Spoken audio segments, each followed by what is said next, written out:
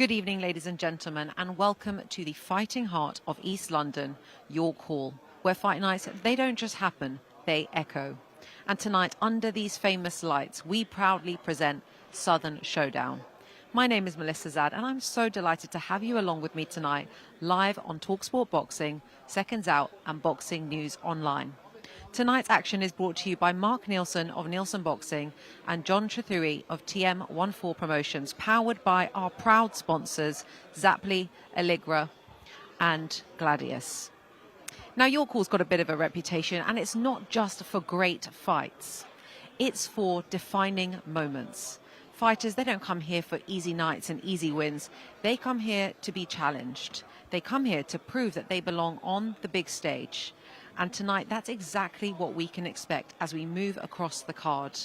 And as we warm up, we'll arrive at the main event, one that truly captures the imagination.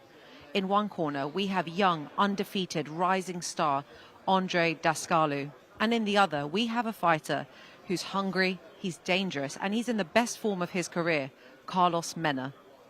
It's youth versus experience. It's momentum versus resilience. It's 10 rounds for the vacant WBC International Silver Super Middleweight title. These type of fights, they are career-defining. Now, we're moments away from the first bell, so don't go anywhere. Settle in. This is Southern Showdown, and we'll catch you at ringside.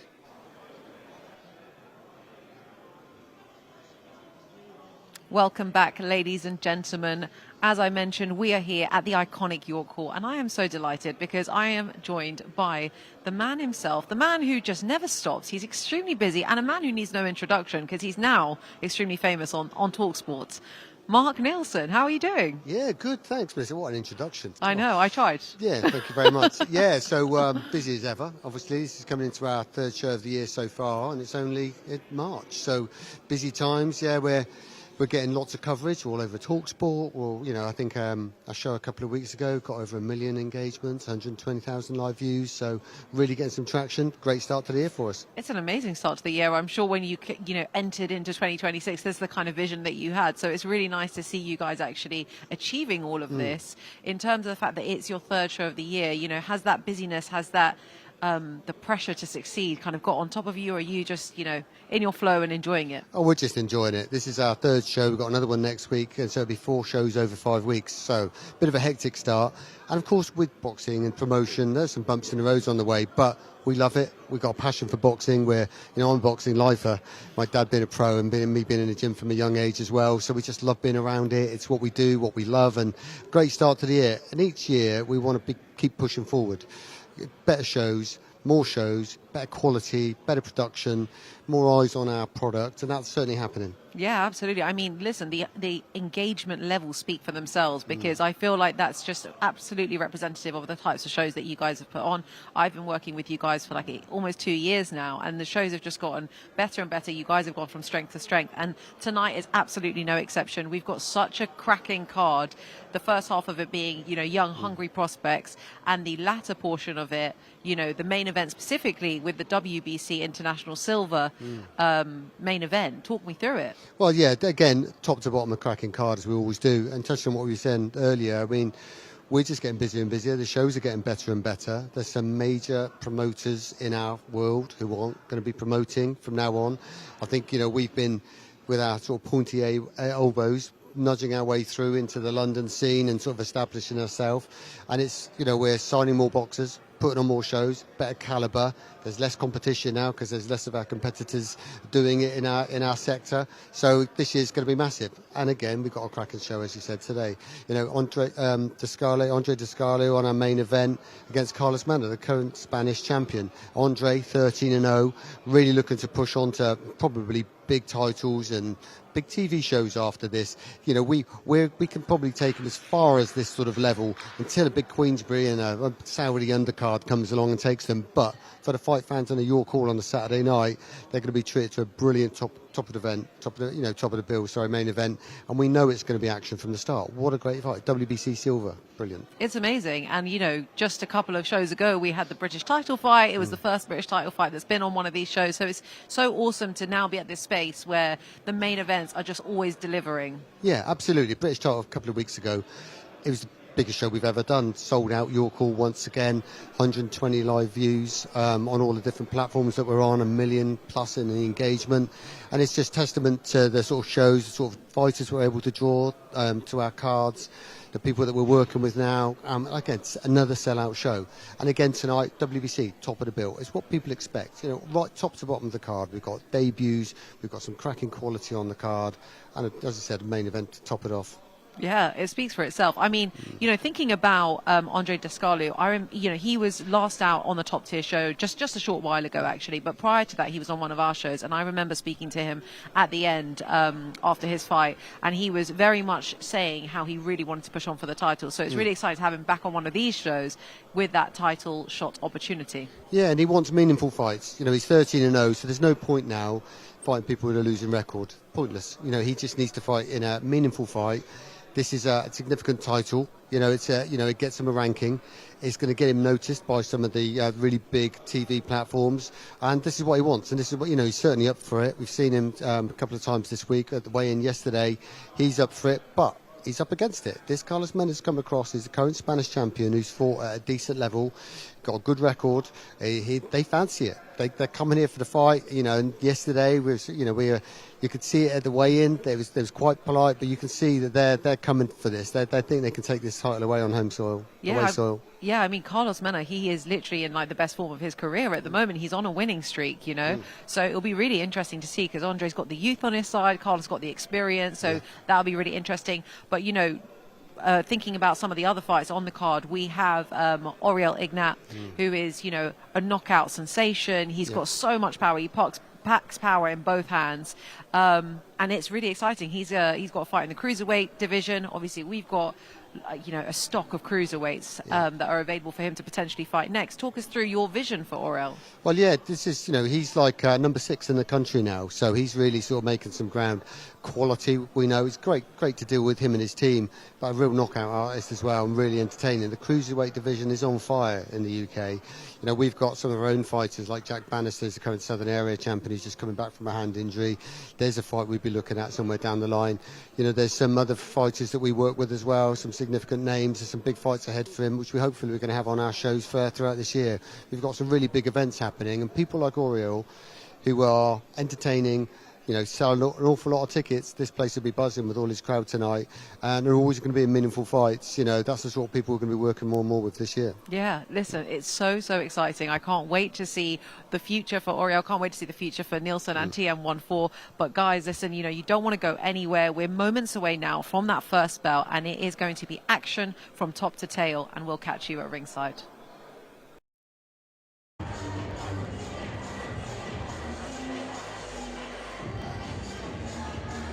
A fantastic night of British boxing here at the York Hall.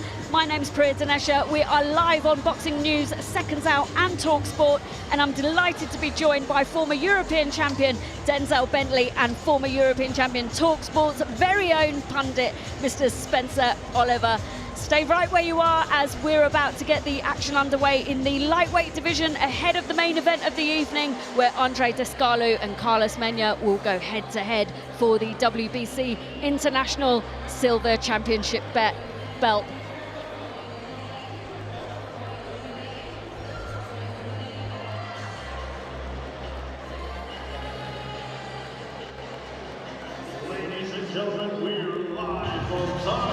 Seconds Out and Boxing News. Welcome to York Hall, Bethnal Green, London, England, United Kingdom, for a night of championship professional boxing. Brought to you by Mark Neilson of Neilson Boxing, in association with John Trethui of TM14 Promotions. And now, ladies and gentlemen, time for our first bout of the evening, scheduled for 3-minute rounds in the lightweight division. And now please welcome to the ring, Jayro Fernando Duran.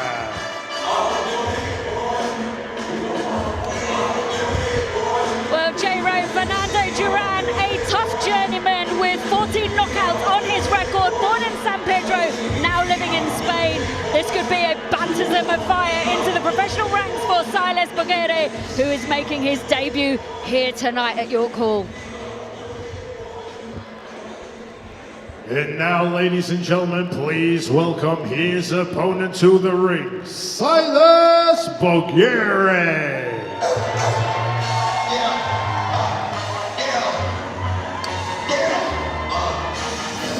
Silas Bogyere, a man who had no intention of boxing but is here tonight making his debut as a top prospect in British boxing. Another local lad from KO Combat Gym just around the corner from York Hall. He has a lot of support in the building tonight. He looks like he wants it. He looks composed.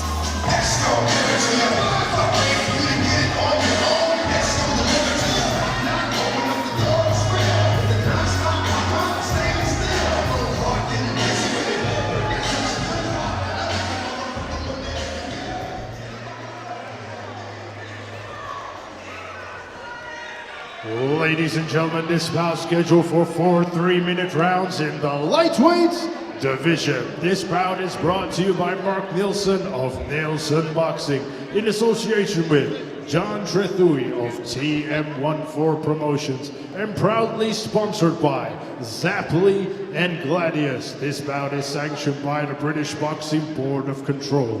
Your area representative, Chaz Coakley. Your timekeeper at the bell, John Smith, and your third man in the ring in charge of the action, referee Bernard Oyet.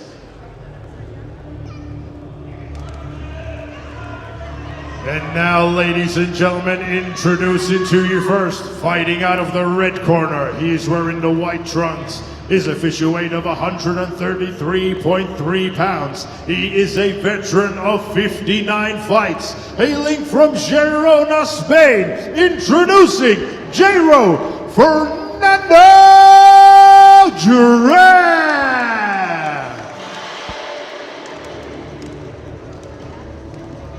And his opponent across the ring, fighting out of the blue corner. He's wearing the light blue with white trim. His official weight of 133.2 pounds. And tonight, he is making his professional debut. Hailing from Fulham, London, England, United Kingdom. Introducing Silas, the Mean Machine Bogyere!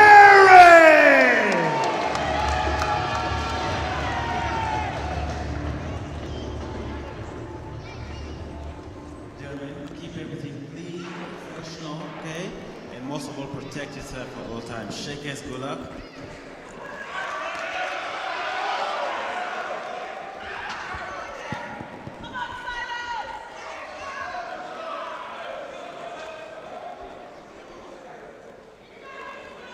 Seconds out, round 1.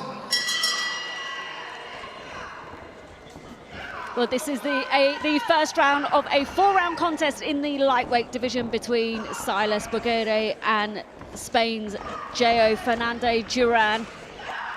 Bogyere's already made a decent start. It's already fast-paced, Spencer. Yep, certainly is. Looks in fantastic shape, doesn't he? Don't know too much about Bogyere. It is his debut. We know there's a little bit of a white-collar background there. He's fell in love with the sport, and now he finds himself boxing at the York Hall Bethnal Green in his professional debut. Looking forward to this one. Yeah, you're right, Spence. He does look in good shape. He's come out really fast, throwing loads of hands. I guess that's still that amateur style. I mean, it will take a while before you settle. It always takes a while to settle into a professional style, but coming from that white collar background, it's easy to fall in love with the sport. He done the amateur route, didn't just come straight from white collar, done the amateur route, and then, you know, now he's turning professional, so good luck to him. And you know what, Dens, you remember that professional debut? You know, it can either be brilliant or it can be absolutely disastrous, because it's about, you know, you coming out and feeling the atmosphere, smelling the crowd, getting in there, and he's brought good support down here today, and it's all about keeping his composure. You know, we've seen so many great fighters in the past that have had nightmares of debuts through letting the crowd and the atmosphere and the occasion get to them. Yeah, I mean, even though we've done this as an amateur a few times, as a professional, it feels like this is real, if that makes sense. So his crowd cheering him on, he's coming out with no vest.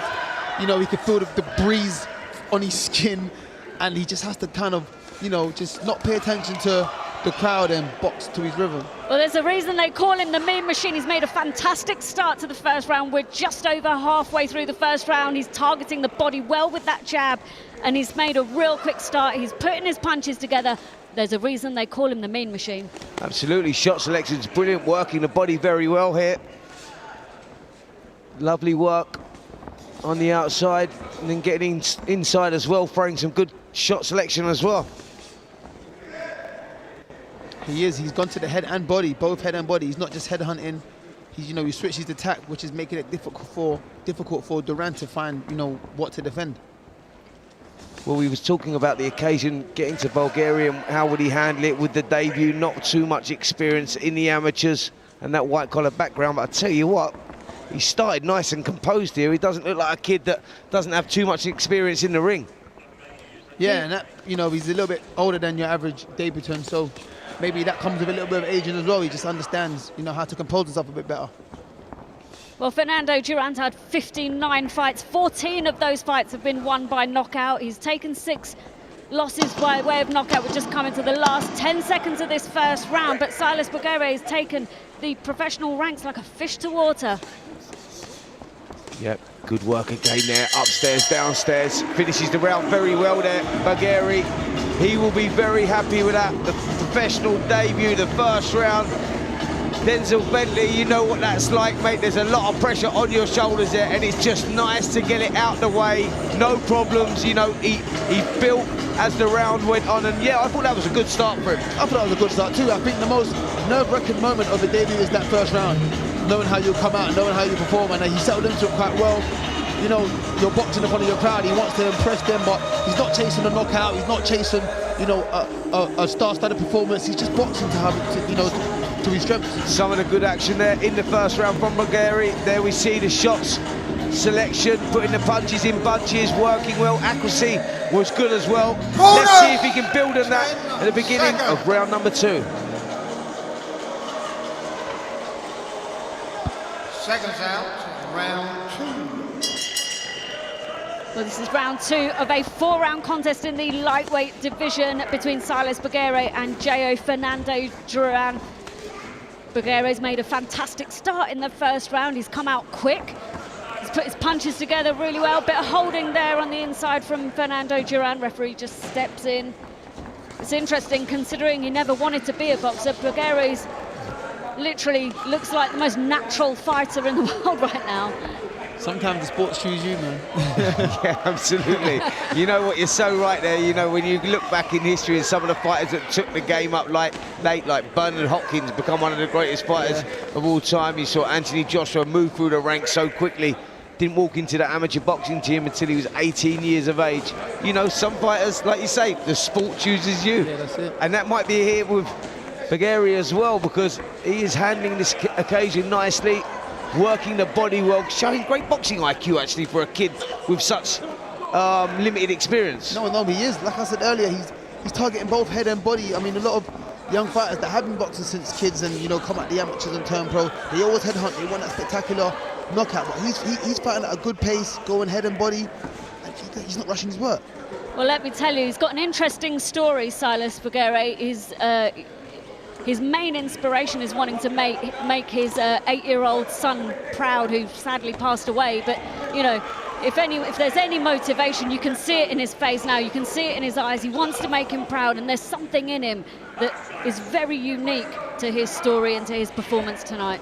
Absolutely. If you're ever looking for any sort of motivation or inspiration, there it is right there.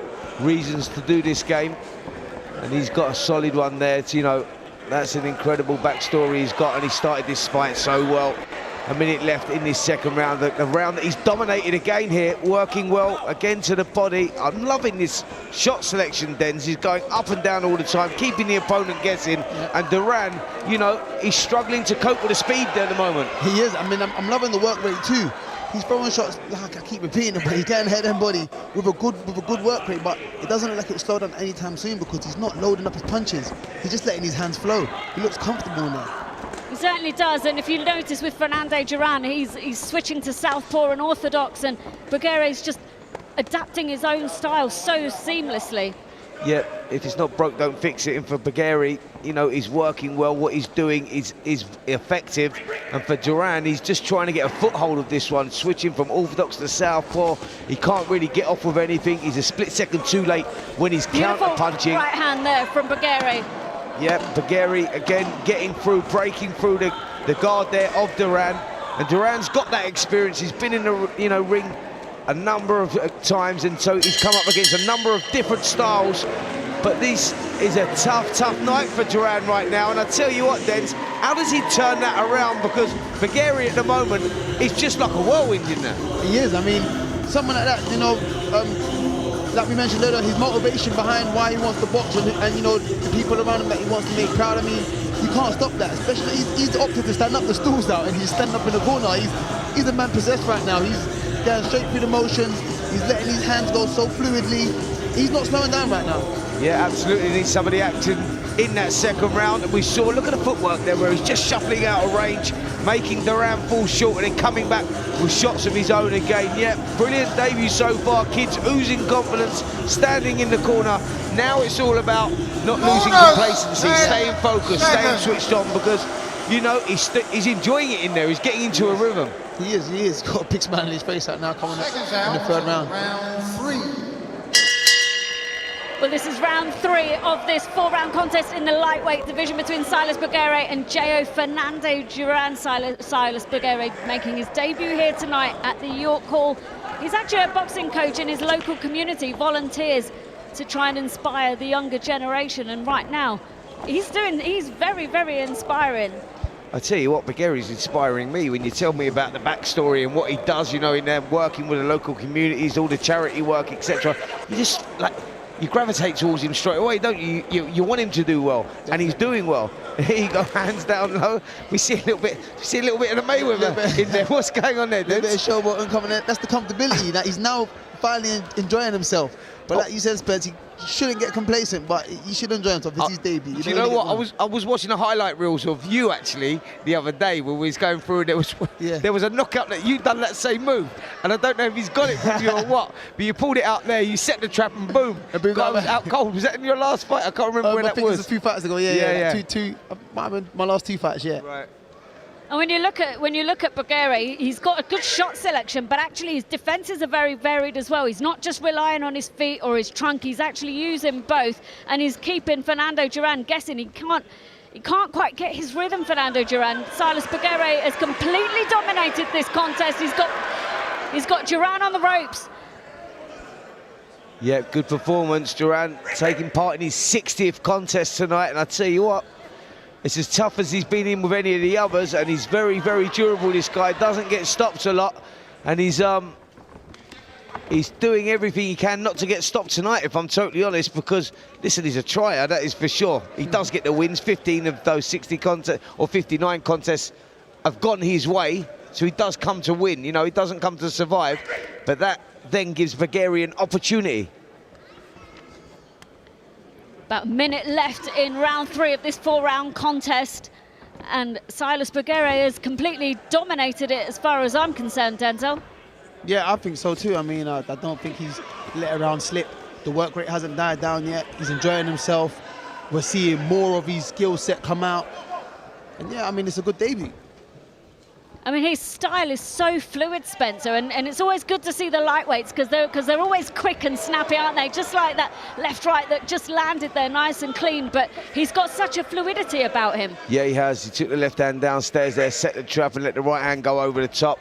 Duran, to his credit, took that shot well, but you're right, there is a nice fluidity around his work. He's nice and relaxed, and that's why he can have such a high output, because he's not loading up with his shots. That's what I say, showing a lot of maturity for a kid, you know, with limited amateur background and making his debut, because there's a nice flow around his work. The last few seconds there as the bell goes for round 3 in this 4-round contest. Silas Bogyere has absolutely dominated so far, Spencer. Talk us through it. Yeah, he has. He's been growing into this. And that 3rd round was probably his best round so far. We said it, shot selection up and down has been brilliant. He set the trap there with the left hand to the body, whipped the right hand over the top, and Duran can do nothing but soak them up. He's trying to come back with some shots of his own. Some of the action here in this third round. And as you'll see, Bogyere is the guy that is letting the shots go.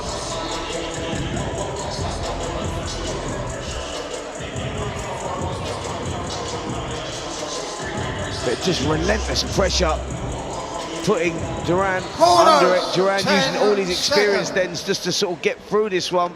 Listen, he's not looked like he's been hurt at all in this one, but it's been a tough night for him. Yeah, it has. I mean, you're right. He hasn't looked like he's been hurt, but he just can't get anything off. He can't find any openings from Bogyere. He just tried to swing a wild right hand there. I think he heard you, mate, because he got one off there as soon as he said that. He bowled it like he was throwing a cricket ball there, and it landed. A little warning there for Bogyere. That's what we're talking about. Yeah. Don't lose composure. You know, don't get too comfortable in there, because boxing's that game where one shot turns it around. Split second. And Duran has knockout power. We can see that from his record. 14 times he's knocked his opponents out. But Bogyere seems unfazed by anything that Jayro Fernando Duran's actually throwing. He's kind of neutralising it with his feet as he moves away. He comes back in nicely with that right hand over the top. See that cheeky little shot there, short right hand followed by a left hand screw there. Lovely shot from Bogyere again. And a lovely clean right hand straight down the pipe onto the chin of Jayro Fernando Duran. He sets all of his punches up really nicely behind the jab. He spent a short time in the amateurs, but they've taught him well, no doubt. Yeah, a lot of that is like Denzel nailed it earlier on when he said sometimes the sport changes you and chooses you. And that's what happened here with Bogyere, I think, because he's come into the game late and recognised that he's got an immense amount of talent. Yep.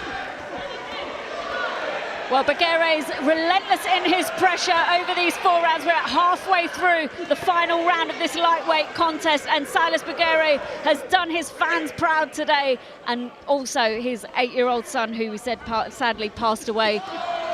But a nice clean left hand up through the middle there from Bogyere.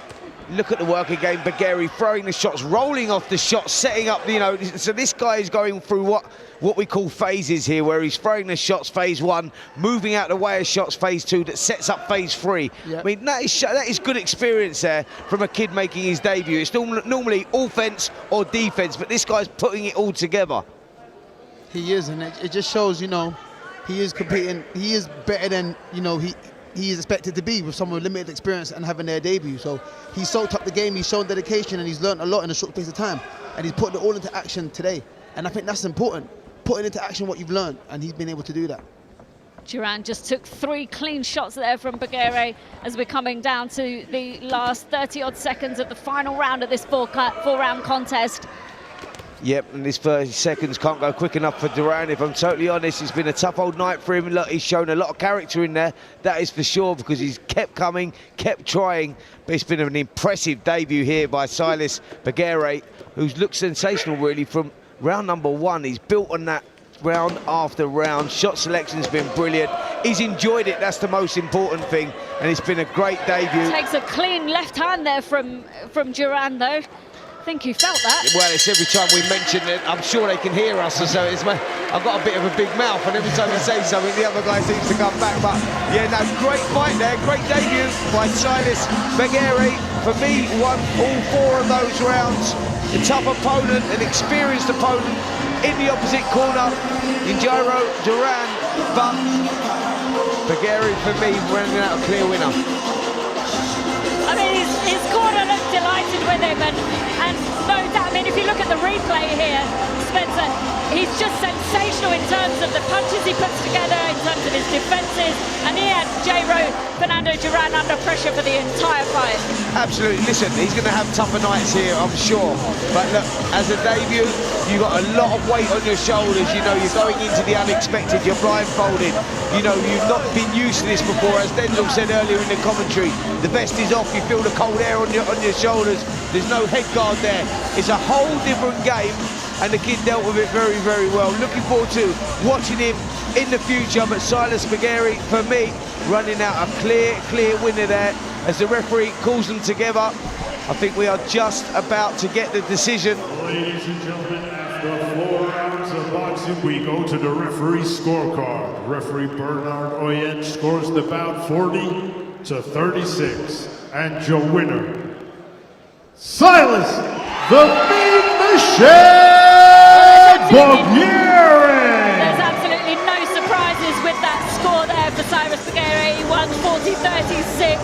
He said his little son's nickname was Champ, but I think we've got a champ in the making in this lad.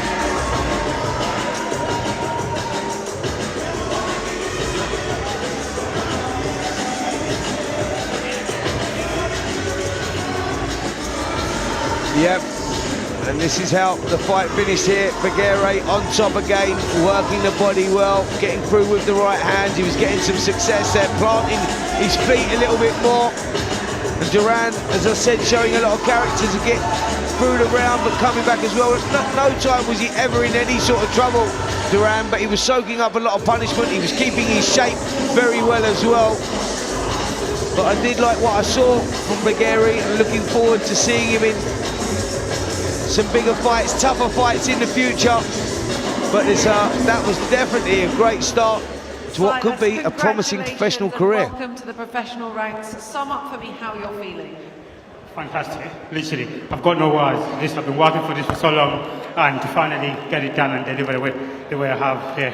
I could have done better, but I'm just grateful that I'm here, managed to get the win. Yeah, I feel good, man. You've got so much support in the building. It's so incredible to see. I know it's been such a journey getting to this stage as well. Talk me through some of the thoughts and feelings you were having before you made your ring walk, before that entrance. Everything I've literally done over the last couple of years since I started boxing. I've only started boxing about 5-6 years ago. Started off as a white collar. I had no plans of ever becoming a pro boxer, so I did that.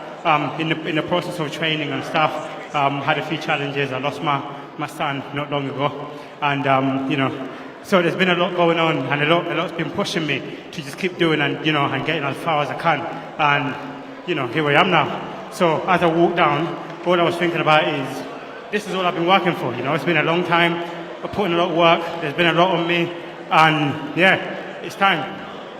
Your son's nickname was Champ. You said that you started boxing in order to make him proud. Do you feel like you made him proud? This has definitely made him proud. I know he's not here, but he's looking down on us, and he's definitely proud. He's definitely proud. So I've got his name on my shorts here, R.I.P. Jamai. Yeah, he's definitely here in spirit with us, 100%. You said when you started boxing, you just want to be the best that you can be, and hopefully at some point soon fight for titles. Talk me through ideally what you want to happen next. I'll probably have a few more of these fights, probably do about 4, 5, and then, God willing, I start looking at titles if I can, I'm not writing anything off. Sorry, I'm not writing anything off. So literally anything that comes my way, I'm taking opportunities. That literally there's nothing that I'm gonna brush off. So yeah.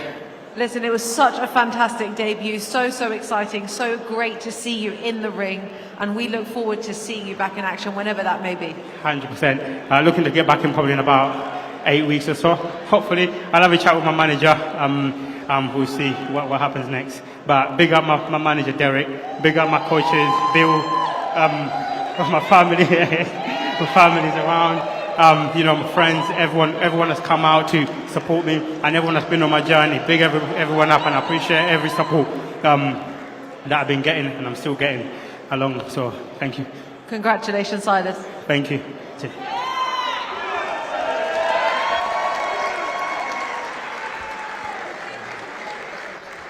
And now, ladies and gentlemen, time for our next bout of the evening, scheduled for 3-minute rounds in the welterweight division. Please welcome to the ring, Benito Hrynkiewicz.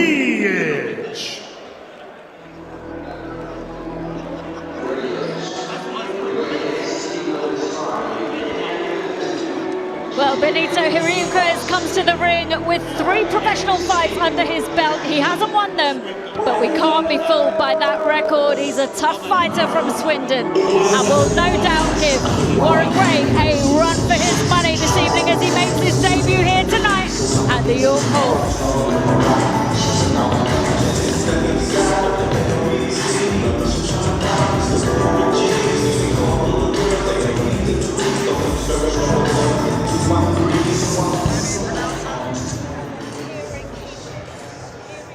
And now, ladies and gentlemen, please welcome his opponent to the ring, Warren Gray.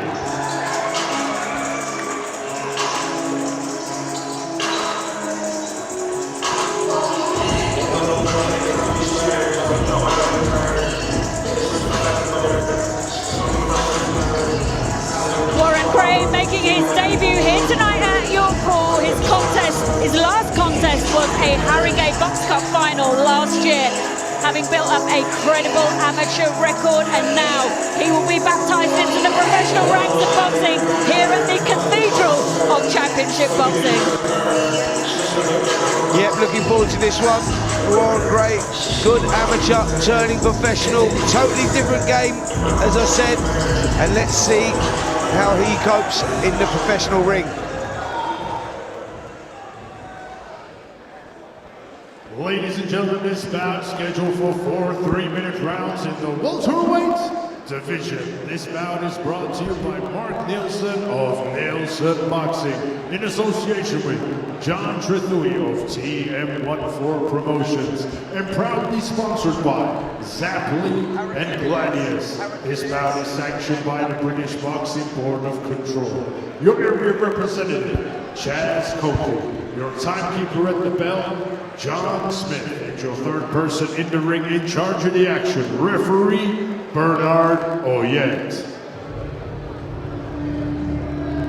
And now, ladies and gentlemen, introducing to you first, fighting out of the red corner. He is wearing the black trunks. His official weight of 144 pounds bang on. Hailing from Swindon, England, United Kingdom, introducing Benito Hrynkiewicz.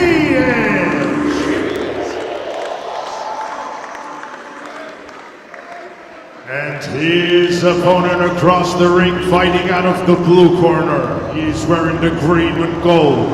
His official weight of 147 pounds bang on. And tonight, he is making his professional debut. Hailing from Enfield, London, England, United Kingdom. Introducing Warren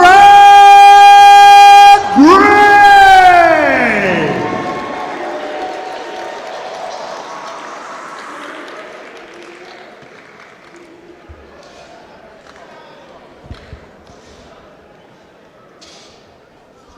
All right, gentlemen, let's keep it clean, let's keep it professional at all times, and most of all, protect yourself at all times. Good luck to both. Shake hands.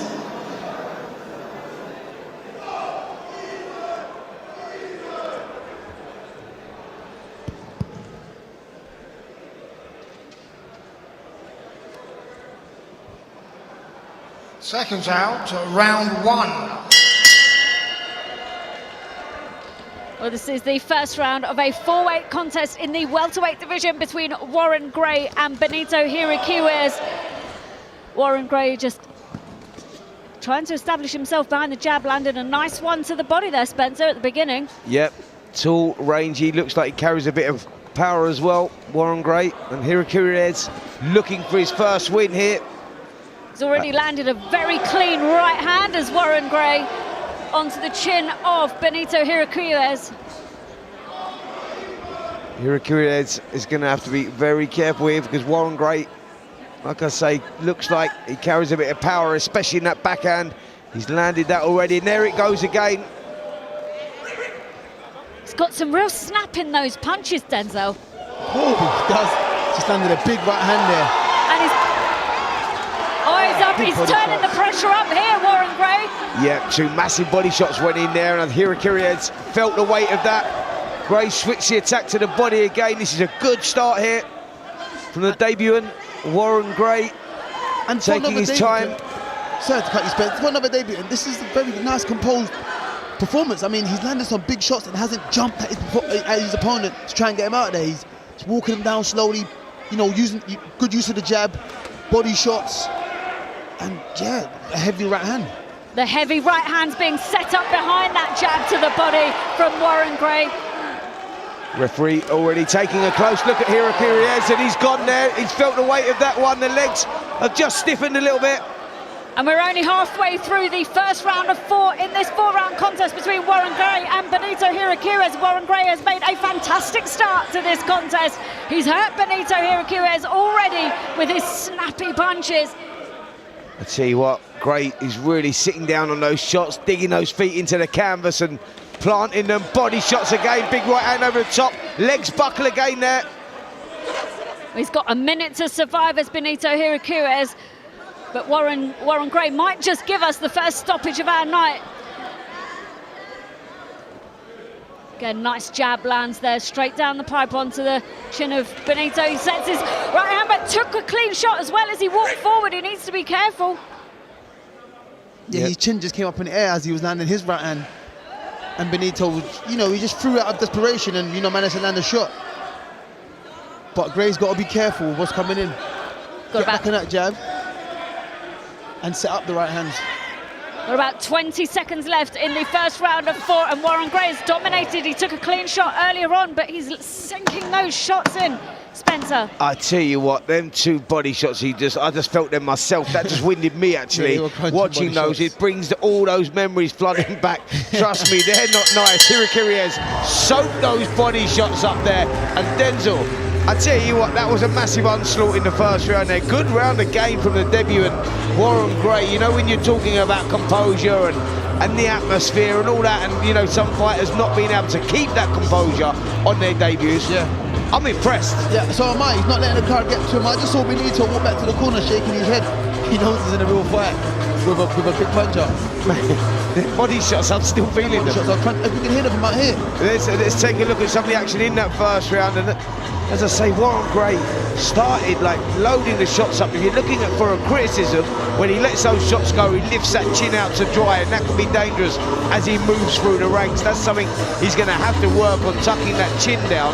Corners, 10 seconds. He's got that range, and he uses that leverage to maximum advantage. Seconds out, round 2. Well, it's the second round in this welterweight contest between Warren Gray and Benito Hrynkiewicz. Gray's made a fantastic start. He's landed some real clean shots. He took one in the first round, but he's come out absolutely all guns blazing in this second round, Denzel. He has. He just upped the tempo on Benitez, and he's throwing good shots. It's a good right hand there, just round the guard. Yeah, here Hrynkiewicz under a lot of pressure again, and you just sense that they've said in the Gray corner there, listen, son, go out there, turn the pace up. I'm not sure he fancies it, because there was a couple of times in that first round, Hrynkiewicz looked like he didn't want to be there, but he's showing a little bit of character himself here. He's thinking, right, I better roll the dice. It's one of those ones, because the momentum that Gray's putting on at the moment is a little bit too much. Yeah, he can't afford Grays to get, you know, too comfortable in his rhythm, because then it's impossible to break. His best chance is coming out this round and trying to set the pace on Grays, but Grays looks like he set the pace on Benito instead. But it's like you were saying, Denzel, you know, Gray comes forward with his chin slightly higher than what we'd like to see it, you know, and Benito's, he's a tough fighter, you know, and what Gray can't afford to walk into any big shots from him. Yeah, all it takes is one overhand right. I mean, if that lands, it could be detrimental, so he's got to be careful there, Gray. Yeah, Gray just threw a lovely short right hand through the mid as well. Hrynkiewicz soaked that one up, come back with a shot of his own, so there's a little warning there from Gray just to say, listen, son, get that chin tucked down, because I've got 2 arms as well and I might let them go. Well, Gray, for somebody who's making his professional debut, he's had 32 amateur bouts, and he's making this look very effortless. He's very thrown, and he's landed a nice, clean left hook to the chin of Hrynkiewicz. It's a bit of swelling there, I think, under the right eye of Benito Hrynkiewicz as well. With clean right hand just comes underneath the guard of Hrynkiewicz, but he's taking it well, Spencer. I don't know how he's taking these shots. He is showing a lot of durability in there at the moment, because I'm telling you that some of them shots are painful. The right uppercut just moments ago was a shot that landed flush, and you're right, the right eye now looking red and swollen. It's a tough night for Hrynkiewicz, but he's showing that he wants to stick in there, he wants to come back, he's throwing shots of his own. Oh, great left hand. Again, that left hand, Dens, he's soaking these shots up well. He is taking them all, Benito. It's got to it'll be demoralising for Gray that Benito Hrynkiewicz is still taking those shots. He's throwing absolutely everything at him, Spencer. Yeah, he is. Gray landing at will at the moment. Body shots as well are sickening. Oh, massive left hook there. And how is Hrynkiewicz taking these sort of shots? The referee is taking a look and he's piling the pressure on. Body shot again. Good job he come back with a shot of his own there, because referee was getting close, Dens. He is taking a close look. Well, that's the bell for the second round in this welterweight contest between Warren Gray and Benito Hrynkiewicz. Warren Gray has been incredibly impressive so far, Spencer. Talk us through the past couple of rounds. Yeah, he showed great composure. He started the contest really well, very impressive with the body shots that have been very, very effective. But this some of the action in this second round. Right hand through the middle, nearly piercing the guard there of Hrynkiewicz. And yeah, it's just been relentless pressure. You know, he's got to be careful, as we've said. Denzel Bentley's pointed this out as well. Look, as he throws that right hand, chins up in the air, he'll pay the price for that when he steps up a level. But right now, this is a great debut from him, because it's been calculated, educated pressure, and he's slowly but surely breaking Hrynkiewicz down, shot by shot. Seconds out to round 3.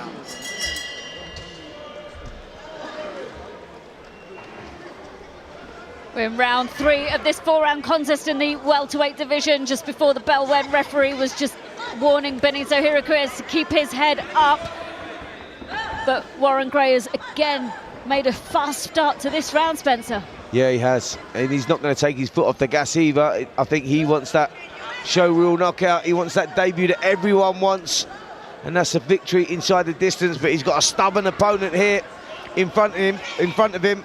Hrynkiewicz won't go down without a fight, that's for sure, as he soaks up another massive right hand, trades and blows a shot himself. And Dens, that was the first success he had there. Good left hook. Yeah, but I think he's throwing out of desperation. I mean, he's just, you know, he's throwing and hoping, but where Gray's chin comes up a bit high, you know, you're giving him a better chance of landing. But I mean, that show rule debut that he wants, that you're saying, Spence, it's not too far-fetched. It could happen for him. Absolutely. I mean, the kid's loading up and he's landing shots at will.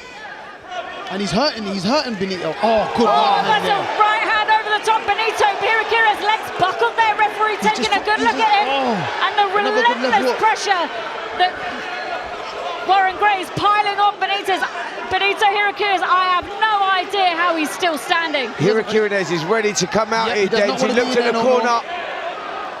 That look at the corner said it all, Spence. You see that too, didn't you? Yeah, I did, mate. I didn't know if he's looking at you or the corner, but it was definitely the corner, mate. I thought Denzel Bentley ain't going to help you. He's fighting in a couple of weeks. April the 4th, we'll be talking about that one as well. Massive fight for Denzel Bentley. But back to this one. And what a debut here from Warren Gray. And he's moments away from getting a stoppage here against Hrynkiewicz, who complains about a shot to the back of the head.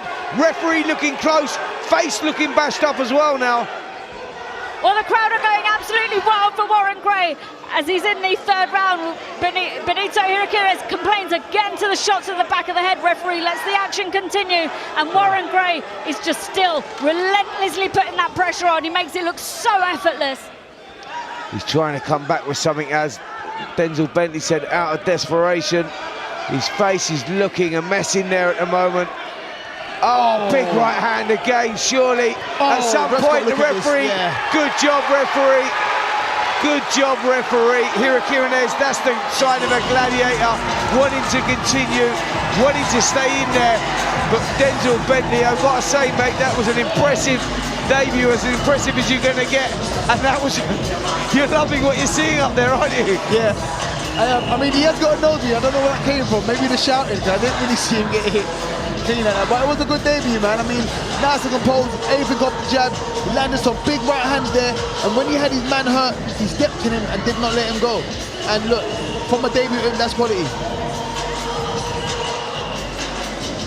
Well, that was an absolutely sensational performance from Warren Gray on his debut.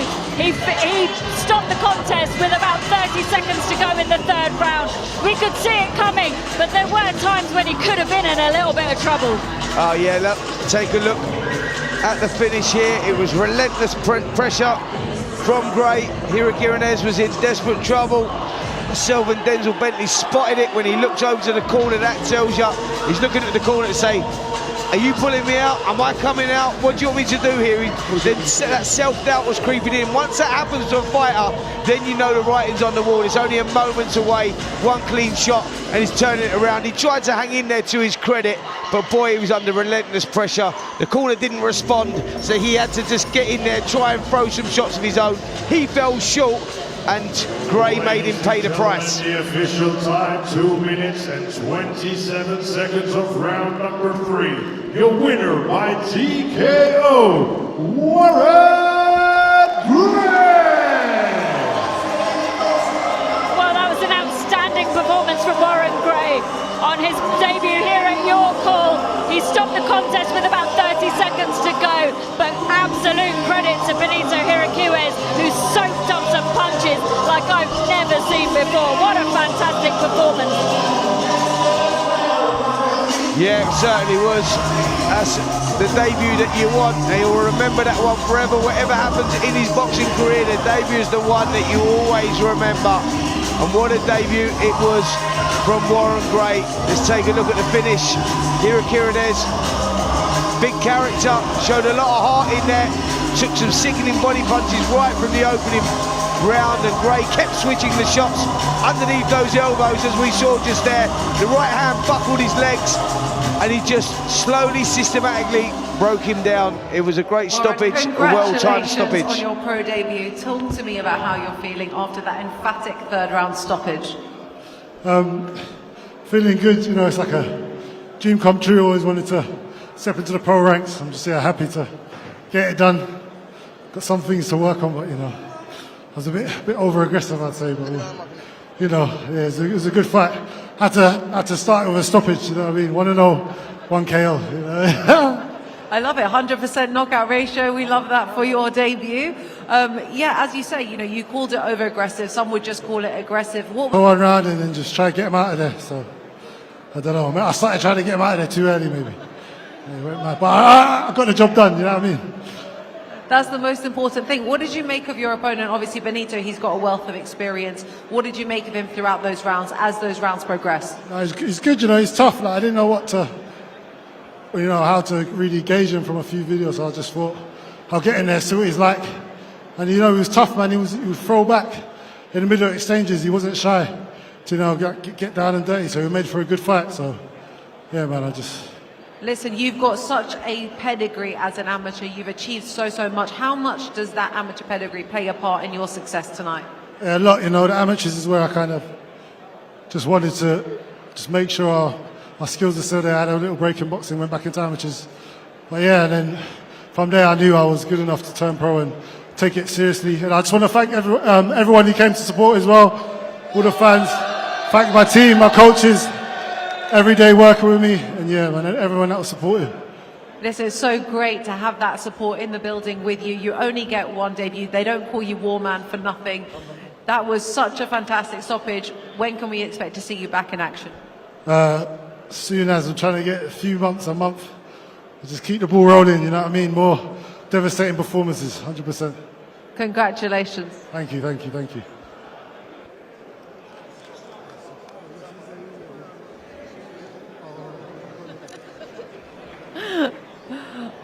That was such a emphatic debut that Warren Gray gave. Obviously, they call him Warman. I think he proved that tonight. Yeah. I think he showed that. I think he showed that tonight. I mean, his power was deceiving. He didn't look like he hit that hard.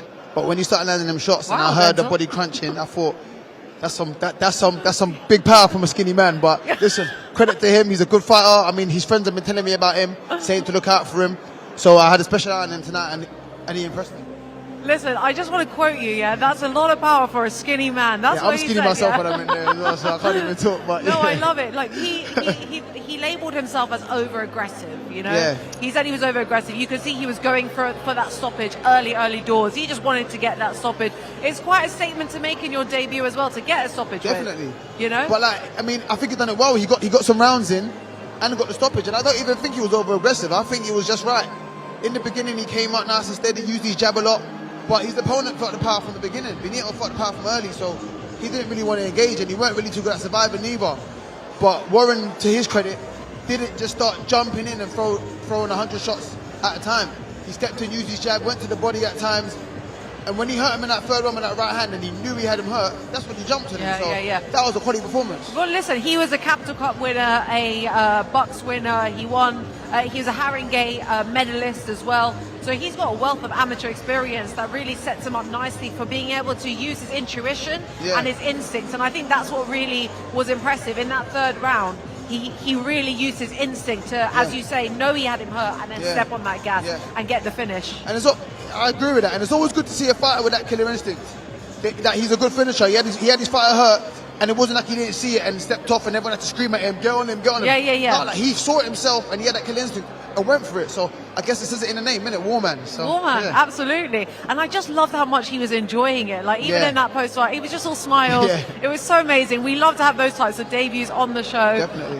Really, really good to see. Can't wait to see him back in action. But next up, we've got Samson Aiyegbusi in a 6-round contest. So don't go anywhere. Over to you, Huss.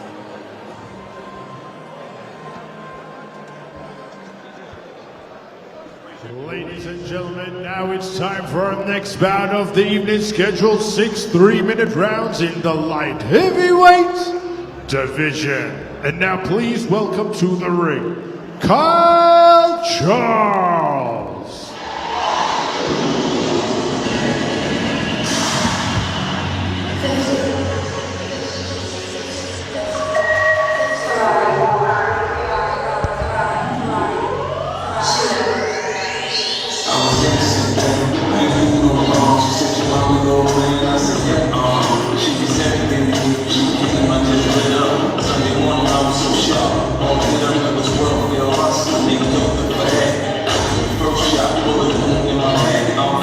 Well, Kyle Charles is one of a couple of former kickboxing champions who we are turning to professional boxing.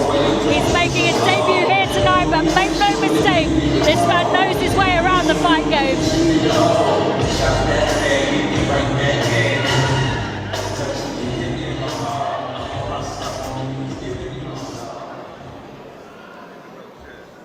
And now, ladies and gentlemen, please welcome his opponent to the ring, Samson Aiyegbusi.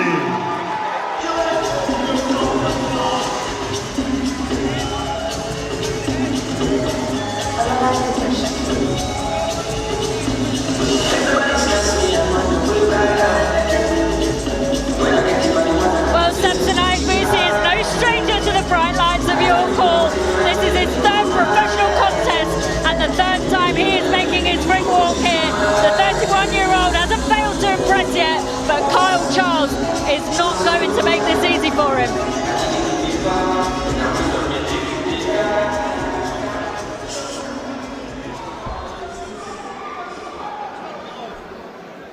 Ladies and gentlemen, this bout is scheduled for 6 3-minute rounds in the light heavyweight division. This bout is brought to you by Mark Neilson of Neilson Boxing in association with John Trethui of TM14 Promotions and proudly sponsored by Zapley and Gladius. This bout is sanctioned by the British Boxing Board of Control.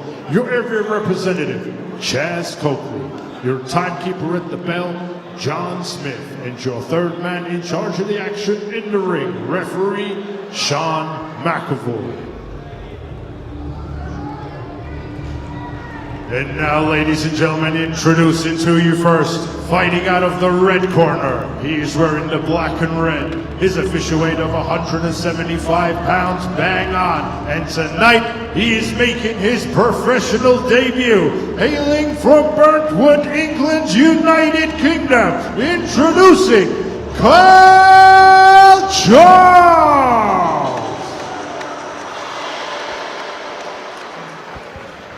And his opponent across the ring, fighting out of the blue corner. He is wearing the all black. His official weight of 173.5 pounds. And he is currently undefeated with 2 wins. Hailing from Ilford, Essex, England's United Kingdom. Introducing Samson Aiyegbusi.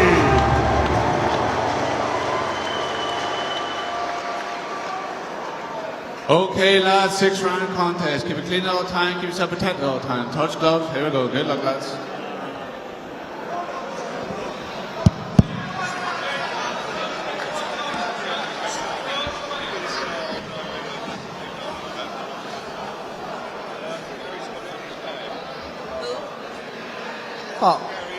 Seconds out, round 1. Well, this is a 6-round contest in the light heavyweight division between Samson Aiyegbusi and Kyle Charles. Aiyegbusi, the slightly taller of the two fighters, known as the Black Tiger.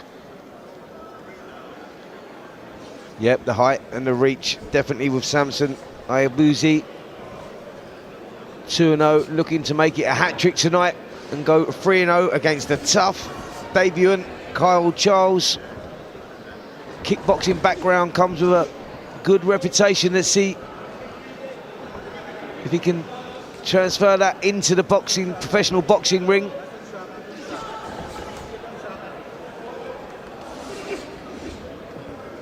He's managed to get through and get behind the guard of Aiyegbusi though, Charles.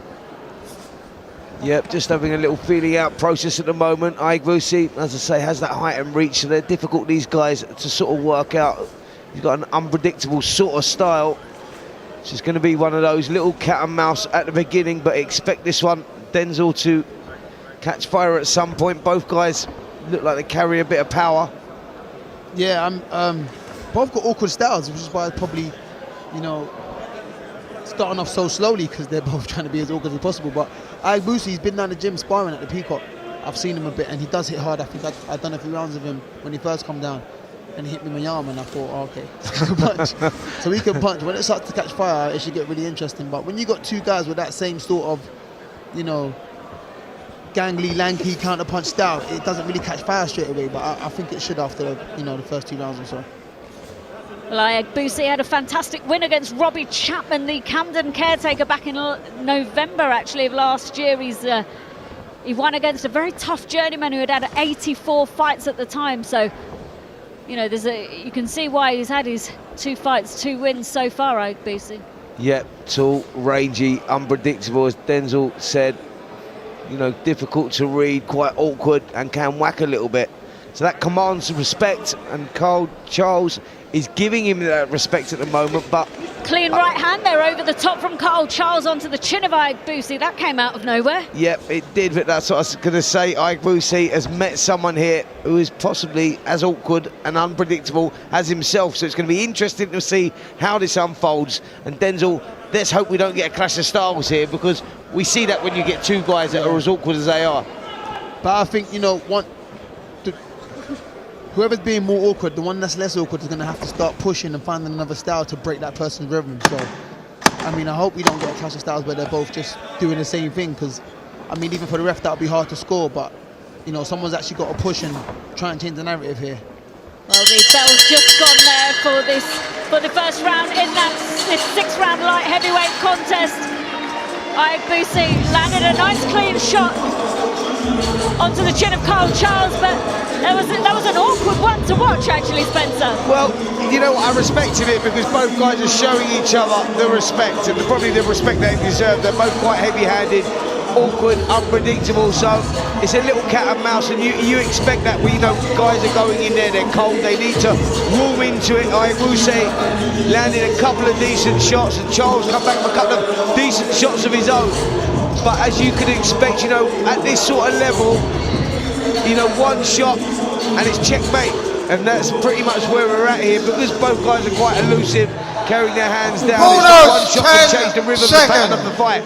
So expect to see more from one of them, like Denzel Bentley's already pointed out there. At some point, one of them want to grab this contest by the scruff of the neck, you know, and take that opportunity. So,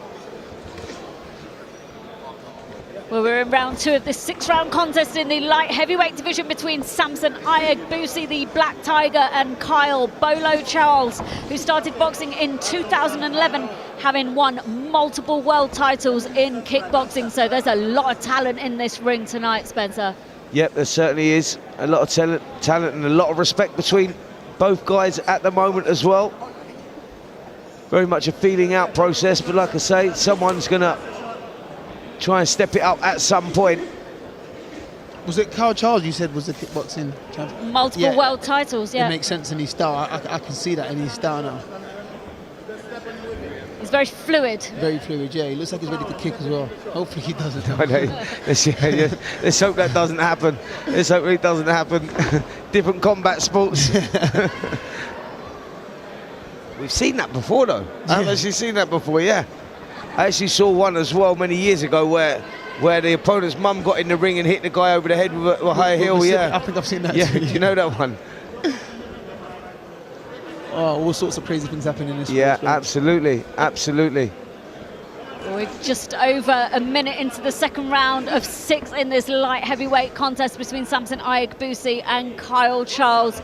It's been an interesting one so far. It's been slightly difficult to score. I think Aiyegbusi's had kind of higher work rate, I suppose, but Kyle Charles comes in with those flurry of punches. It's a difficult one.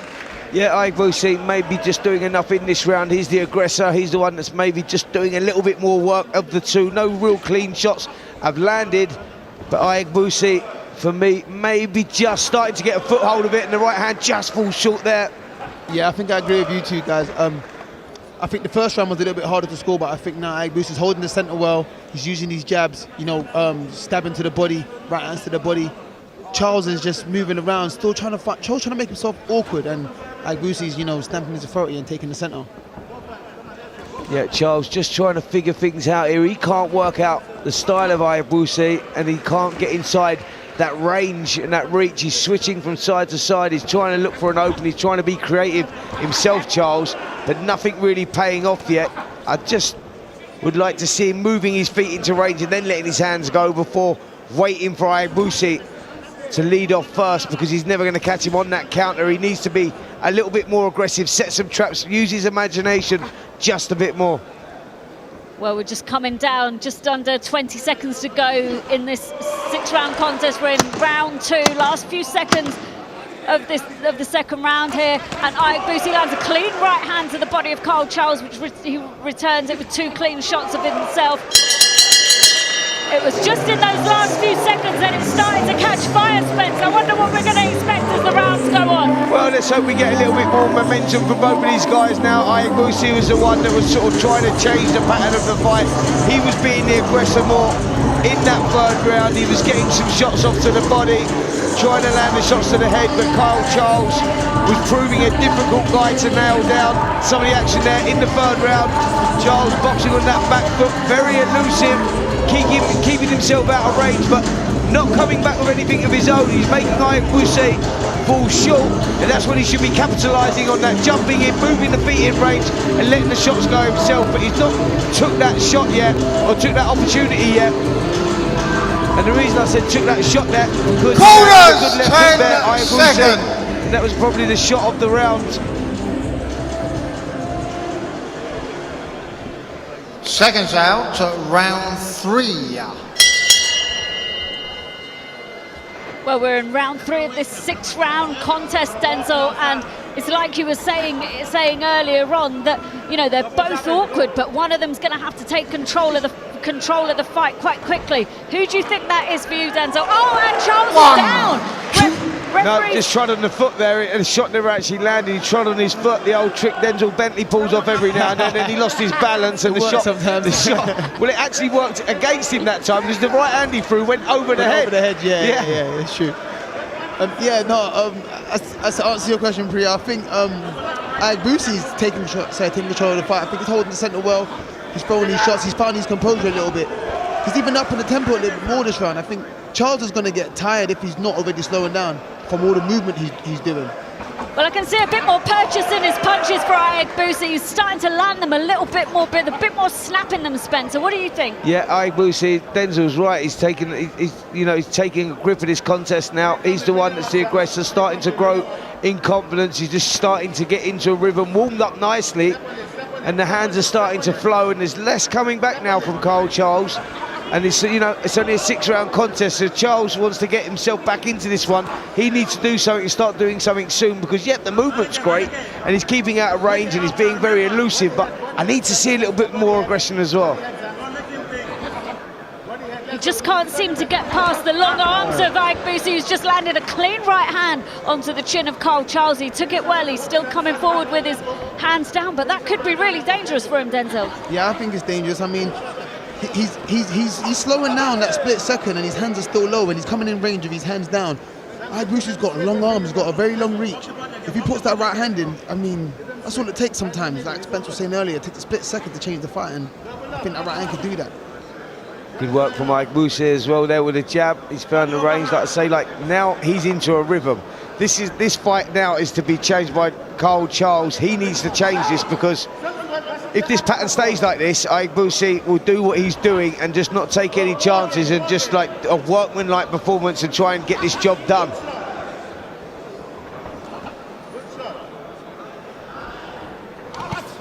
Coming down towards the last 30 seconds of the third round in this 6-round contest, where Aiyegbusi has found his rhythm and found his range as the rounds have gone on, and he's just starting to land his punches with a bit of venom behind them now, Spencer. Yeah, he's fighting his feet more, like I say. He's starting to, the confidence has grown now. He feels like he's in control of this one.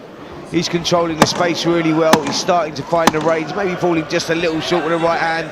Left hook fell short there as well, but he's just starting to find the range a little bit more. But Charles now, he needs to start turning this around, because the fight may be just starting to slip away from him now, and it's all about what he's going to say to him in the corner. Tell him that he needs to pick this up, because, you know, he's being competitive, but he's not doing enough to win these rounds. Well, to my mind, Denzel, I think Kyle Charles needs to start taking a few more risks and rolling the dice in the next couple of rounds. Yeah, I agree with you. I think Kyle Charles needs to throw his hands a bit more. He's got lovely movement, very awkward, very, you know, elusive, you know, slipping, sliding, but there's nothing coming back. He needs to let his hands go, put the jab a little bit, throw 2s and 3s, and see how he can push Aiyegbusi and see what reactions he can get out of him. Yeah, what we need to see now is whether Kyle Charles has got a second gear, whether he can go through the gears, because this is what this game's all about. When you're talking about levels and you see some fighters and the composure's great, the movement's good and everything else, but to become a champion and develop to the next stage, because it is a development stage that they're at right now, we need to see a little bit of everything. Yeah, the foot movement's got to be good, put the hands together well, you move your head, and most importantly in the professional boxing ring, the one that you remember when you leave the show is when the kid goes through the gears, and he goes through phase 1, phase 2, phase 3, and what I mean by that is where he's throwing the shots, coming out of range or rolling, throwing the shots again, and building on combinations and momentum. They're the guys that you remember, and they're the guys that develop into champions, and that's what we need to see here from, you know, these guys here. Yeah, they stylistically they look great, but I want to see that something else as well. Yeah, it's early days, but let's just see a little taste of it, and that's what we need to see from Charles if he's going to turn this around, because Aiyegbusi at the moment is in control. Well, we're in round 4 of this 6-round contest between Kyle Charles and Samson Aiyegbusi. Aiyegbusi has taken control from about round 2, I'd say. Denzel, what do you think? Yeah, I agree with that. The first round, I was saying with Spence, was a bit, you know, trickier to score, but from round 2, I think Aiyegbusi has been him all the way. Well, he's found his range behind those long levers. He's kind of bit of an awkward moment there between the two. Didn't quite know what was going on, but a bit of showboating there from Kyle Charles, and this is what the crowd like to see, Spencer. Yeah, do you know what the awkward moment was? That Aiyegbusi there threw a beautiful right hand that he loaded up with, but didn't move his feet, and followed it with a left hook, but I just think he forgot to step in with a shot. It was like everything was there, it was all set up, and he just never stepped in with a shot. He almost shocked himself that he didn't land it. He was going, wow, how did I not land that? But he's just landed a lovely right hand there onto the temple of Kyle Charles, who took it well, but he's holding on. Yeah, he's saying, you know, wow, how didn't I land that? But I think that he recognised quite quickly, oops, I meant to move my feet as well, because he even had a little smile about it. He laughed about it, because Charles didn't move. He didn't move. That's what I'm saying, he didn't actually move. You know what I mean? It weren't like a beautiful bit of defensive work or whatever. The guy stood there, I think he was as surprised as us. He left him right there. All right. And he's still smiling at him. He's kind of... This is turning into entertainment gold here at York Hall with Neilson Boxing and TM14 Promotions, proudly sponsored by Zaply tonight, as we are in the 4th round of 6 in this light heavyweight contest between Samson Aiyegbusi and Kyle Charles. but a beautiful right uppercut comes underneath the guard of Samson Aiyegbusi by Carl Charles, but didn't faze him. Yep, I like Charles's character. You know, I think the theatrics is always good. I like that, shows that he's comfortable in there, he's enjoying himself. But like I say, I just want him to see him go through the levels now, throw some shots. You got the movements, that's great. You got the character, a little bit of charisma, a little bit of a swag about you. Let me see you deliver some shots now as well. Well, he hasn't got long. That's the last 10 seconds of round 4 in this 6-round contest, and despite the slickness of Carl Charles and the character, like you were saying, Spencer, Aiyegbusi has dominated this since round 2. Denzel, talk us through it. Yeah, I think that was a good finish from Aiyegbusi in that round. I think he's up the tempo, he's finally moving his feet in and out, landing the shots, going to the body a lot because he's realised that Carl Charles has good head movement. So he's landing to the body a lot, and that's good understanding of the game from Aiyegbusi's part, to understand that I'm not going to land on the head, let me go down to the body and see if I can create an opening. That's a shot there, Spence, that he just missed. Mate, I'm watching, right, and Aiyegbusi is going to watch his back. Samson Aiyegbusi, I know you're going to watch his back, you're listening, and you're going to be laughing along with us as well, mate. You're like, he threw the shots, and like I say, you saw him afterwards. I forgot to move my feet. There's one of those moments. 2 lovely shots, he set it up well. It made Carl Charles maybe look better than he was in that moment, because Charles didn't even have to do anything, but I love the theatrics of it as well. 2 good characters, both guys enjoying it here. 2 rounds to go here, and Carl Charles, for me, needs 2 big rounds if he's going to get anything out of this. Well, we're in the penultimate round of this 6-round contest in the light heavyweight division between Samson Aiyegbusi and Kyle Charles. It's been an entertaining one so far. It's been awkward in some places, exciting in others, and pure entertainment in others too. But Aiyegbusi comes forward, took his feet with him this time, but still didn't quite land though, Spencer. Yep, that's the elusive, that's how slippery he is though. Charles, he's very elusive, moving from side to side, and we see a little bit of the old Muhammad Ali moves in the corner there as well. Did we see that as well? Bit of rope-a-dope. This guy's full of it. I'm loving it. Good shots there from Aiyegbusi, just missed with that big right hand. I think if he just settled Aiyegbusi and was slightly more calculated with his shots, he'd land them quite clean, because he's very accurate when he does land. I tell you what though, there's a lot more to Carl Charles's game than what we've seen tonight, I think. You know, he's making his debut here, so he's in new territory. It's different to sparring and everything else this, but the kid's definitely got ability, that is for sure. You know, he knows his way around the ring for sure, and he's got that toughness. He ticks a lot of boxes, and I think that he may kick himself if he loses this one, because he's just not let his hands go enough. Yeah, I agree with you. He hasn't let his hands go enough to win this fight, but his movement's been amazing. He's been, you know, fluid. Like you said, he's got a good understanding of the game, moving around the ring well. He's just got to let his hands go. And that will come with experience. I've no doubt Kyle Charles, like we said, you know, he's got so much potential. He knows his way around the fight game. But, you know, it's just experience at the end of the day, I think, for him. Good double jab there from Aiyegbusi. Just that's what he needs to do, set it up more behind that jab.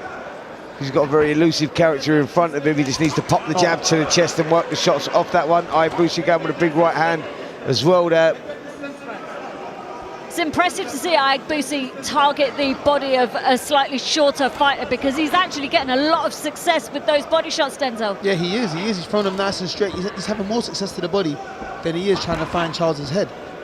So I think he just sticks to that work until he backs Kyle up against the rope and not get, you know, drawn into the games that Charles is playing with him. Charles is trying to old man him a little bit, looking around when he misses, and Aiyegbusi just stands there and allows him to just look to his left and right to kind of show, but he needs to jump straight on him when that happens. That was a nice left hook rammed into the body there from Aiyegbusi.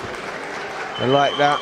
Charles takes a deep gulp of air. And a lovely left hand comes straight through the middle there onto the chin of Samson Aiyegbusi as we approach the final 10 seconds of the 5th round in this 6-round contest. Aiyegbusi has landed some clean shots there.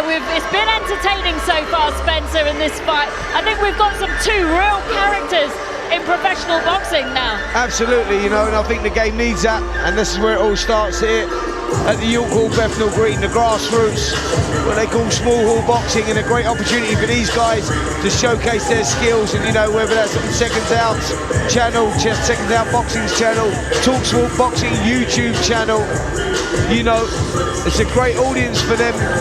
It's a great platform, sorry, for them to showcase their skills, and they're entertaining us right now. Kyle Charles, as I said, will probably kick himself because he's got all the moves, he's got all the theatrics, he's got everything there to make a name for himself, but just haven't seen enough output from him tonight. He's not done enough work. But Samson Aiyegbusi has been very workmanlike, stuck to his game, hasn't got frustrated, so he's shown a lot of qualities himself. Let's see what we get here in this sixth and final round. Will one of them roll the dice? Will one of them go for it? Charles will probably know that he is behind in this one. Aiyegbusi will probably just have to play it safe, stick to the game plan, but can Kyle Charles tear up the script here?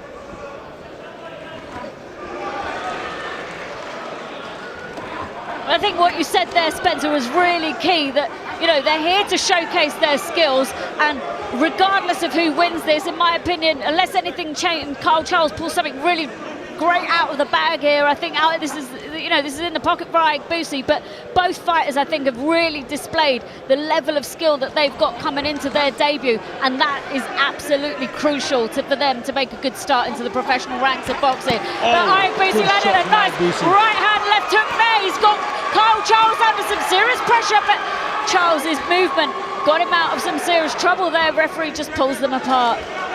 Yeah, great work there from Aiyegbusi. If there was any doubt, I don't think there'll be any now. 2 minutes to go in this sixth and final round, and that was a great onslaught there. Charles pinned it into the corner, showing good movement himself, but got nailed with a big left hook.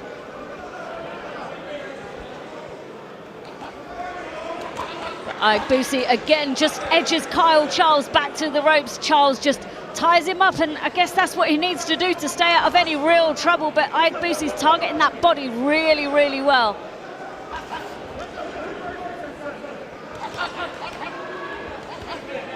Good work again there from Aiyegbusi. As you said, pray up, targeting the body, and that's exactly what you got to do with a guy as elusive as Kyle Charles. He's been difficult to hit. In fact, you'd struggle to hit him with a bag of rice the way he's been moving there tonight, that is for sure. But the body doesn't move, that is a target. And Aiyegbusi has focused that area, and he's been quite successful. We're in the final minute of this six-round contest, and we're in the final round. Aiyegbusi has dominated this fight. Kyle Charles has moved incredibly well. A bit of swelling there under the right eye of Kyle Charles that we can see, but just trips through the ropes. Referee just resets. Smile on the face of Kyle Charles. Yep, still entertaining. Little over 30 seconds to go, but can he pull something out of the bag? Because he's going to need a knockout now to get the victory here tonight. Aiyegbusi targeting the body well, rams in that left hook. Well, no doubt Kyle Charles is feeling those body shots, but he's not giving up. His movement's still there. He's still able to move around the ring, but Aiyegbusi just piling on a bit of pressure there as we come to the final 10 seconds of this six-round contest in the light heavyweight division. It's been an entertaining night so far with Neilson Boxing and TM14 Promotions, with our proud sponsors, Zapply, and we are live on TalkSport with Spencer Oliver and Denzel Bentley. I hope if you have joined us just now, you've joined us just in the nick of time, as we are halfway through this show, and we've just seen a fantastic contest in the light heavyweight division. Spencer? Yep, great contest there from two kids that we're sure we're going to hear a lot more of. Samson Aiyegbusi, for me, running out a clear winner. 60-55 on my scorecard at the first round level, couldn't separate them. And then Aiyegbusi doing enough in each and every round, but that doesn't really tell the story of that contest, because Kyle Charles was slippery, awkward, very elusive, but just maybe not enough output there. Should have let his hands go a little bit more. He'll kick himself, but back to the drawing board. Sometimes a loss can be the moulding of a fighter. You improve from that. And entertaining contest.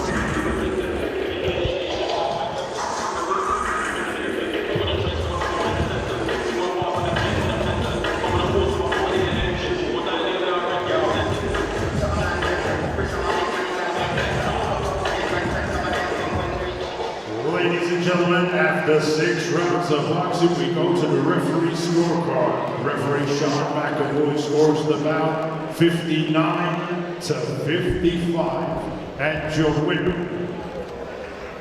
Samson Aiyegbusi. Well, there was no surprise with that result there for Samson Aiyegbusi as he goes 3-0 this evening, undefeated in his professional career. That was a great fight to watch, a fantastic set of skills on display there. Like I said earlier, Spencer, there was a lot of talent in the ring there tonight with them two. Yeah, absolutely entertaining contest.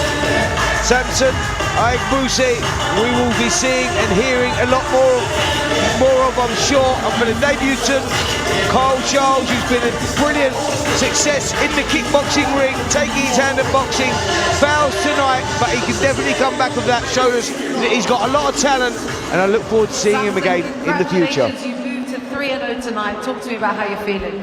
Yeah, I feel good. I feel hungry and tired, but most of all, yeah, I'm proud of myself still. Your opponent in there, that was his debut. You know, quite a achievement on his part to step in with someone who's 2-0. What did you make of him as an opponent? Yeah, I thought it was good. He had good movement. Yeah, he moved quite well. He good sense of distance.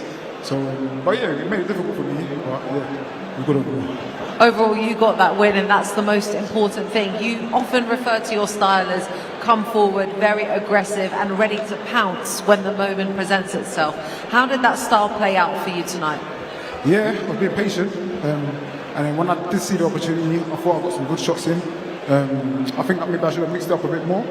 But other than that, yeah, it worked out the way it's supposed to. And what was some of the advice that your corner was giving to you in terms of making those adjustments between the rounds?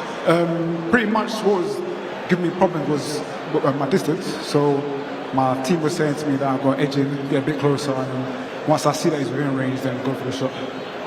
When we last spoke to you, you were out in November, you got the victory over Robbie Chapman. When we spoke to you, you said that 2026 for you was the year where you want to get as much experience as possible.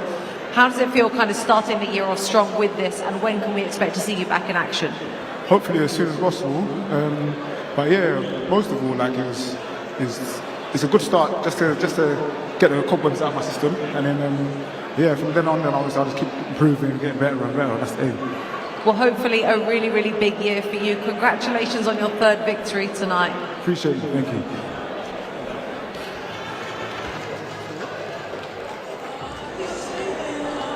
Hi, I'm Hus Ragip and I'm a professional boxing ring announcer. I'm 39 years old, will be 40 in May. I'm a very active gym goer and a dietitian and nutritionist. And I like to mention about Zaply T1, which is all natural made, natural supplements of testosterone. It helps with recovery and helps with fatigue and tiredness. And because it's all natural, pro athletes can use it in sporting and stuff like that. And also it's helped me change my game in the gym. It's helped me recover quicker, which helps me to train harder and to push harder to get those gains. So this, with a balanced workout plan and balanced nutrition, you can't go wrong. So Zaply T1 testosterone, all natural. I recommend it. It's changed my life, I'll tell you that.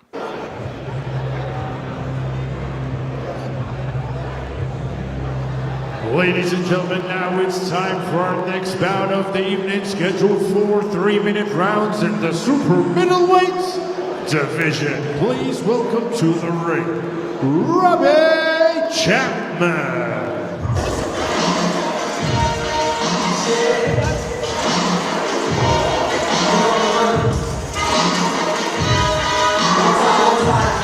Well, the captain caretaker, Robbie Chapman, is here again to put another young prospect to the test. Last week he joined us at the commentary table. He's a tough journeyman, an absolute gentleman, and who knows, maybe he's got a future in media.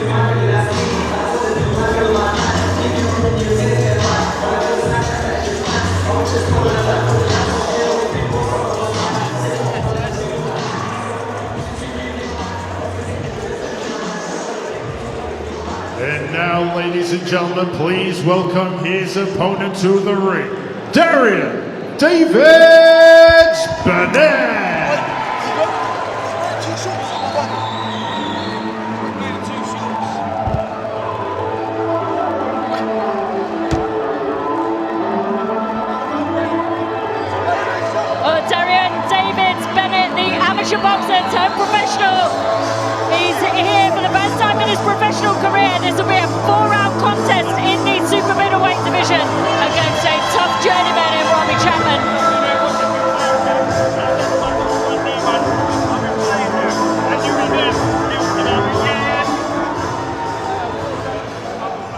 Ladies and gentlemen, this bout scheduled for 4 3-minute rounds in the Super Middleweight division. This bout is brought to you by Mark Neilson of Neilson Boxing in association with John Trethewey of TM14 Promotions and proudly sponsored by Zappoo and Gladius. This bout is sanctioned by the British Boxing Board of Control.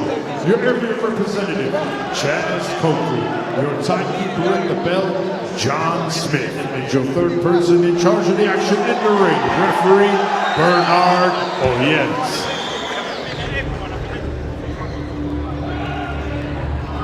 And now, ladies and gentlemen, introducing to you first, fighting out of the red corner, he is wearing the green and silver. His official weight of 171.9 pounds. He is a veteran of 89 fights, hailing from Camden Town, London, England, United Kingdom. Introducing the Camden caretaker, Robbie Chapman.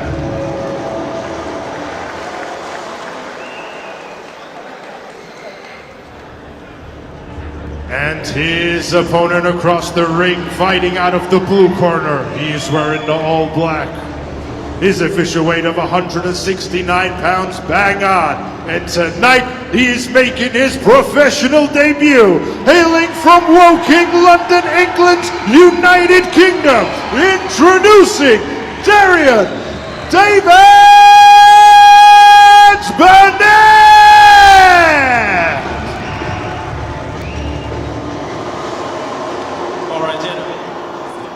Stay professional at all times, and most of all, protect yourself at all times. Shake hands, good luck to both of you.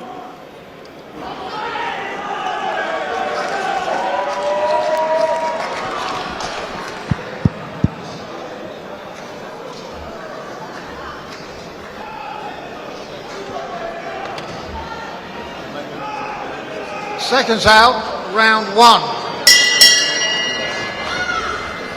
This is round 1 of a 4-round contest in the Super Middleweight division between Daryion Davids-Bennett and Robbie Chapman of Camden.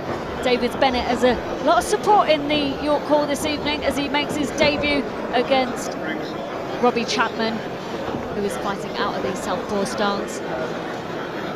Yep, Chapman is a very big character.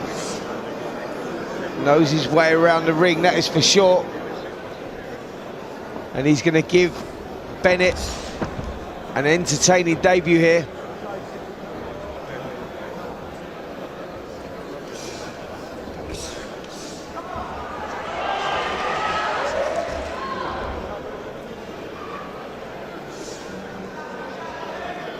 Bennett boxing out the southpaw style, holding centre of the ring.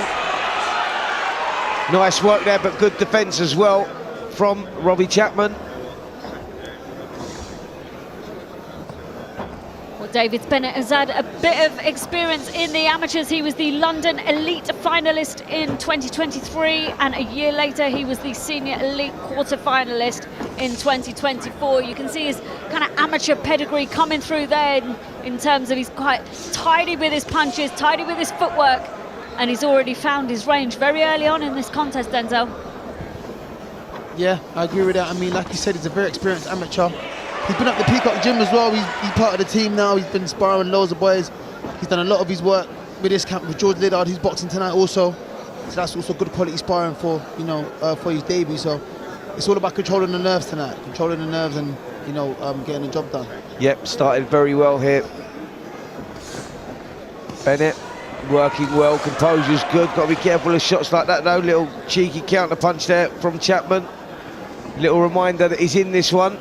Chapman does pull off the victory from time to time. As you mentioned, Prayer, 69 fights, and 13 of those have come by the way of victory. And remember, this guy's always in the away corner. He's the one that's always expected to lose. So if he sees that opportunity, he will take it. Well, he tucks up so well, and he's just countered with a couple of right hands there to Daryion Davids-Bennett. You know, he's a tough character, is Robbie Chapman, and you're not going to get him out of there easily. We're just coming down to the last 30 seconds of the first round of this 4-round contest in the super middleweight division between Davids-Bennett and Robbie Chapman of Camden. Davids-Bennett seems to be tracking him around the ring, cutting the ring off.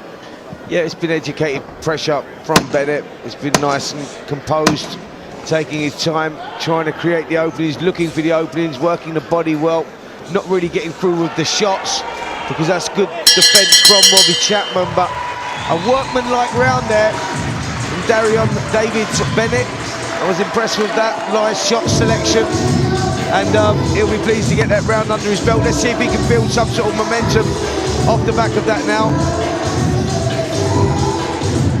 Well, Denzel, you've seen Davids-Bennett sparring at Peacock. What's that training been like for him, and how important is it for your debut to be able to get the variety of sparring that Davids-Bennett would have got at the Peacock gym? I think it's great experience. I mean, you know, you can't really get better than that, sparring with top-level guys. I mean, he's sparred with myself. He's been sparring with George Redman, like I said, he's fighting for that as a British Commonwealth champion. And all the other boys in the gym, so he's all looked after. I've seen him training in the gym. He's put work in and he's looking forward to this. Like I said, it's just about controlling the nerves now. And now that first round's out of the way, you know, we've seen spurts of his talent come through. Now that first round's out of the way, hopefully he settles in and we get to see more of his talent. Yeah, let's see if he can build on that first round here. Bennett. It was a good first one, nice, steady. Nice and composed, worked well, controlled the ring very, very well. He's making Robbie Chapman work hard on the back foot just by using his feet, pressuring, controlling that space. Shot selection's nice as well. And let's see now if he can be a bit creative and find those openings. I think he's got himself into a nice rhythm very early, Davids-Bennett. He looks very comfortable in there for somebody who's just making his debut in front of a number of his supporters. And that's pressure, Denzel. Like you were saying, he's really got to control his nerves. I think he's doing a good job. Yeah, I think he is as well. He's very settled. He's looking for, you know, the target areas. He's trying to go to the body and go back upstairs, just trying to counter right hook there. But I'll be honest, Robbie's not the best person to look good against. So if you do look good against Robbie, you've done pretty well. Yeah. Because he can old man you, he knows the way around the ring, he can spoil your work, and he just boxes to his comfortability. If you can really press him and, you know, make him work out of his comfort zone, then you take that as a positive. Yeah, you get those you get those journeymen, don't you? That, you know, some of them go in there to survive, and you can get off with the shots, but they're just very, very durable. And some of them are awkward and difficult to look good against, and create a frustrating or make a frustrating night for you. And he's that guy, Robbie Chapman. It can be very frustrating boxing him because defensively he's solid. He'll move around the ring. He doesn't stop moving defensively. You know, that shoulder roll and whatnot. It's all quite impressive stuff. But you know, very occasionally he'll give Davids-Bennett something to think about. He'll roll his shoulder, he'll come over with a right hand, and he'll let Davids-Bennett know he's in there. Oh yeah, most definitely, he will. So just like we've been saying about the other prospects, Davids-Bennett shouldn't get complacent. Stay focused, stay concentrated. I think he's doing a good job right now. Like I said, look, you know, he knows how to buy time. Robbie Chapman, look, he's been hit low a little bit, but he knows how to kill your work, kill your momentum. Nick a few seconds, you know what I mean? Have a little breather, you know what it's like. It's always nice, isn't it? It's always nice. Well, he'll probably be out again in a couple of weeks, you know. He doesn't want to burn out too quickly. I think if he had his choice, he'd be out again tonight. That is for sure. He's one of those guys, he's a big character. And this is like, you know, for them, it's all about, you know, surviving, you know, getting through the rounds unscathed, no injuries, so they can box again next week and the week after, because that's how they earn their money. You know, they're the backbone of boxing. That's, you know, this is how these talents like Davion Davids-Bennett, you know, these are how these guys develop. They're the stars of tomorrow, the champions of tomorrow. But you have to go through guys like this to pick up the experience. Yeah, most definitely. And then a lot of these guys, look, he just found some good shots. So he's looking for some good shots at least. He just threw that left to the midsection, you know, kind of caught the gloves of Chapman, but, you know, he's coming back with combinations. He's not. There we go, good backhand. That was a great backhand because he set the trap downstairs and then whipped it over the top. And this is good work, best work in the contest so far there from Davids-Bennett. The last 10 seconds or so was very impressive, and Robbie Chapman just complaining at the end there is always not a good sign for the journeyman when he starts complaining about something going in. They've got their work cut out when they start complaining. And like I said, it's hard to look good against these guys, but those are the signs that you're making them work out of their comfort zone. He's complaining about low blows back of the heads, but if boxing shots land where they land, and it all depends on your move. He moves a lot. It's hard to find a target area, and he's just throwing. So when they start complaining, you know you're in their head. What we can see as the rounds of, in the first round, Davids-Bennett, it was tough to find his opening right towards the end of that second round. Spencer, he was starting to find his opening. He was starting to land those shots nice and clean. Be interesting to see how he's going on in the next couple of rounds. Well, what it is, Prayer, is when you have that professional debut, it's totally different to whatever you've been through in the amateur ring. You know, it's totally different. You feel the air, as Denzel said, on your body. The head guards are gone. You know, your gloves, the hands are wrapped up totally different. So it's a new experience. It takes a little bit of adjusting, a little bit of getting used to. And I think that Bennett sort of like shook that off, that rust off, and he's got in there. And he's just started picking it up in that last 10 seconds or so. And you go, let's build on that momentum now, because stylistically he looks great. Southpaw style, shot selection's brilliant. You know, he takes his time, very calculated, cool, calm. There's a lot to like about Bennett, for sure. And he does. He looks really, really composed and in complete control as we go into the first 30 seconds of the round 3, in this 4-round contest in the Super Middleweight division between Daryion Davids-Bennett and Robbie Chapman. Chapman just trying to play him around a little bit there, Dens, you know, just playing, you know, it's like mind games, just trying to break the rhythm there. Yeah, bad time and everything, but just like Priya said earlier, every now and then he gives you something to think about. That's it there. He's throwing little right hands to the body, and then he goes off dancing again, trying to give Davids-Bennett, you know, something to think about and not just come straight forward. But that's where he's got to stay, you know, focused and keep his head in the game. He's solid, defensively solid though, isn't he, Chapman? Yeah. You look at him, the elbows are tucked tight, chin's tucked down, you know, there's a solid look around his frame. Yeah. Do you know what I mean? One of those guys that you look at and you go, that's going to take some breaking down now. Over 4 rounds, you're just chipping away, and you're waiting for that old tree to fall, but it ain't falling after 4 rounds. That's one of them you can unravel in 12 rounds, you get into him, you can break the spirit, but in 4 rounds... In 4 rounds, you ain't got a chance. Nah, man, it's like dropping the chi down with your hand, isn't it? It's not going to happen. You need a saw or an axe or something. Most definitely. A bit of showboating there from Robbie Chapman a few seconds ago. He enjoys the sport, you know. This is his 90th professional contest as a journeyman, and you know, he knows his way around the ring. This is just another night's work for him. But, you know, Davids-Bennett is putting his punches together well. Just like you said, he's starting to find his openings, Denzel. And this is really important. We're going into the final minute of the penultimate round of this 4-round contest. And when it's only 4 rounds, they go quick. Yeah, this is a sprint. It's you know, it's one of those ones in the boxing ring. 4 rounds is not a lot of time. You have a disastrous first round, you go down, anything like that, and you've really got a battle to get the victory. So, you know, it's so important that you win every round and win them comfortably. Davids-Bennett has been doing that. It's been very, very workmanlike. Everything looks good. I like it, you know, the balance. Everything looks solid. But he's got a tough debut here against Robbie Chapman, because this guy, he's not easy to break and he's not easy to look good against. Yeah, no, literally, you're right. Like you said, you need longer rounds. I mean, even if he had at least a 6-rounder, but I know it's his debut, but even in 6 rounds, maybe you might see a little crack. But for 4 rounds, Chapman, he's too long in the game to fall for anything. But I think Davids-Bennett has looked as good as he can for what he has in front of him. It's a bit scrappy there towards the end of the 3rd round of this 4-round contest in the Super Middleweight division between Daryion Davids-Bennett and Robbie Chapman. It's been entertaining. Davids-Bennett has really shown the level of skill that he has against a tough journeyman like Robbie Chapman. There's really a baptism of fire into the professional ranks for him, Spencer. Yeah, he has. He's looked in complete control. Daryion Davids-Bennett, you know, he's controlled the centre of the ring well. Shot selection's been good, and as I said, you know, Robbie Chapman is that guy that is very tough to beat. Denzel was saying over 6 rounds you might have more of a chance of cracking him, even possibly 8. I think this guy you need 12 rounds against. You got to break him down, chip away, like some of them to steal their soul, to steal their heart, or to break the defence. You need longer to wear them down. There's a lot more to this game than what people might see. People that are not boxing or watching it on the telly and all that. There's so much more to the game, so many more layers to the game than people realise. To sort of different styles, different, you know, to break different styles down and everything else. It's not easy. And this guy's like, I just compare him to a solid tree. Like, if you're looking at trees, I'm going to call him an oak tree. He's one of those. He's not a willow tree. He's not like, you know what I mean? He's not moving around and all that.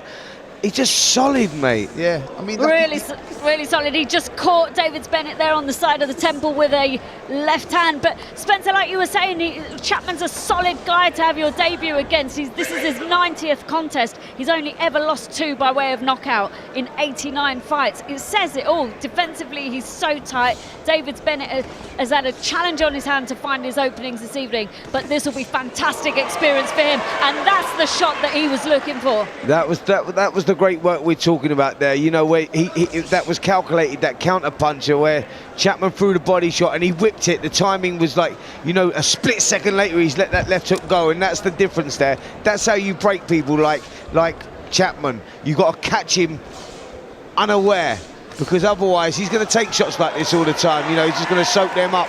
It's the shots that he's not expecting. Throw punches when he punches. The thing is, I think Davids-Bennett has looked good tonight, but he's going to be hard on himself, thinking he could have done better. But you got to understand, you got a man in Robbie Chapman whose whole game plan today is to make you not look good. Yeah, it's not about victory. Yeah. You don't care for the victory. If you look at the record, you don't care about the victory. It's a moral victory to 100%. him. If you look bad and have a stinker, 100%. you go, because he's going to be in his head for the rest of his life, not just his career, his life. He's talking to you know him what I mean? as well, but I think Bennett looks good tonight. I mean, he's letting these shots go. He's showed a good shot selection, landed a few good backhand. That was a good jab there he's landed as well. Well, it's but like, look, Chapman's still talking to him. Well, it's like you were saying earlier, Denzel. If you can look good against someone like Robbie Chapman, that's a good night's work for you, son. 100%. And the reality of that is, out of the 89 fights he's had, probably 3 or 4 of them will look good, and the other ones are gone, I want to forget that quicker than the fight will happen. You know what I mean? It's one of those ones. You come out there and it's a frustrating night. I've had them myself, where you go in there and you go, I want to forget about that very, very quickly. Definitely. Well, we're just coming down towards the final 30 seconds of this 4-round contest. We are in the final round. Robbie Chapman has given Davids-Bennett a tough old night on his debut here at York Hall, but Davids-Bennett has put his shots together beautifully and landed a nice clean uppercut through the middle there on Robbie Chapman, and those openings have not come easy. No, that was good work there from Bennett. As I said, when you're going through the gears, going through the tempo, that's when he really looks good, and that's what he's done there. 4 rounds was always going to be difficult against Chapman. It's a fight that he's dominated from the opening bell, but you can see the skill set that he's got there. This is a kid to keep your eye on for sure. Daryion, Davids-Bennett is going to be one for the future. Really looking forward to that. Great addition to the super middleweight division, but a frustrating night then, Denzel. I'm looking at his face now, and he's not pleased with his performance, and I knew that was coming. Because he worked so hard for this moment. He wanted to really shine, but like we've been saying, I mean, Chapman's hard to really look good against, and I personally think he looked good against Chapman. Listen, that's what I'm saying. When you're weighing it up and you don't know, if you're looking, that's what I said to you, the people that maybe look good against him are 3 or 4 people. So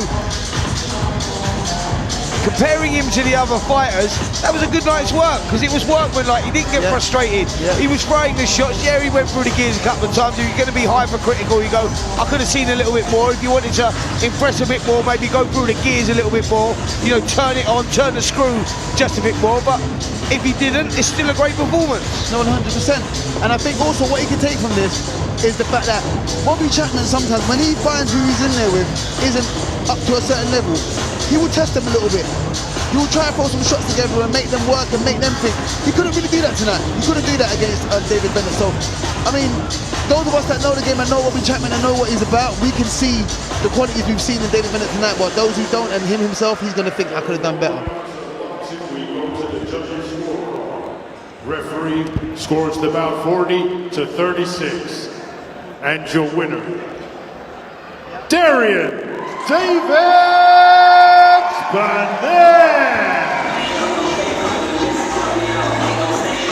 Well, that was absolutely no question about that result for Daryion Davids-Bennett, who put on a fantastic performance this evening against a tough journeyman in Robbie Chapman. Chapman did not make it easy for him, and he's had a baptism of fire into the professional ranks of boxing. He looked slightly demoralised at the end of that fight, but he done himself proud, he's done his team proud, and like Denzel said, if you could look good against Robbie Chapman, you've done a good night's work.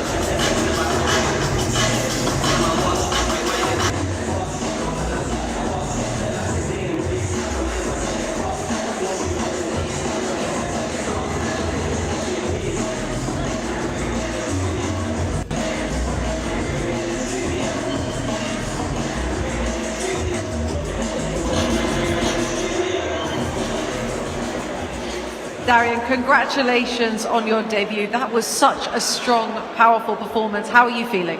I feel great. I've had 2 years out the ring, but it feels good to get the rust off with this one right here. Two years is a long time, but I assume that your amateur pedigree, all the experience that you've had, really played a part in the performance that you gave tonight. Yeah, of course. I only had about 40, but it definitely helped in there, for sure.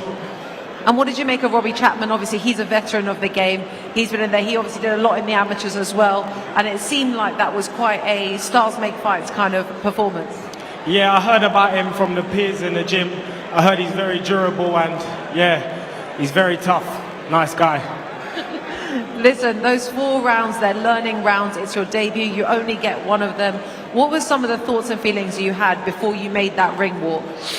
To be honest, I never used to really get nervous in the amateurs, but I've got about 85 people here come to support me, so there was a bit more nerves today for sure. It's a lot of pressure to have people coming out to support you, but obviously you're in a really great gym, huge support around you, so much talent as well in the gym. How much does that play a part in the journey? Yeah, a lot. I've just joined Peacock and it's like, listen, everyone around me, great fighters, so it's only going to level me up, and yeah, for sure. 85 people in the building supporting you tonight. Give us a little message for those guys.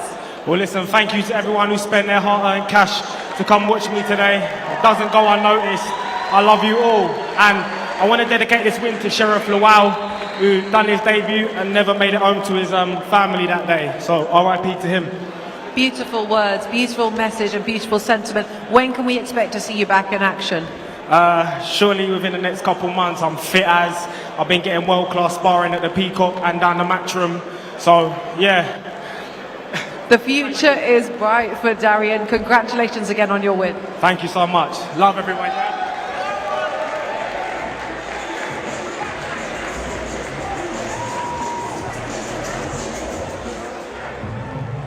And now, ladies and gentlemen, time for our next bout of the evening, scheduled 6 3-minute rounds in the Super Middleweight division. Please welcome to the ring, Jose Aguire.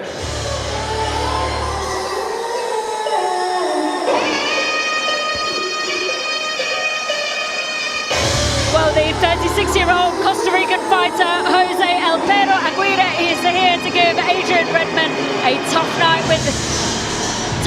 as he enters the ring for the... Oh, sorry.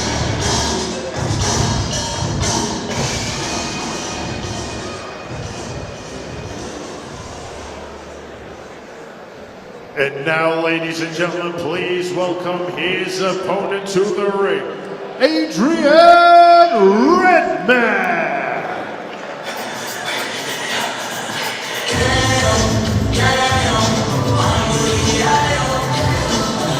Well, Adrian Redman, inspired by the Rocky movies as a child, and now he's creating his own big moments here at your call under the incredible guidance of former British and Commonwealth champion Kevin Mitchell. He's undefeated in his 9th night so far, and no doubt looking to go 10-0 this evening. Ladies and gentlemen, this bout scheduled for 6 3-minute rounds in the Super Middleweight division. This bout is brought to you by Mark Neilson of Neilson Boxing in association with John Trethui of TM14 Promotions and proudly sponsored by Zapply and Gladius. This bout is sanctioned by the British Boxing Board of Control. Your area representative, Chaz Coakley. Your timekeeper at the bell, John Smith. And your third man in charge of the action in the ring, referee Sean McAvoy. And now, ladies and gentlemen, introducing to you first, fighting out of the red corner, he is wearing the all black.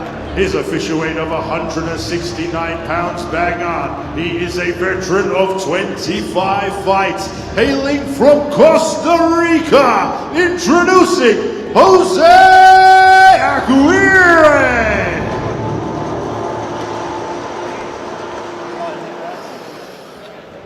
And his opponent across the ring, fighting out of the blue corner. He is wearing the all yellow. His official weight of 166.6 pounds. He is currently undefeated with 9 fights, 1 draw, 8 wins, and 1 of those wins coming by way of knockout.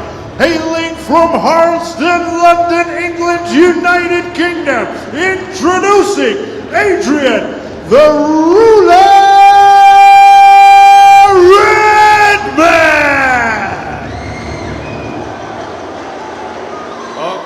6-round contest. Keep it clean at all times. Keep yourself protected at all times. Touch gloves. Here we go. Good luck, lads.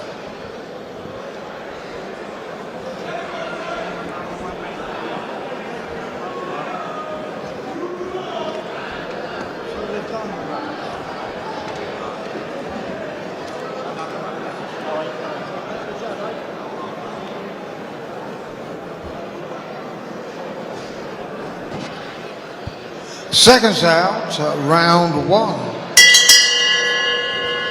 A warm welcome to you if you have just joined us. We are just four fights away from the main event of the evening between Andre Dascalu and Carlos Mena, who will be competing for the WBC International Silver Championship belt this evening.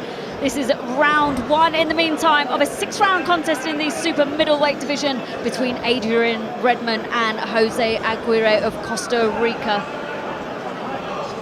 Yep, Redman, the taller of the two, taking centre of the ring early in this contest, undefeated in 9 contests, looking to go 10-0 here against a very tough guy in Jose Aguire, 36 years of age, only won 2 out of his 25 contests, but it's tough and knows how to survive. So I guess this is not whether Redman's going to win this contest, but how he wins this contest. Well, he's asserted himself very well behind the jab quite early on, as Redman Denzel. I mean, he's going to certainly find a few openings behind that one. Yeah, he set the jab really well, but like Spence was saying, it's how you win this one. And I think that's really important in fights like this. I mean, you have these guys in front of you and you can get kind of, complacent and think, okay, it's a walkover, I'm going to win, but you have to look good winning it in order to move forward. It's not a question of if you can win. It's just how, and you want to look good every time you're against, guys like this. And that's a great point that you make there, Denzel. That it's not how you win this one, because he's expected to win this one, Redman. And Aguire is that guy that is very tough, very durable. So it's about being creative against these guys, setting traps, creating openings, and showing that you're above that level. He's going to get the victory here because Aguire is that guy that comes to fight and to give you problems, make you look bad. That's a moral victory for him. Yeah. But for Redman here, this is about, right, come on, mate, do the job, man. Let people leave the York Hall Bethnal Green tonight. Go, did you see that, Redman? That was a great performance. Yeah, no, most definitely. And I think I'm right in saying the last time I saw him out here anyway, he left with a draw. He did against Tom Ramsden back in October last year. He drew against him. And again, I think it was a bit of a surprise decision for us at the commentary table that night for Redman. We didn't quite expect a draw there, but he's a slick operator, Redman. He's had plenty of experience in the sport. He took up boxing at the age of 21. He's now 35, and like Spencer said, he's won all 9 of his professional contests so far, apart from 1 draw. Yeah, well, now is the time to deliver at 35 years of age. It's time to get a move on. You're coming off the back of the draw. Then that's the kick up the backside you need to say, listen, like whatever you're doing in the ring, if you've got a little bit complacent, whatever you're doing in the gym, it's time to turn it up. Because time is not on your side, and if you're going to do it, you're going to do it now. Yeah, no, I agree with that, and I think coming off that draw, he's out here with a point to prove, because I think, I'm right in saying, we all thought he won that fight. We did. We did. We were quite shocked at the commentary table that night. I remember it well. We thought Redman had won it quite reasonably convincingly, but it ended up being a draw. We don't always see what the judges see, but I thought that was a solid start in the first round of this 6-round contest, Spencer. Yeah, totally agree. There was a good start there from Adrian Redman. He done what he had to do. He went out there, landed a couple of good shots, got through with a couple of nice right hooks as well. But Jose Aguire is one of those guys that is very durable. You know, he's going to take that. You got to do something. You got to do something slightly different. These guys are built like that, where they know the 1-2 is coming. They know the 1-2 hook cross is coming as well. But they don't know when you take half a step back, come again, be creative, throw an uppercut from a different angle. Corners 10 Let's show you a little bit more to your game. Seconds out, round 2. Well, it's been an entertaining night here at York Hall with Neilson Boxing and TM14 Promotions, proudly sponsored by Zapply. We are live on TalkSport, and we're in the second round of this 6-round contest in the Super Middleweight division. Fight between Adrian Redman and Jose Aguire. Denzel, those jabs have landed nice and clean through the guard of Jose Aguire. Yeah, he's landing them to the head and the body. He's put some nice jabs, some good 1-2s, and he's putting these shots together well tonight. He's throwing some nice jabs and whipping the right hand down the body, throwing 1-2s over the top. Defense is nice and tight. He's looked good so far in his first 2 rounds to me. Yeah, Aguire there, pushing forward, falling short of a shot, and that's where Redman needs to make him pay. That's what he needs to do, to take half a step back out, make him miss, make him pay, because that's how you create the openings. Because if you look at Aguire here, pushing forward, hands held high, this is what he's used to. This is where he's comfortable, with the head on the chest, because he's not in trouble there. And Aguire is not going to make it an easy night. We've seen a couple of signs where he's just tried to rough Redman up and kind of break his rhythm and break his style a little bit. And, you know, like you said, Spencer, he's comfortable with his head on Redman's chest. Yeah, absolutely, because he's not in the danger zone there like that. He's covering up. He's using his lack of height to his advantage. You know what I mean? Denzel Bentley commented on that when we saw him in the corner. Like, he don't look like no super middleweight. Yeah. He looks like, you know, he looks more like a super feather, but, you know, he uses that lack of height to his advantage here, and it's for Redman to show us that he's got a little something else. Switch the attacks to the body, whip the uppercut short on the inside, create the openings. I think Redman's hurt him with a few counters, but I don't think he's realised. When he has Redman on the rope, Redman throws a nice little hook or right hand, and I think like 3 times he's hurt Aguire. Just like you said, that nice uppercut through the middle there, Spencer. He must have hurt you. Yeah, let's hope so. Let's hope so, because that's what's required against someone like Aguire, where you're just there. Look, the shots are there. He's standing square on. The hands are up. They're covered for the hooks. He knows that. Switch the attacks through the middle. Take your back foot round the side to create the opening. Whip the left hook through the middle and up the middle. You know, that's all about creating angles. There you see him. As Aguire threw the shot, he countered at the same time, landed the left hook. And that's what it is. Build on that. About 30 seconds left of the second round in the 6-round contest between Adrian Redman and Jose Aguire in the super middleweight division. Redman's found his range reasonably well, but Aguire has shown signs of him trying to rough Redman up and break his rhythm. And it's the last 10 seconds of the second round here. Redman's done well to keep Aguire at the end of his jab for the most part, but Aguire will keep coming and try and sit on his chest, Spencer. Yep, that's his game. That's where he's comfortable. You know, he's showing that he's not just a punch bag here. He's going to throw some shots. He's going to try and get something out of this contest. But Adrian Redman controlling those first 2 rounds, working well. The jab worked well for him in that second round. He was spitting through the guard of Aguire. And there we see the switching the attacks to the body. He's just looking for the opening there, and that's where I'm saying he needs to kick his back foot round the outside, create the openings, and the openings will be there through the middle then when you throw the left hook up the body and up the middle. Stepped around to the right-hand side and whipped the left hooks in. That's how you break the guard. Punching on the break there as well was very, very good. Corners, 10 seconds. Seconds out for round 3.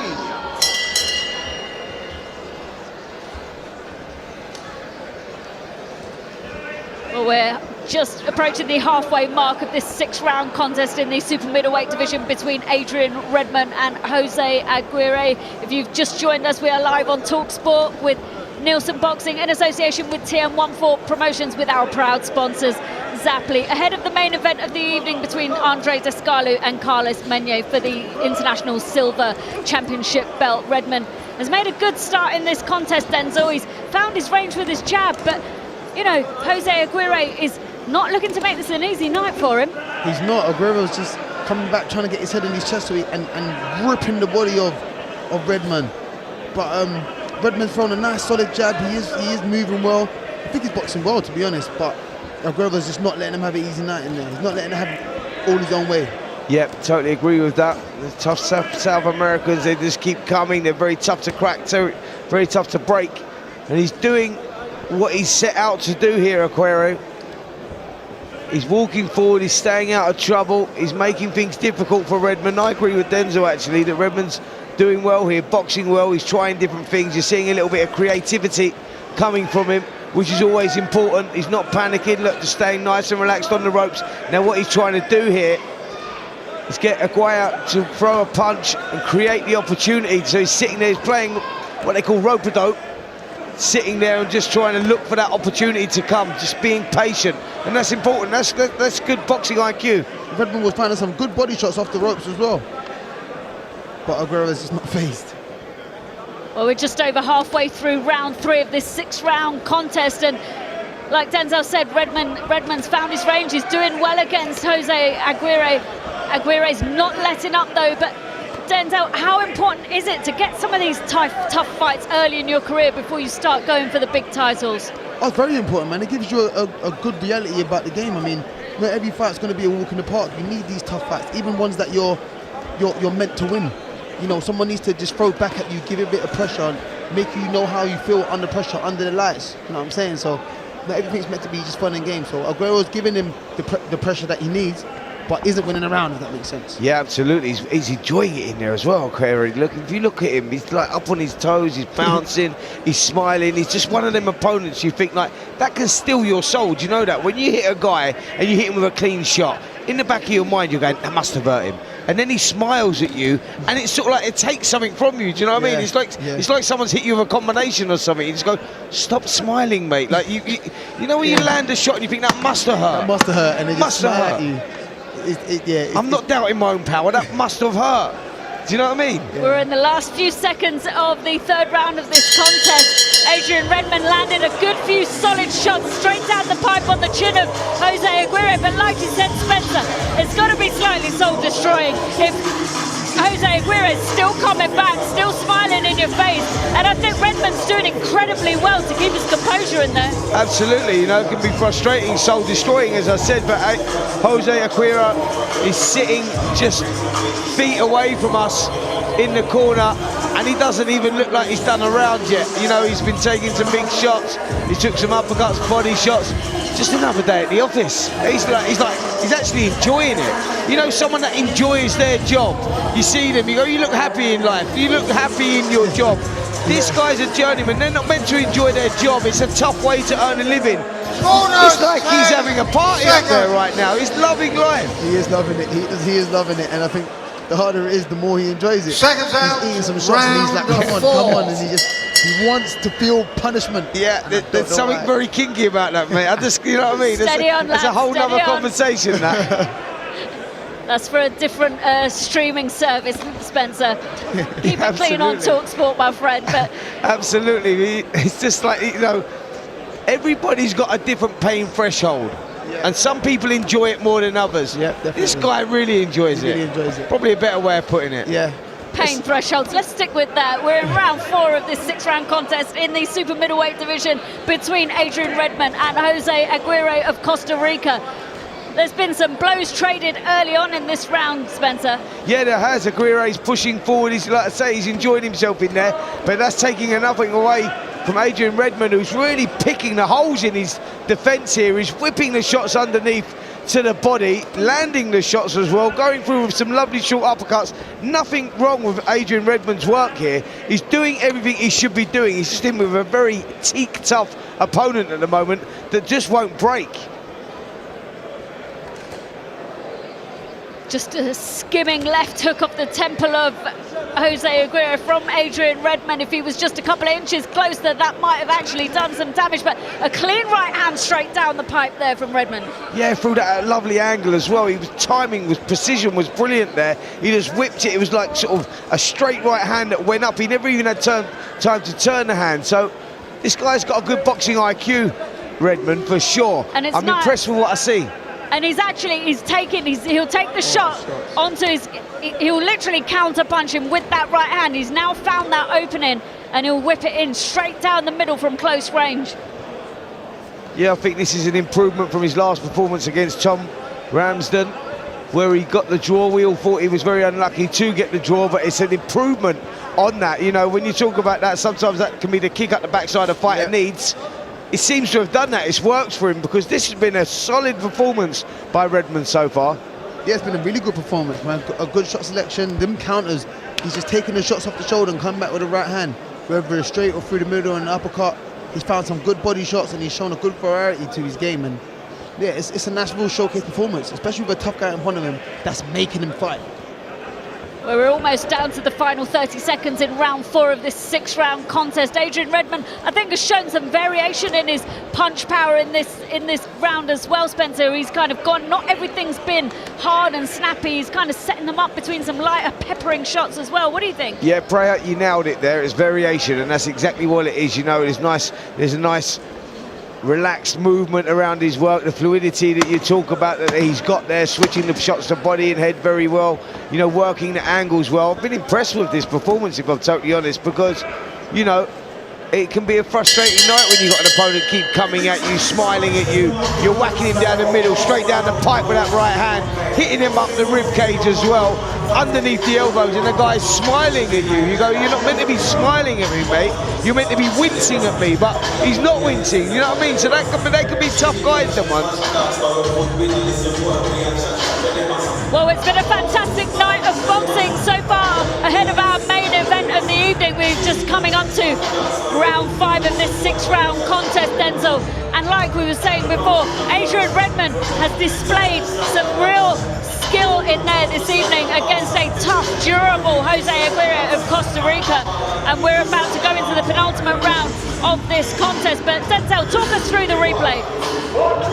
Corners, 10 you see that lovely seconds. Redman, he popped it out twice, moved the way he came off the ropes as well. He just palmed his opponent's arms and just, you know, directed himself off the grease and came with a nice double jab. I mean, listen, like Spencer was saying, that is good IQ. And that's exactly what we're expecting to see in the final 2 rounds of this 6-round contest from Adrian Redman. He's had a tough old night of it so far, but this has been nothing less than entertaining. But beautiful jab there coming through, straight down the middle, lined up a right hand that landed clean on the chin of Jose Aguire, but Aguire keeps coming, Spencer. Yep, absolutely. Look, he's still there, Aguire. He's enjoying himself in there. You know, these are good opponents for development, you know, because he's just going to keep coming. He's going to, he's testing his character here as well, Redman, because we know he's got all the boxing moves and the skills, and, you know, he's showing great boxing IQ. He's showing good character here as well, because he's landing some big shots. He's not getting phased at all. He's sticking to the game plan, and that's important against someone as stubborn as Jose Aguire. But when you look at the angle of from where he lands these shots, they're very awkward angles, like he's coming between the elbow and the wrist and landing on the chin of Aguire is Redman, and that, just like Denzel and you both were saying about the IQ that Redman has in the ring this evening.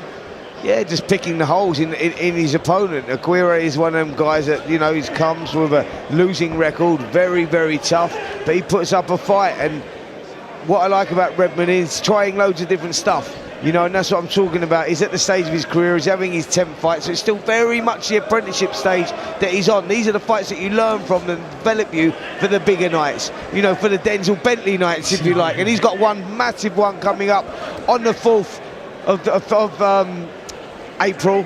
A big fight for the WBO interim middleweight title. Great opportunity for you there, Denzel. We've got to get into that fight, by the way. As soon as we've seen this old stubborn Jose Aguire in there against Adrian Redman, we must talk about that fight. But I'm impressed with his performance tonight. Yeah, so am I. I think Redman's movement has been underrated as well. I think his movement's been quality also. Defense has been good. The jab has been amazing. And the right hands, I mean, they've been pinpoint. Just as you're saying, Aguire, you know, a tough South American.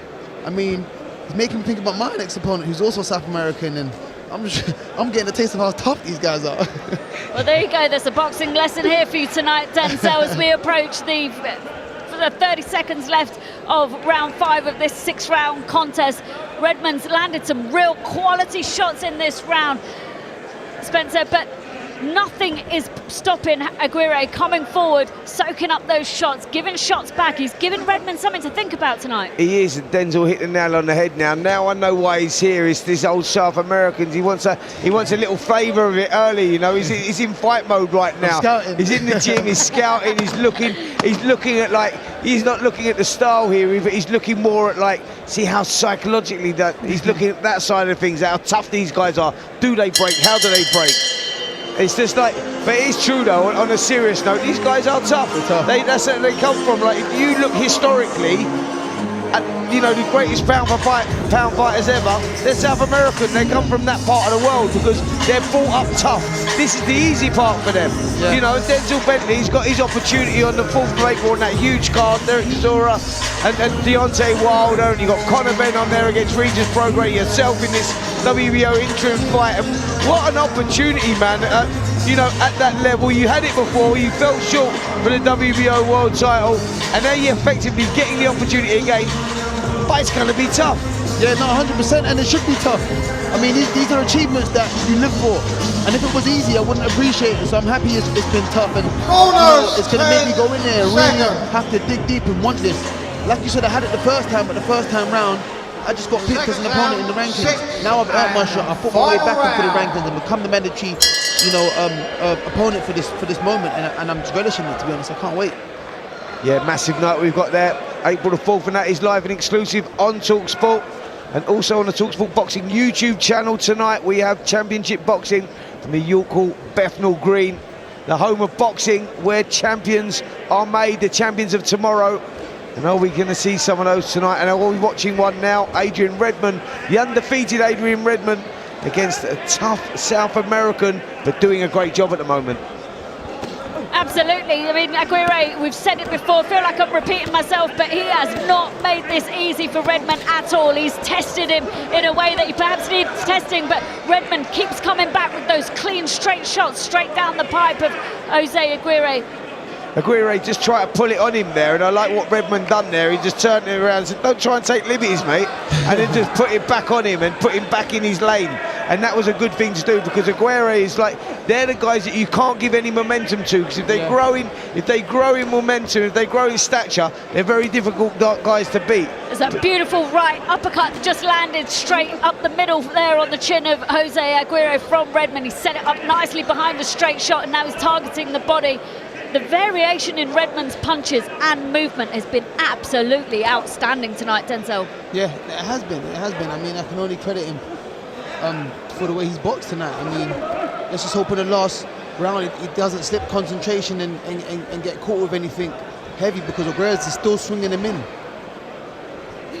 Well, he's stuck to the game plan so far. I mean, we're about halfway through the final round of this contest in the super middleweight division, and Adrian Redman has stuck to the game plan. He's stayed sensible. He hasn't taken any silly risks or anything, and he's boxed incredibly well tonight against an incredibly tough opponent, Spencer.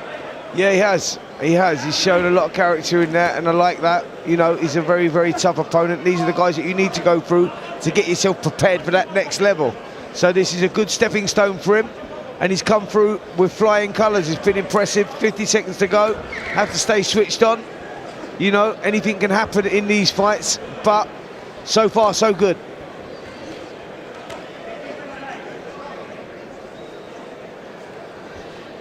Those body shots are landing so clean and stinging from Adrian Redman onto Jose Aguire. But like you said, Spencer, Jose Aguire comes from a tough part of the world, and this is probably the easiest part of his life. This is the breeze in the park. This is the bit that he's actually enjoying. We've seen him sitting up there in the corner. The guy's smiling.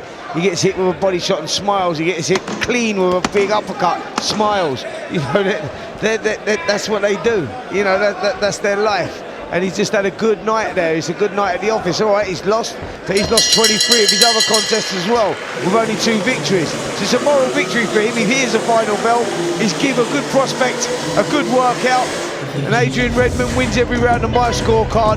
Well, that was a lovely finish to the round, to the final round from Adrian Redman. His feet came alive and that loosened up, and it was lovely to see him just relax and enjoy the final moments. You know, this is looking like he's going to get the 10th win on his fight record tonight, Spencer. Yeah, absolutely. Dominated from the opening bell. But what was more impressive, though, he showed us a little something. You know, he was showing us variation, angles, shot selection. He was being patient. He wasn't just getting drawn into a fight. Aguire likes that. That's what he wants. That's his game. But what he was doing there was he was feinting, picking shots, throwing shots to the body, coming over the top. Yeah, very, very impressed. Well, it's been a sensational night so far with Neilson Boxing and TM14 Promotions. With our proud sponsors, Zappling, we've seen the finest prospects in British boxing tonight ahead of the main event of the evening, which will be a super middleweight contest for the WBC International Silver Championship. We'll just go to our MC to make the decision of this fight final.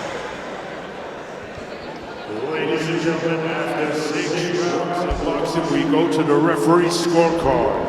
Referee Sean McAvoy scores the bout 59 to 55. And your winner, still undefeated, Adrian, the ruler, Redman.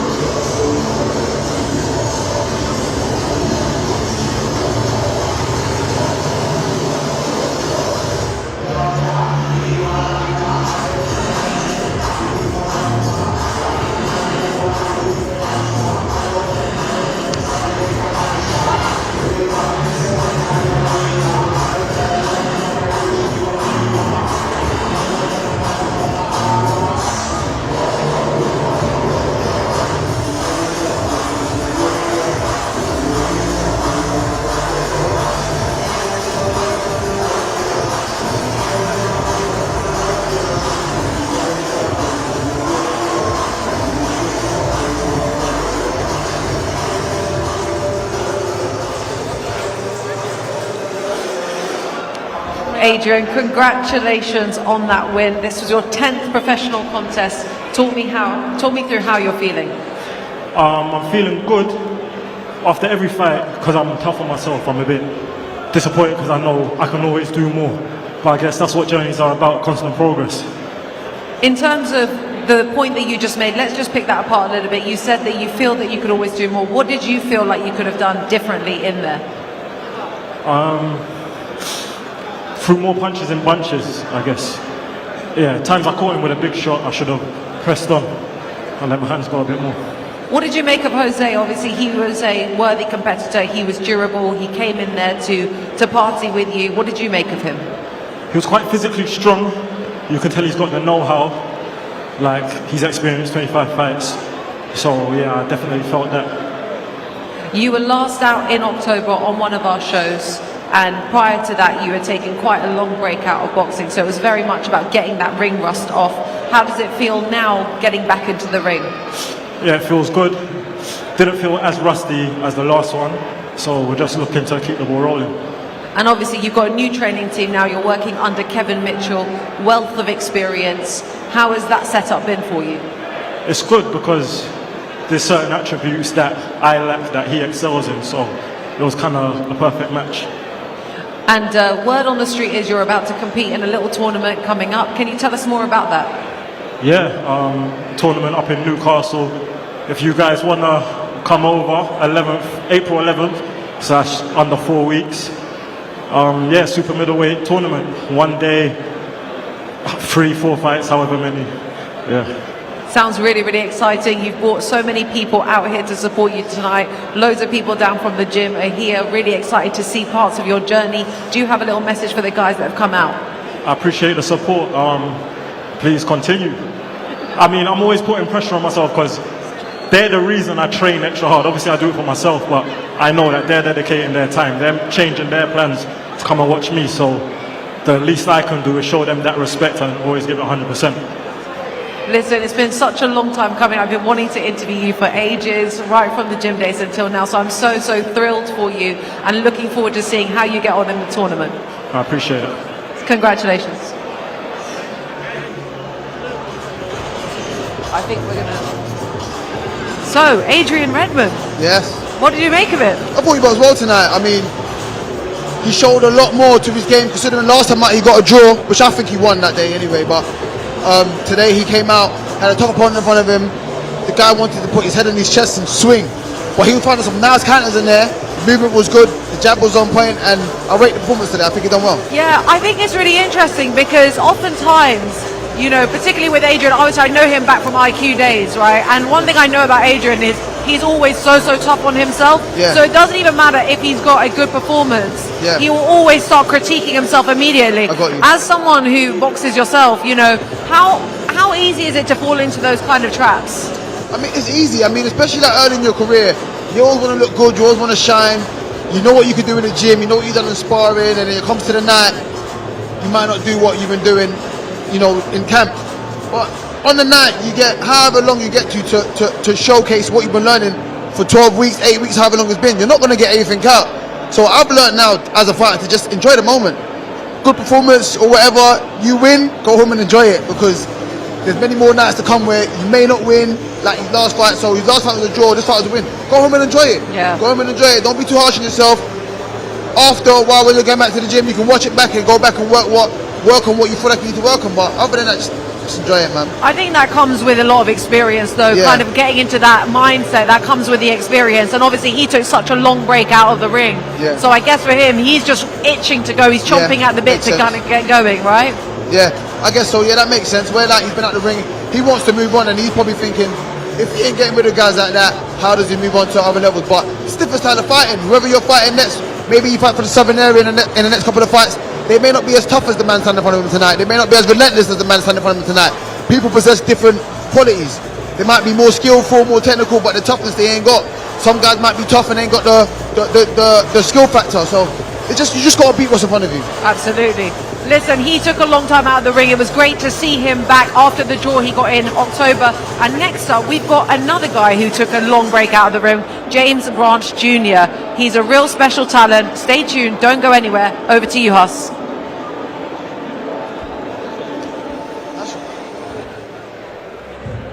Ladies and gentlemen, now it's time for our next bout of the evening, scheduled 6 3-minute rounds in the Cruiserweight division. Please welcome to the ring, Dylan Courtney.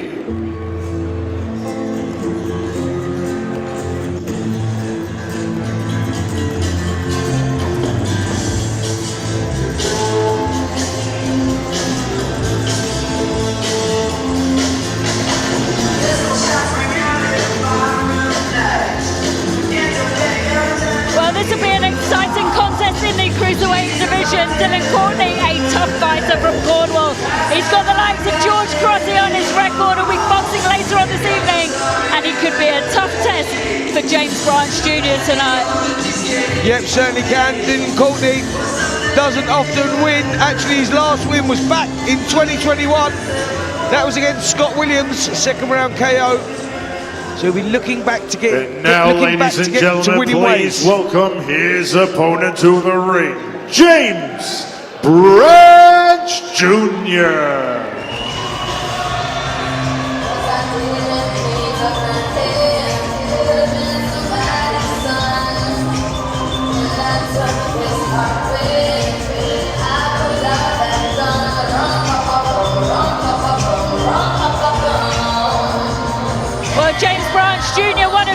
former Team GB fighters this evening. He narrowly missed out on the Olympics in 2016 due to an injury. He turned professional and he had his comeback fight in November. He said he's back to finish what he started. Yeah, and what a great start to his professional career. He had 8 professional fights, 8 wins, 2 of those inside the distance. Retired back in 2019, just before COVID, and we'd luckily get him back in the ring. Second fight back now. Looking forward to this one, and very much his home here, Bethnal Green, the York Hall. Ladies and gentlemen, this bout scheduled for 6 3-minute rounds in the Cruiserweight division. This bout is brought to you by Mark Neilson of Neilson Boxing in association with John Trethuyo of TM14 Promotions and proudly sponsored by Zapply and Gladius. This bout is sanctioned by the British Boxing Board of Control. Your area representative, Chaz Copeland. Your timekeeper at the bell, Ashley McGill. And your third person in the ring in charge of the action, referee Bernard Oyet. And now, ladies and gentlemen, introducing to you first, fighting out of the red corner. He is wearing the black and white. His official weight of 194.5 pounds. He is a veteran of 31 fights. Hailing from Cornwall, England, United Kingdom, introducing Dylan Courtney.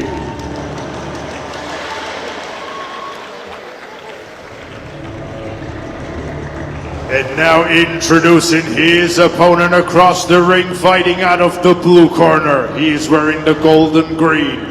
His official weight of 196.5 pounds. He is currently undefeated with 8 wins, and 2 of those wins come in by way of knockout. Hailing from Hainault, London, England, United Kingdom, introducing James Jr.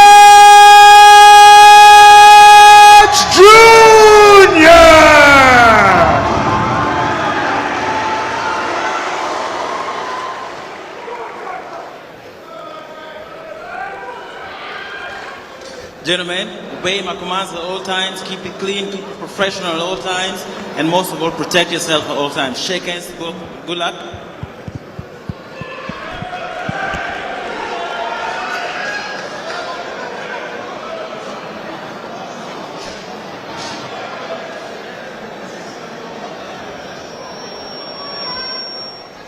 Seconds out, round 1. Well, it's a family affair in this cruiserweight contest of 6 rounds. James Branch Jr. with his father in his corner, fighting out of the southpaw stance against Dylan Courtney, a tough fighter from Cornwall.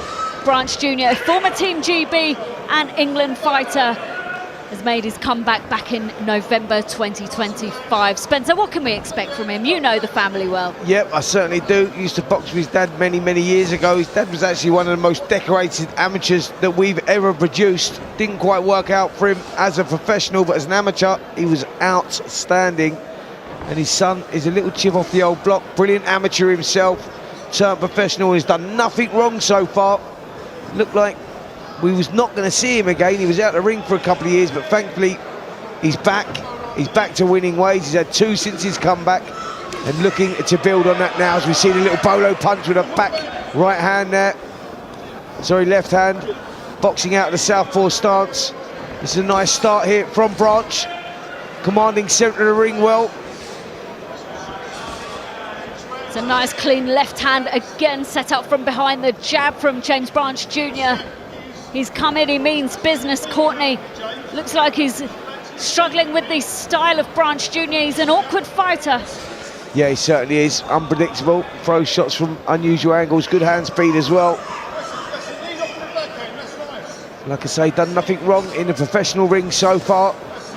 It's another good test, good development fight for him here. One that he's expected to win against Dylan Courtney, who doesn't often win but does make life quite difficult for fighters. Well, like we said earlier, Spencer, he's been in with some tough fellas, you know, so far as Dylan Courtney. Boxed Lerone Richards not that long ago. He's gone in the ring with George Crotty, another Team GB, former Team GB fighter that we'll be seeing a little bit later on this evening. But we're 2 minutes down in the first round of this 6-round contest in the Cruiserweight division between James Branch Jr., who's made a fantastic start so far to this contest, and Dylan Courtney. He's landed some real heavy punches as Branch Jr. Yeah, controlling the space very well at the moment on that front foot. Being quite creative, looking for the openings, showing a lot of patience, which is always good. Good composure as well, Branch. Nice little bolo shot again there from behind the jab between the guard of Dylan Courtney. Just coming down to the final 15 seconds of the first round in this 6-round contest. He's targeting the body early, Spencer. Yeah, he is. He'll recognise that that's where Courtney may be weak up. He takes a good shot to the chin, that's for sure. But obviously targeting. And you can see the redness on Dylan Courtney's torso, Denzel. How important is it for Branch Jr. to be targeting the body of Dylan Courtney and slowing him down early? Yeah, I mean, I think it's really important. I think that's one of Branch's best shots. I mean, we used to train together about 6 years ago now. He was at the Peacock Gym with Boston Martin Bowers, and I used to watch his sport quite a lot. And that bolo shot was one of his best shots and was his favourite shot. He threw that to the midsection so well, and I think the more he lands that, the more he can kind of weaken the midsection of his opponent and break them down. Branch is not someone that stops people, gets a lot of stoppages, but if he's going to, that would be the way to do it. And he's a quality fighter. I mean, he throws it so effortlessly. It just comes off the jab. He throws the jab and then straight into the bolo. He throws it so effortless, and you know, it's a joy to see him box again. I'm happy he's back. 10 seconds.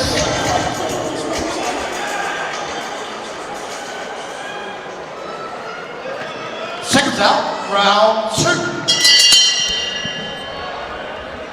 Well, we're in round 2 of this 6-round contest in the Cruiserweight division between James Branch Jr. and Dylan Courtney. Branch Jr. has landed some really clean bolo shots to the body of Dylan Courtney, disguised nicely behind the jab, Spencer. Courtney doesn't seem to be seeing them coming.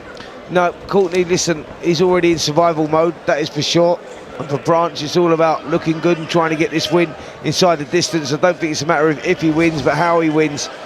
And that's down to James Branch Jr. himself. He's got to be a little bit creative, which he's trying to do to his credit. You know, he's trying to set the traps. He's throwing the shots, he's feinting, he's being patient, showing good composure, as I've said. That left bolo punch to the body could be the shot.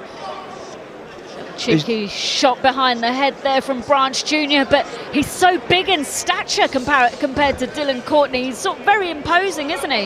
Yeah, he is. He's controlled the pace of this fight very well as well. He's taken centre of the ring, so he's in total control of what he wants to do here.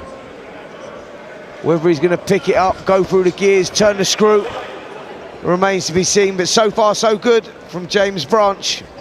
I think that's what we need to see from him. I mean, boxing at this pace and at this distance, I mean, it's effortless for Branch. As the rounds go on, we'd like to see him pick it up and see how far he can push, you know, his opponent in Dylan Courtney, and see, you know, if he can break him down and get him out of there. But this right here, if Courtney's not possessing any problems, Branch can do this all day long. Yeah, well within his comfort zone here, Branch Jr. controlling the pace, controlling the space of this contest. Just falling short with that lead right hand jab, boxing out the southpaw style. But on the flip side of all of this, Dylan Courtney is very much in his comfort zone. This is what he wants to do. This, at the moment, is a moral victory for him, because it's not about winning. I think hearing the final bell is his success story, it's his victory, because he gets to fight again, and if he comes out unscathed, he fights again next week. So they're the backbone of this sport. You know, this is how these young stars of tomorrow, champions of tomorrow, develop. Well, we're approaching the final 30 seconds of the second round in this 6-round contest in the Cruiserweight division. James Branch Jr. has made a fantastic start to the contest, but Dylan Courtney ties him up, tries to mess with his style, isn't quite letting him fully settle into the rhythm that he wants to settle in. But I get the feeling, Denzel, with the experience that Branch Jr. has, he'll take control of this contest completely very soon. Oh, most definitely, most definitely. I mean, with Branchy, I mean, his experience and his talent isn't the question here. We know he has that bundles of it. I mean, he's a decorated amateur. I think he won 7 national titles as a senior. You know, boxed the GB. You know, boxed the top names of the sport now as amateurs, and the Cody and Biakpo. His problem, his only concern now is dusting off them cobwebs and getting back to his form. Getting back, as they say, form is temporary, class is permanent. He looks in better shape now than when he was boxing with us 6 years ago, if I'm being honest. He's taking it more serious now than he was back then. Maybe he wasn't ready then, but now he's grown, he's matured. If he can dust off them cobwebs and get back to his form, then, you know, he'll be a problem in the division. You know, there's an old saying, hard work beats talent when talent don't work. And that was the case there. You know, the kid is super talented, as you say, decorated. His dad was incredible as an amateur. No one touched his dad as an amateur. He was like standout, and it didn't quite work out for his dad. And you know, maybe that, maybe he took his eye off the ball. Maybe, you know, that's what happens sometimes. 10 seconds. And James Branch Jr. may have been going through that as well. And I think now I've seen him come back, and I've seen him working in the gym. We've seen little clips going out on social media, etc., etc. And if he wants it enough, he's got the talent to be able to do it. Definitely.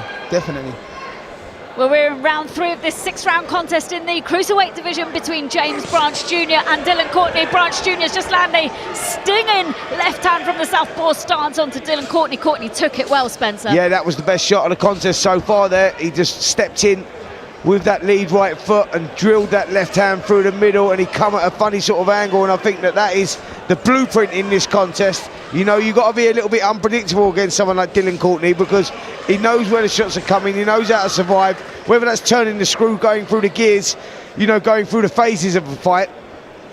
That's one thing, but then working at angles as well. He's a tricky southpaw, Branch, and you know, he needs to use that to his advantage here, create some angles, you know, step round the sides, throw shots from unusual angles, because he has the capability of doing that.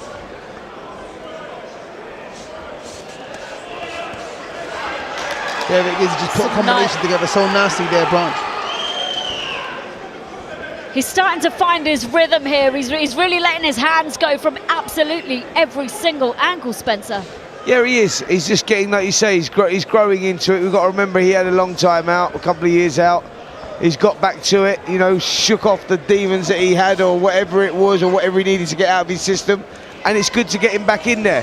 So these rounds are really, really valuable for him. And Dylan Courtney, is the guy that gives you those rounds. We know he's ticked up. We've commentated on him loads of times before. He's a difficult guy to get rid of. But Branch is going through the gears here, and he's looking much better. Well, he just landed yet another bolo shot halfway through the round of this round 3 of this 6-round contest. I think there might be a little bit of swelling under his right eye for Branch Jr. But he's certainly he's turning those shots in, and he's got some real purchase in his punches, Denzel. Yeah, he does. I mean, he just like we were saying earlier with Redman's fight. These sort of fights, it's not if you win, it's how you win. And I think he's trying to prove a point here, Branch, especially where, you know, he's more a boxer than a puncher. He's trying to put some big shots in and get the opponent out of there and try and, you know, stamp his authority. Yeah, it's about making that statement. I think that's what it is, where you go like, listen, the York Hall's famous for, we see fights through this, you know, through this arena venue week in, week out. And we've seen some great champions box here, you know, going back to Lennox Lewis and, you know, John Ruiz Jr. made back in the day, and we also had who else have we had here? We've had loads of different fighters here. Johnny Tapia, you know, so this is a home where everybody wants to box, and it's had some great champions coming through the door. You want these fans, these are all hardcore boxing fans in here, you know, not casuals that just like to turn up and it's more of an event than a boxing thing. They love the sport, these people in here. You want them leaving going, see that James Branch Jr., what a performance that was. And that is what it is. It's all about stealing the show, being the standout of the show. And that's what he needs to do here now. You go, right, you got 3 rounds in, you know, we're going into the second half of the contest here. Let's start turning the screw here. Let's do a little something different. Because this guy here, in Dylan Courtney, he'll choke this up all night. He survives, that's what they do. That's exactly what they do. But they won't soak it up if you go through the gears and you do something a little different and put them under pressure. You've got to break their soul a little bit. Well, Branch Jr. certainly gone through the gears over the last 3 rounds of this 6-round contest, Denzel. And I think we're only going to see him get better better and better as the fight goes on. He's found his fluid movements now, he's found his rhythm. And I think this is exactly what we're going to see as the rounds go on. We're in round 4 now of this 6-round contest. Second round, round 4. Yeah, most definitely. I mean, second half of the fight now, this is where we want to see him pick it up, and we want to see him showcase his skills. We want to see all the tools in the box. He's made a relaxed start to round 4 of the 6-round contest against Dylan Courtney. There's a little bit of swelling under the right eye, of James Branch Jr., but his corner soon sorted that out, Spencer. But he's doing incredibly well. His skills are very impressive. Yep. What's the old saying? Get in the shower, you get wet, and that's what happens in the boxing ring. Get in the boxing ring, you know, that's part of the game. And he's got a little swelling over that eye that could have come from a clash of heads, a hook over the top, or whatever it was. But he's won every round so far. He's looked impressive in doing that, and now we go, look, let's see a little bit more now, James, because you do have the ability, you do have the talent, you know, and I'd just like to see that now, you know, in the ring. The transition from the gym to the ring, and that's the secret, you know, because we see these fighters doing it in the gym and they look sensational. That transition, if you can then pull it into combat, into the main event, then we're on for a good thing. Well, he tried to back Dylan Courtney up with some swinging punches there, did James Branch Jr., but Dylan Courtney managed to get off the ropes and get back to centre ring, but Branch Courtney is still trying to edge him back to the ropes. It's just about what he does when he gets him there, Spencer.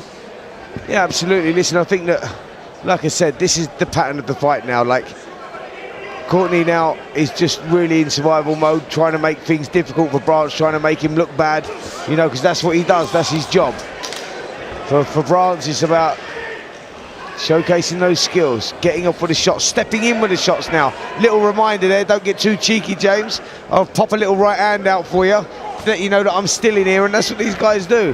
But yeah, for Branch now, there you go, stepping in with a shot, good left hand there, hook. It was like a shot that looked like it was coming straight, turned it into a hook. Lovely shot landed through the middle there.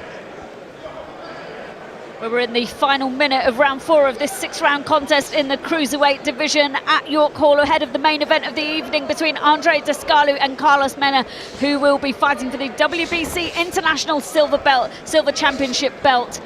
We are, of course, we're live on TalkSport with Neilson Boxing in association with TM14 Promotions and our proud sponsor Zaply. James Branch Jr. has made a fantastic start to this 6-round contest. We're in the final 30 seconds of round 4, and he's certainly put on a decent performance. Courtney, it knows his way around the ring, and he hasn't made it easy for him.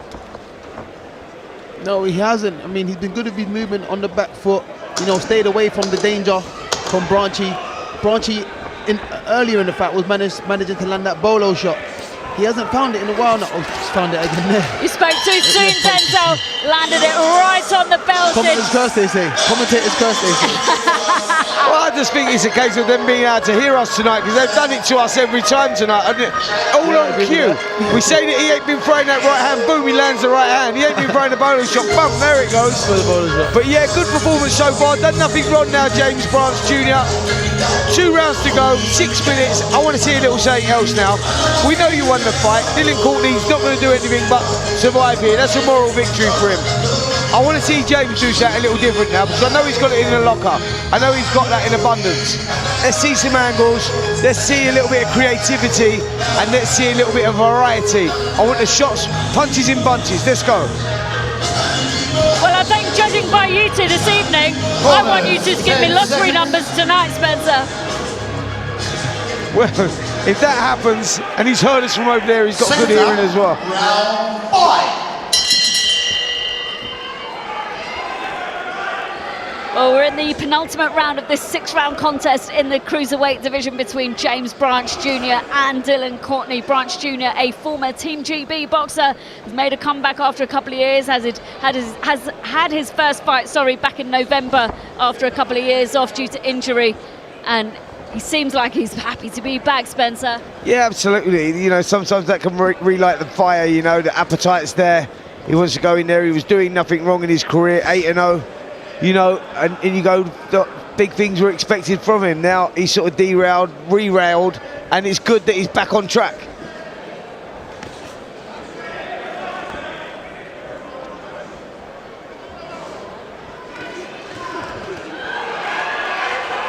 Where you can see Dylan Courtney just trying to rough James Branch Jr. up, trying to spoil his style. Doesn't want to be on the end of that left hand from the southpaw stance. That bolo shot's landed plenty times on the torso of Dylan Courtney. That's got to be affecting him now, Denzel, surely. Yeah, I mean, he's taking them well. I mean, he's still moving, he's still bouncing on his toes, so he is taking them well, but them shots, they do have an effect on you. Yeah, they do. There was redness definitely around the midriff there, for sure, but you know, Dylan Courtney, these guys, that's what they're built to do. So they'll do that. That's what I say. You got to do a little something different. You got to, you know, you got to do something different to all the other guys, because they are like, they're military, these guys. They're manufactured that way. That, you know, you're not going to break them with a 1-2. You're not going to break them with a wicked hook to the body, because they soak it up. They know that, you know, they have to get through this to get another payday. If you get a stoppage, for people that don't know what happens when a fighter gets a stoppage, it means they get a 28-day ban. Yep. They get a 28-day ban, then they can't earn any money. They're not earning enough money there to be doing that. They need to be boxing regularly. So it's, you know, this is a job for them. Well, we're in the final minute of round 5 of this 6-round contest, and I think what you said just earlier there, Spencer, was really interesting, because I think Branch Jr. systematically and intelligently started to break down Dylan Courtney, especially from about round 3, and this is exactly what we're seeing here as we're going down to the last sort of 40 seconds of round 5, and the final round will be an interesting one. Yeah, that's what we're talking about, educated pressure, you know, turning the screw, picking it up and doing it in a sensible way. And they both threw shots at the same time there, and the action starting to heat up here within 5th round. Well, I don't know if our mics are picking up any of the crowd noise at York Hall this evening, but the atmosphere here is electric for James Branch Jr. He's got plenty of support in the venue tonight. As we come to the last few seconds of the penultimate round of this 6-round contest, he's thrown that bolo shot like there's no tomorrow. And there's the bell. Denzel, talk us through it. I mean, another good round, but we sort of see the same thing for 5 rounds. Dylan Courtney hasn't changed anything, which has led to Branch feeling like he doesn't need to change anything. But if he wants that statement performance, I think he's got to, you know, he's holding his head in really well, but I think he's just got to start pressing and really digging into the body of Dylan Courtney. Just try and get him out of there. You've won every round. There is no danger coming back. See if you can get him out of there. That's exactly what it is. Show real finish now. Even if we don't get the show real knockout, let's get the show real finish. Show us a little bit of razzmatazz, something. Put a little sprinkle of magic on this last round. Salt, mate. You know what I mean? Yeah, that's it, mate. Let's rock it down there. That's what we need, because that's what's missing now. All right, we got 5 rounds. We got 5 rounds in the bank. You go like, yeah, Salt Bay time, baby. Salt Bay time. Second out, 6th and final round.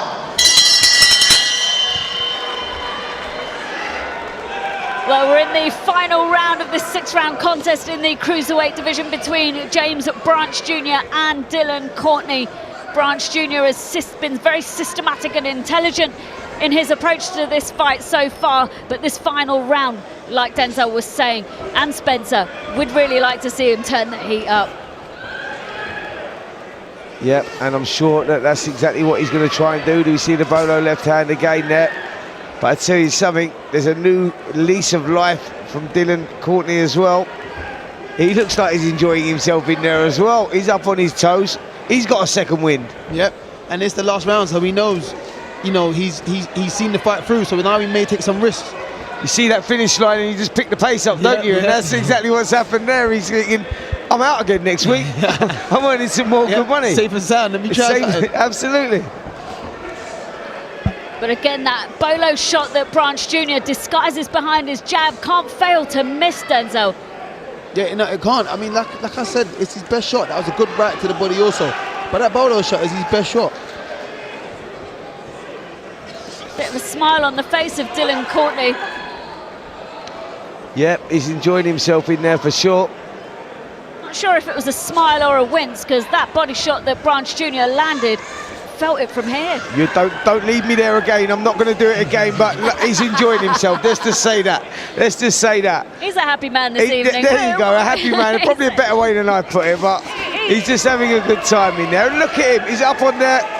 You see a little bit of Roy Jones footwork going in there from Courtney as well. Then he's swinging the back leg around there. He's definitely having a good time, but this has been a good workman-like performance from James Branch Jr. He's done what he was meant to do and try to pick it up in this last round, but he's in against a tough, cagey, may I say, journeyman, backbone of the sport. You know, that's what these guys are. They keep it all ticking over. Good fight this for Branch, who lands a good left hand there. From Branch. He is trying to power the pressure on, and he is trying to let his hands go a bit more, and he's been a lot more aggressive. I think he's seen Courtney start to enjoy himself, and he's thinking, I can't have that. So he's turned the screw a little bit. But we did, yeah, sorry Spencer. No, so I was saying that is exactly what's going on in the mind. That's the commentator telling you what is going on in a fighter's mind, where you go, he gets up on his toes and you go, don't take a liberty, mate, I'm going to have to put you back in your lane. Back in your place. Yeah, that's exactly what it is. Well, he certainly wanted to wipe the smile off of Courtney's face, and I think he's been successful, and as he's piling on a bit of pressure there is James Branch Jr. in the final 10 seconds of the final round of this 6-round contest. The crowd are going absolutely wild, and Courtney swinging back with...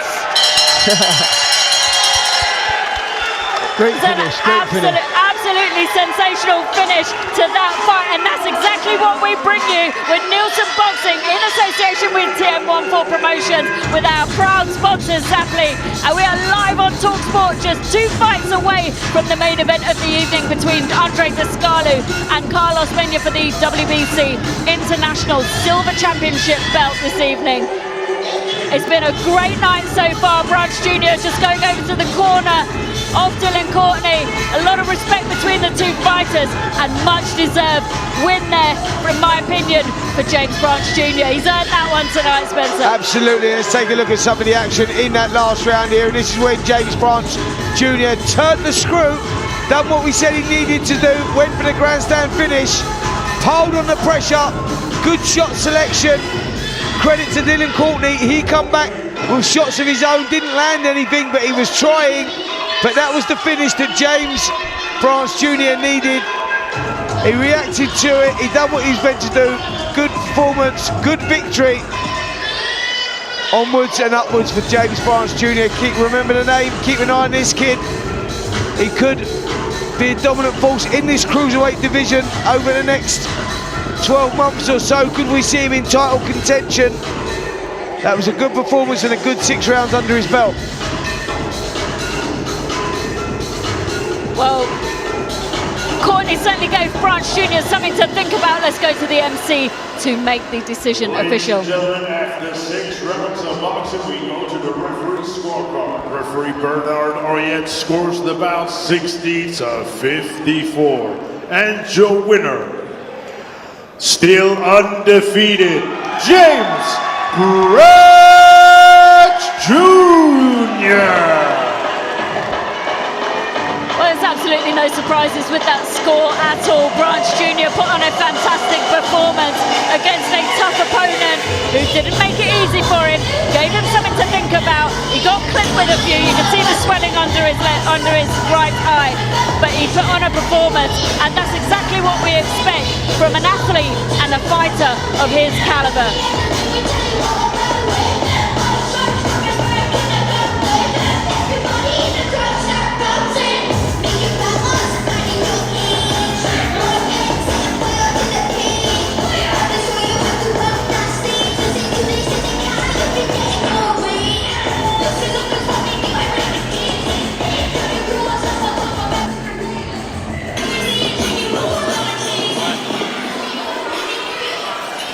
Congratulations, James. That was a fantastic performance. How are you feeling?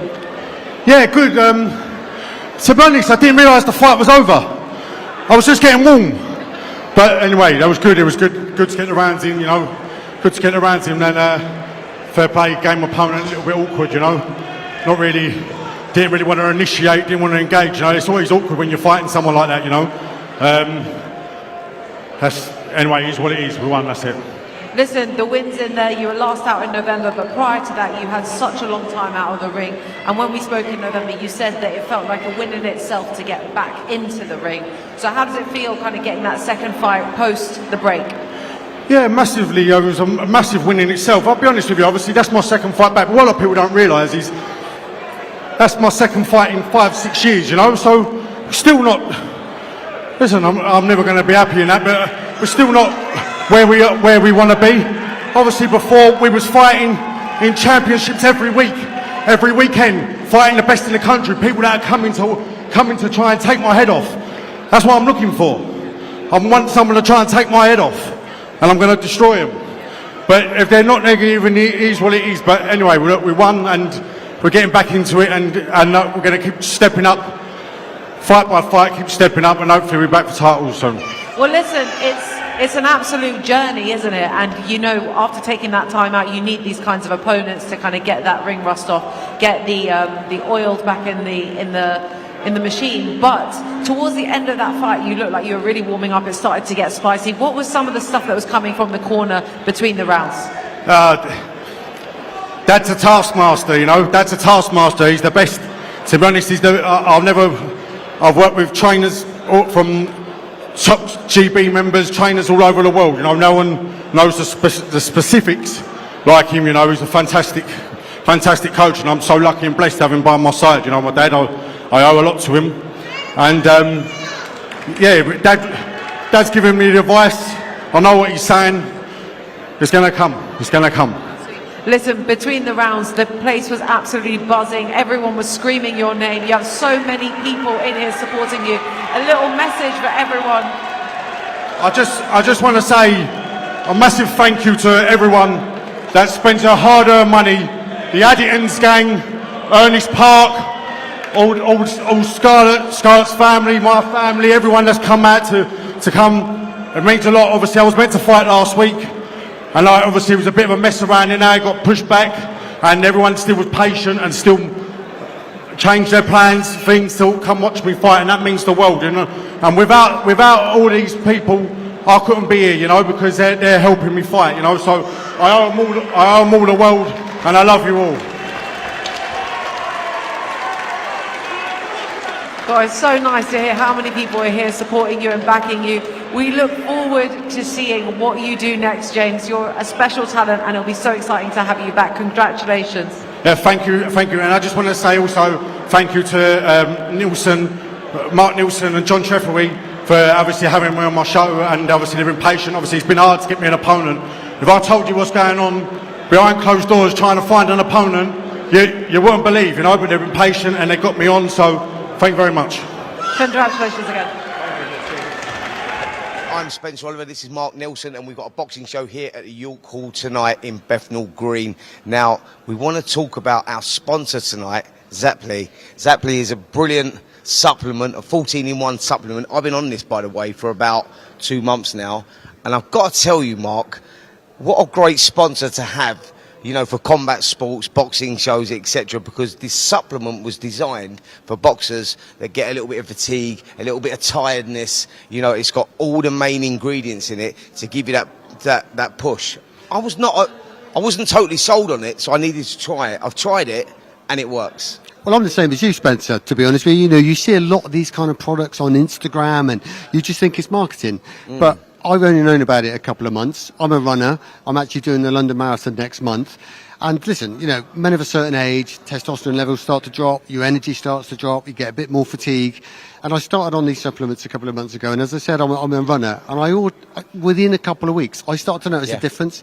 Just a bit more energy, just a little less fatigue. It felt like I'm a mojo back. And I'm doing this running and I'm stepping up my mileage in training for this marathon. And I tell you, without a doubt, it's definitely helped. It's made a big difference. And the powers of recovery, as we're getting a certain age, we won't mention our age, obviously, but we're getting older, so the powers of recovery are more difficult, take a lot more time. But I think with these supplements, I found I'm recovering quicker. It's allowing me to get back in the gym more. The magnesium as well, the nighttime tablets, the sleep time tablets that you take, the magnesium tablets help you sleep beautifully, you wake up nice and fresh. There's so much to like about it. Oh, absolutely. And it's just like an all-in-one stack, you know, taking a couple of tablets with a glass of water with your breakfast every morning. Easy as that. Set up for the day. They're all over-the-counter products. It's not a steroid. It's a testosterone booster with vitamins, minerals, herbal extracts, all very natural products. And I tell you, feel it within a couple of weeks, you feel the benefits. Absolutely. Listen, we ain't got to sell it to you guys anymore. If you've not tried it, Zaply, trust me, you need to. Ladies and gentlemen, now it's time for our next bout of the evening, scheduled 8 3-minute rounds in the Super Middleweight division. Please welcome to the ring, Deimantas Mickevicius.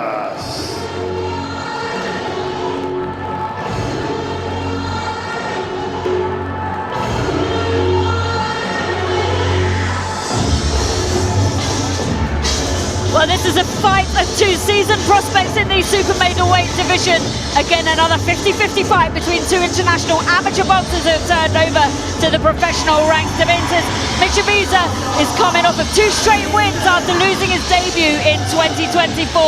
Unsurprisingly, he's oozing confidence as he stepped into the ring this evening. And now, ladies and gentlemen, please welcome his opponent to the ring, Crotty.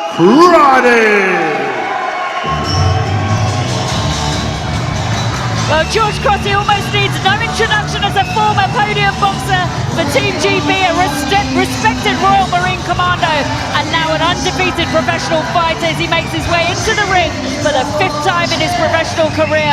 The crowd are going absolutely wild for him. There's plenty of support in the building tonight.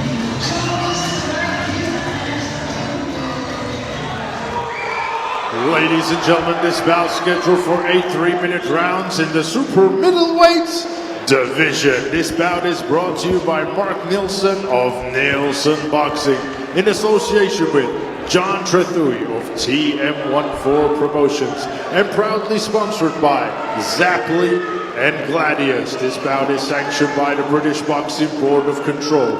Your area representative, Chaz Coakley, your timekeeper at the bell, Ashley McGill, and your third person in charge of the action in the ring, referee Sean McAvoy.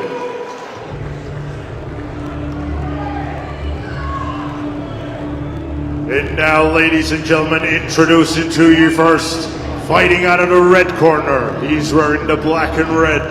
His official weight of 171.4 pounds. He has a record of 3 fights, 1 loss, 2 wins, and 1 of those wins come in by way of knockout. Hailing from Mansfield, Nottinghamshire, England's United Kingdom, introducing Deimantas Mickevicius.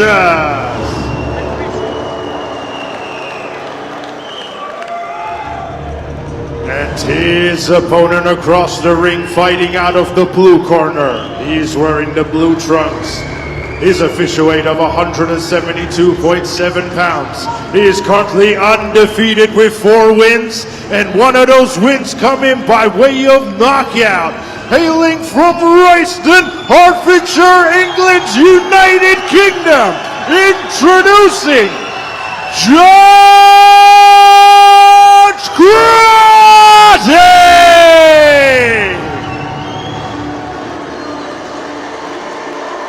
Okay, lads, 8-round contest. Keep it clean at all times, keep yourself protected at all times. Touch gloves, here we go. Good luck, lads.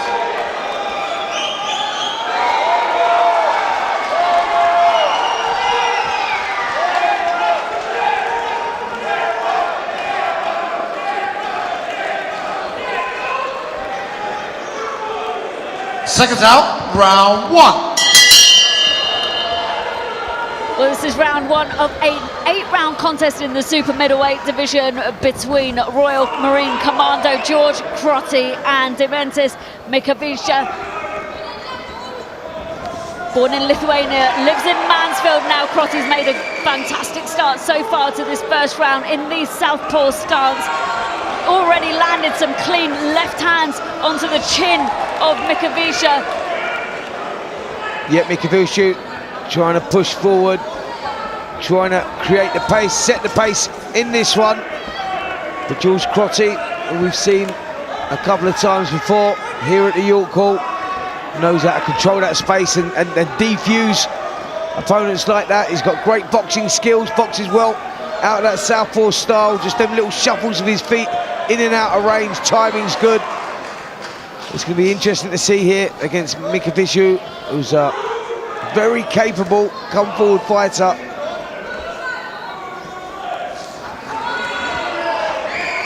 Well, George Crotty, he is an impressive man. He had 149 amateur bouts, won 122 of them.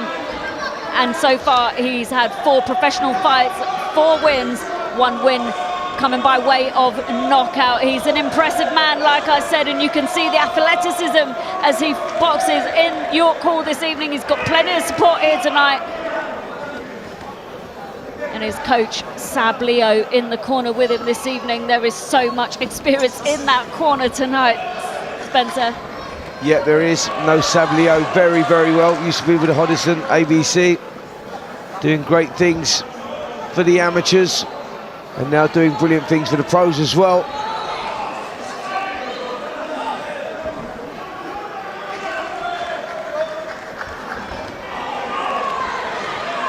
Well, Mickevicius is also an incredibly decorated amateur. He represented Lithuania in some of the world's major tournaments. Done very well, he's a very successful man. Again, he's had 1 win by way of knockout. Both men in there have got some power, and this could be a bit of a showreel finish. Denzel, what do you think? I think Crotty's controlling the distance really well. He's throwing nice jabs at his opponent. It's good defense there off the ropes. He just needs to turn his man and get back to the centre. Yep, that's exactly what he's doing there. Good defence though, like you say, like just leaning back off the ropes, staying nice and composed, not panicking at all, taking the shots very well. Mickevicius is one of those guys, like you said, has a great amateur pedigree, so he knows his way around the ring as well. He knows how to control a fight, control the space. You know, I think one of his main assets, Mickevicius, is his strength. He likes to come forward, can be a little one-dimensional. But someone like George Crotty can exploit that, and I think that's what we saw there in that first round. Most definitely, Denzel. You know what these fighters bring to the ring. You've seen what with all the talent this evening at York Hall tonight. Talk us through that first round. I mean, I think that first one, George controlled it. He was good with the jab, good with the straight shots, turning his man good defensively, and I think he built a comfortable standard there to push on for the next round.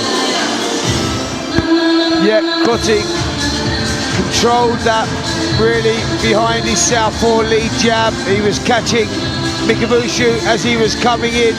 Corners, 10 seconds with that southpaw style, and I think that was the difference in that first round. Yeah, and I've just been told you once described him as a seconds out, round 2. Well, let's see how round 2 goes. Well, like Spencer says, we're in round 2 of 8 of this super middleweight contest between George Crotty and Deimantas Mickevicius, sorry, I've mispronounced that. But Crotty has done well, he's kept his range in the first round. Mickevicius has walked into a few of Crotty's jabs from the southpaw stance. He's got a great team behind him, gets a lot of support from Bradley Chapman as well, the Royal Navy coach. Says that the Marines have really helped his boxing career, support him incredibly well. I mean, if you want a team behind you, you'd want the British Royal Marines behind you, wouldn't you, Spencer? Absolutely, absolutely. If you want Joe Calzaghe behind you, boxing, replicating what he does, then you need to put those shots together, punches in bunches, because Calzaghe was so good at that, out of that southpaw stance. Not was he awkward to hit and control the space so well, but put the shots together so well as well. Crotty, to his credit, is putting the shots together very well tonight himself. Timing's very good. And let's see now if he can turn the screw, go through the gears, and catch the eye of the punters here tonight. Lovely shot there with a back left hand. Turned that into a little uppercut. The shot selection's good, Dens. The timing's great as well. It is. There's a lot to like about this kid. 100%, he's definitely impressing me. I mean, I know how good he is because I've seen him fight before, and he's been at the gym sparring, I have sparred him before, but he's putting on a real good performance tonight. Just spinning off the jab. Oh, he looks good tonight. Sorry, Priya. No, I interrupted you, I'm sorry. But, his defensive skills off the ropes as well, Crotty types up nicely, takes them on his gloves and then finds his way back quickly to the centre of the ring. He boxes well on the back foot, he knows how to put it on him going on the front foot. You know what it is? It's the judgment of distance, like where he's not wasting a lot of stuff. He sees the shot coming and he'll move a couple of inches, and that's all you have to do to get out the way of a punch. But you've also got to have you know, you've got to have a lot of technical ability to be able to do that, just sort of turn the head and miss the shot, or just slip back instead of, you know, burning a lot of energy by jumping out or moving too much off the movement. And he does that very, very well. So it's very controlled. It's just slight little movements that he's conserving a lot of energy whilst he's defending. Look how quick he counterpunched there. Oh, the lovely counter. And that's all because he's got a good eye. He's got a good eye. He knows what he's looking at. He can see things coming. The minute... it's a lovely combination of punches straight through the middle there on the chin of Deimantas Mickevicius from George Crotty. I tell you what, Denzel, he keeps doing that. I'm going to compare him to a younger Joe Calzaghe if he keeps putting his shots together like that. Oh, yeah, no, he's looking good. And as I was saying, he has a good eye. As soon as Mickevicius even just twitches, you know, Crotty reacts. He reacts, and it's yeah. And there's a dominant first 2 rounds there from Crotty. And let people understand this here. Mickevicius, as you said, used to box for his country. He boxed in a lot of major tournaments. You know, Lithuania is a good country. They're tough, tough out there. You know, you look back at some of the great fighters that they've had from Lithuania, you know, in the professional ranks. Yeah. And you go, you know, this kid is not an easy pushover, but he's making it easy tonight. He's definitely not a pushover. Mario Barrios is what I was trying to think of. Mario Barrios was from Lithuania. Okay. Very tough fighter, you know, well seasoned. And they are good. They do produce good amateurs. They have hundreds of amateur fighters. They know they teach that Eastern European style of boxing, but Crotty is handling it well. The way he's using corners, 10 seconds. Everything's just falling into place just because the jab is so on point tonight. Sent out, round 3. Well, we're in round 3 of this 8-round contest in the super middleweight division between George Crotty and Deimantas Mickevicius of Lithuania. Lives in Mansfield now. Both fighters seasoned amateur boxers turned professional. Both fighters had plenty of international experience, so very, very well matched in the professional ranks, but Crotty completely dominating so far in this contest. Mickevicius struggled to really get a foothold in this fight, Spencer. Yeah, he has, because Crotty's, you know, doing what he does so well. He's like relaxed now, he's slipped into a rhythm, he's putting his shots together. You know, and you're talking about comparisons to other great fighters and whatnot. This kid has it all. Like, you go, you're struggling to look for any technical faults that he does. You know, his judgment of distance is brilliant. He slips and rolls shots really well. And now we're seeing him throwing those punches in bunches out of that southpaw style. He doesn't waste a lot. But look how good he is, solid he is defensively. Very impressive stuff. He's a tough guy to beat, you know. He's tough, he's intelligent, and he's very systematic in his work. A nice left uppercut through the middle of there onto the chin of Deimantas Mickevicius from the southpaw stance of George Crotty. The counters from Crotty tonight are just, for me, I mean, are amazing. I'm enjoying them. Short right hook in between. Listen, when you're talking about, look, when you're talking about, that was lovely. Shot. Just beautiful. Like, he's got into a rhythm now. He's picking those shots, and you know, this is a star of the future for sure. Crotty, like, you can spot a star early on in a career when you go. He seems to have everything, right? He's enjoying himself in there right now against a very tough guy, and he's making him look very mediocre. Yeah. You know, very basic. This kid's a good rep for his country. You know what I mean? You have to be good to box at that level. Yeah. Your skill set has to be good. And look what Crotty's doing to him. Mickevicius trying to come back with some of his shots of his own. He's tried to target the body of Crotty, but Crotty seems to have just taken it well. And if Mickevicius trying to up the tempo, Crotty's able to up the tempo even further and just dominate. Yep, boxing well off the back foot here. Lovely uppercut again up through the middle from Crotty as he lines it up. That's what I'm saying. It's the long-range stuff, mid-range stuff, and short-range stuff that's so impressive. You know, some fighters are good at long-range. Other fighters are good when they're sitting in the pocket with their head on their chest. And other fighters like to control that space from mid-range. He seems to do a little bit of it all. Yeah. And that's what catches the eye. Yeah. When he's inside, he's nice and tucked up, and he's short little counters like he's doing now. When he wants to, he goes out back into range, everything off the jab. I mean, wherever you want him, he can handle himself. And we're already in the final 10 seconds of round 3 of this 8-round contest in the super middleweight division. These rounds are going quick for us. This is entertaining stuff tonight, Spencer. Yeah, Mickevicius is going to find this very, very tough for him tonight because Crotty has now slipped into a rhythm, and that rhythm is going to be hard to break. Mickevicius is trying, he's pushing forward, but when you're doing that, the chaos creates opportunity. And when chaos creates opportunity, someone like Crotty, with that shot selection that he's got, will create those holes and he'll take that opportunity. And that's what we're talking about when you're talking about levels to the game.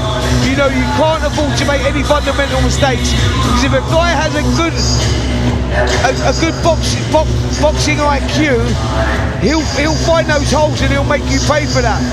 Crotty will do that with Mickevicius because he's a guy that comes forward and he'll give it a go and he'll sit in the pocket and he'll try and be too greedy, and that will leave his openings. So it's going to be interesting to see how this one unfolds. Well, we're in round 4 of what has been an exciting night of boxing so far, and Crotty has absolutely not let us down on that front. He's been absolutely sensational in this fight so far against Lithuanian-born Deimantas Mickevicius. Now living in Mansfield, Crotty has put his skills together and put them to good use as he's just landing a nice left hand straight down the pipe onto the chin of Mickevicius. Yeah, Mickevicius looks like he's in great shape, and he's going to have to be tonight because them barrage of punches that keep coming and keep hitting you, they slowly, systematically break you down physically and mentally, you know. But Mickevicius at the moment, to his credit, he's soaking them up like he just soaked up that big uppercut again there. Sickening shot that, Denzel. I mean, Crotty seems to look like the much bigger man in the ring there, Denzel. I mean, he's very imposing in terms of his stature too. Yeah, I mean, Mickevicius looks like he would be the stronger man, but Crotty's not fazed by, you know, Mickevicius' physicality. He's sitting in there with him, he's covering up nice, beautiful counters. The uppercut there, look at the right eye of Mickevicius. I think it's going a little bit. Yeah, it's going. There's definitely a swelling over that one, and that is from that back left hand uppercut. He keeps landing that. He's found that now. It's this little sweet shot, isn't it? Yeah, it is. It is. He's found it nice, and he's found a home. I think it's even a cut on the eyelid. You can definitely see blood running down the right eye of Mickevicius. But that's beautiful work there from Crotty as he lines the jab up from behind the uppercut. He cannot miss with those shots, Spencer. I tell you what, the referee's taking a close look at Mickevicius there. That eye is getting worse by the second. Cut right across the eyelid, the blood flows into the eye. That is a big problem. That's what the doctors look at. If the blood's running down the side of the eye, then it's not so problematic. But when it's running into the eye, it's a big, big problem. Well, it's a good call there from the referee. Obviously, the safety of the fighters is of paramount importance here. No, I think he's going to stop this one. Referee has just said... There's a lot of sorry, the shaking doctor of has heads just said he corner. doesn't like this one. Yeah. And Crotty has stopped this contest because of a cut to the right eye of Deimantas Mickevicius in the 4th round of this 8-round contest. Doctor taking a look at him. Great respect between the two, but there's no doubt in my mind that Crotty put on one hell of a performance. Yeah, he certainly did. That was caused by that lead left uppercut. It was the sweet shot for him. He landed it a couple of rounds earlier, and he kept throwing it, he kept landing it. Mickevicius showed incredible courage, a lot of character to stick in there. But Crotty just underlined what we've all thought already. This is a kid of star in the future, one to keep your eye on. 5-0 now, 2 KOs, and this is some of the great work before the finish. And I'm sure they're going to pick up the uppercut here. This is where it might come. There was the shots through the middle from Crotty. There, look at the way he's judging the distance there, slipping out of range. Short check hooks in there as well for good measure. And yet, I called it earlier on, reminiscent of a young Joe Calzaghe, and I'll tell you what, he's not doing anything wrong so far, is he?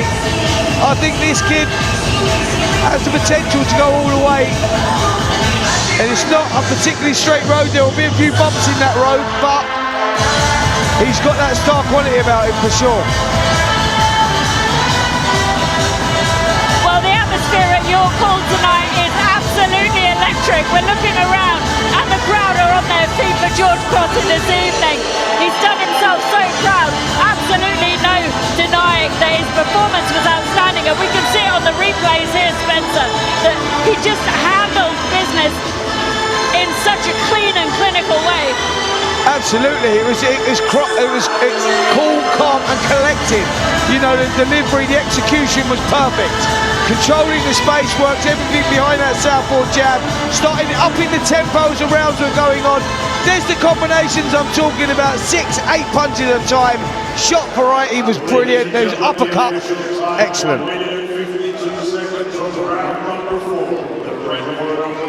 Position to continue, therefore your winner by TKO, still undefeated, George Crotty!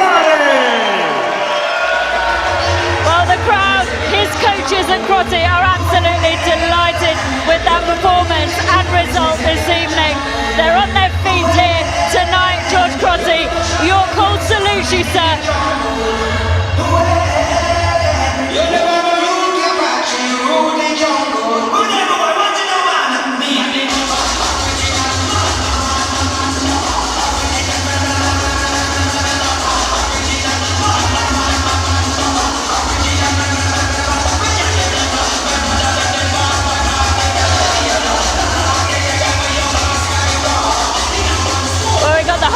Behind the Gibraltar flag there in the ring this evening. Smiles all round for George Crotty.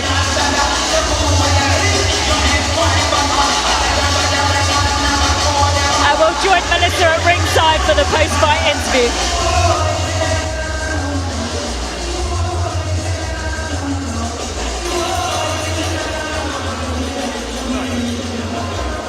George, congratulations on that win. 4th round stoppage. How are you feeling? Yeah, really good. Good to get the rounds in, and yeah, just want to get out again. Listen, I mean, the last time you were on one of our shows, your last fight was on a Frank Warren show, but the last fight that you had with us, you stopped a WBA junior former title holder. So it's becoming a bit of a tradition that you come here and you put on an absolutely fantastic performance.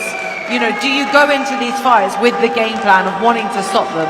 Yeah, you're always going with that game plan, but you don't look for it, because if you look for it, it never happens. So you're always hopeful, but you want to do the rounds as well, you know. Listen, you won such a wealth of titles and a huge amount of accolades as an amateur. You're trained by Sab Leo, who's, you know, an absolutely amazing coach. What was some of the advice that Sab was giving you? Because your opponent, he was really game. He wanted to stand in the pocket and trade with you. Yeah, he just said, take your time, don't rush it. We knew he was going to be tough. We knew he was coming to win as well, which we wanted, because they leave more openings. So he just said, what we've been doing in the gym, work on that and stick to that and we'll be fine. The last time we had a conversation, you said that you were really raring to go for the southern area and wanted to get stuck in there.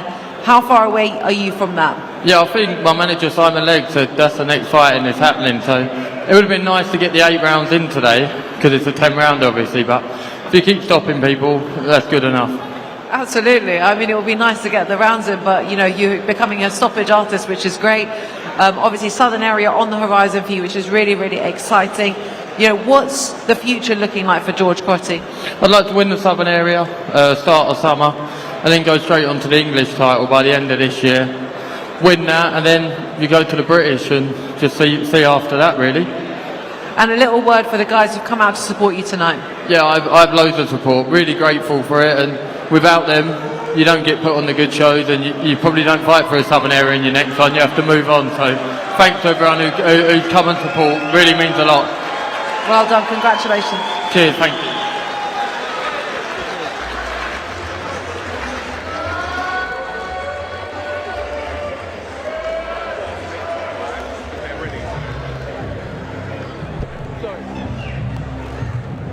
Ladies and gentlemen, now it's time for our next bout of the evening, scheduled 6 3-minute rounds in the Cruiserweight division. Please welcome to the ring, Viktar Chvarkou.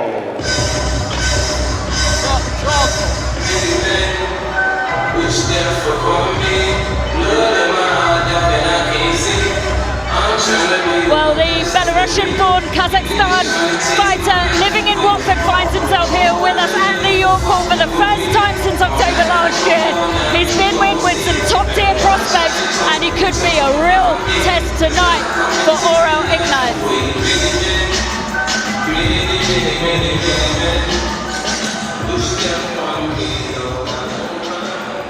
And now, ladies and gentlemen, please welcome his opponent to the ring, Aurel Ignat.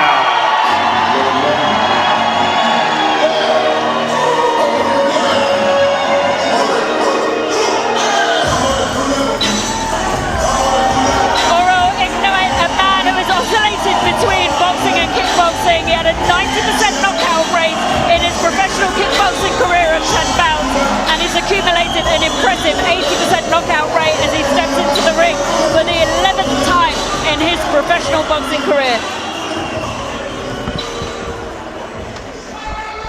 Ladies and gentlemen, this bout scheduled for 6 3-minute rounds in the Cruiserweight division. This bout is brought to you by Mark Neilson of Neilson Boxing in association with John Trethui of TM14 Promotions and proudly sponsored by Zapply and Gladius. This bout is sanctioned by the British Boxing Board of Control. Your area representative, Chaz Coakley.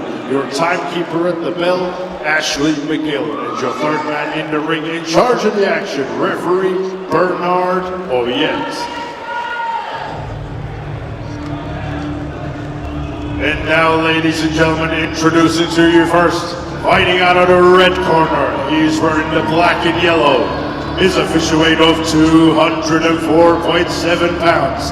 He is a veteran of 37 fights.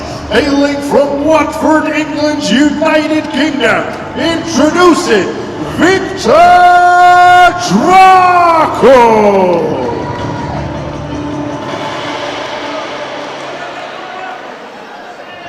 And his opponent across the ring, fighting out of the blue corner.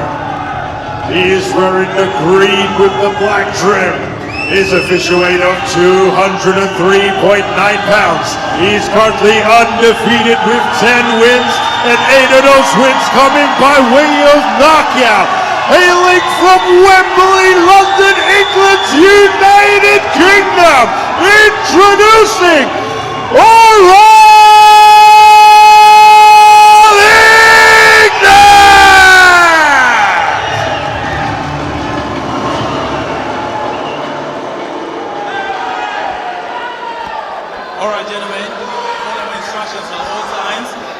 clean, keep it professional, and most of all, protect yourself at all times. Good luck to both shake hands.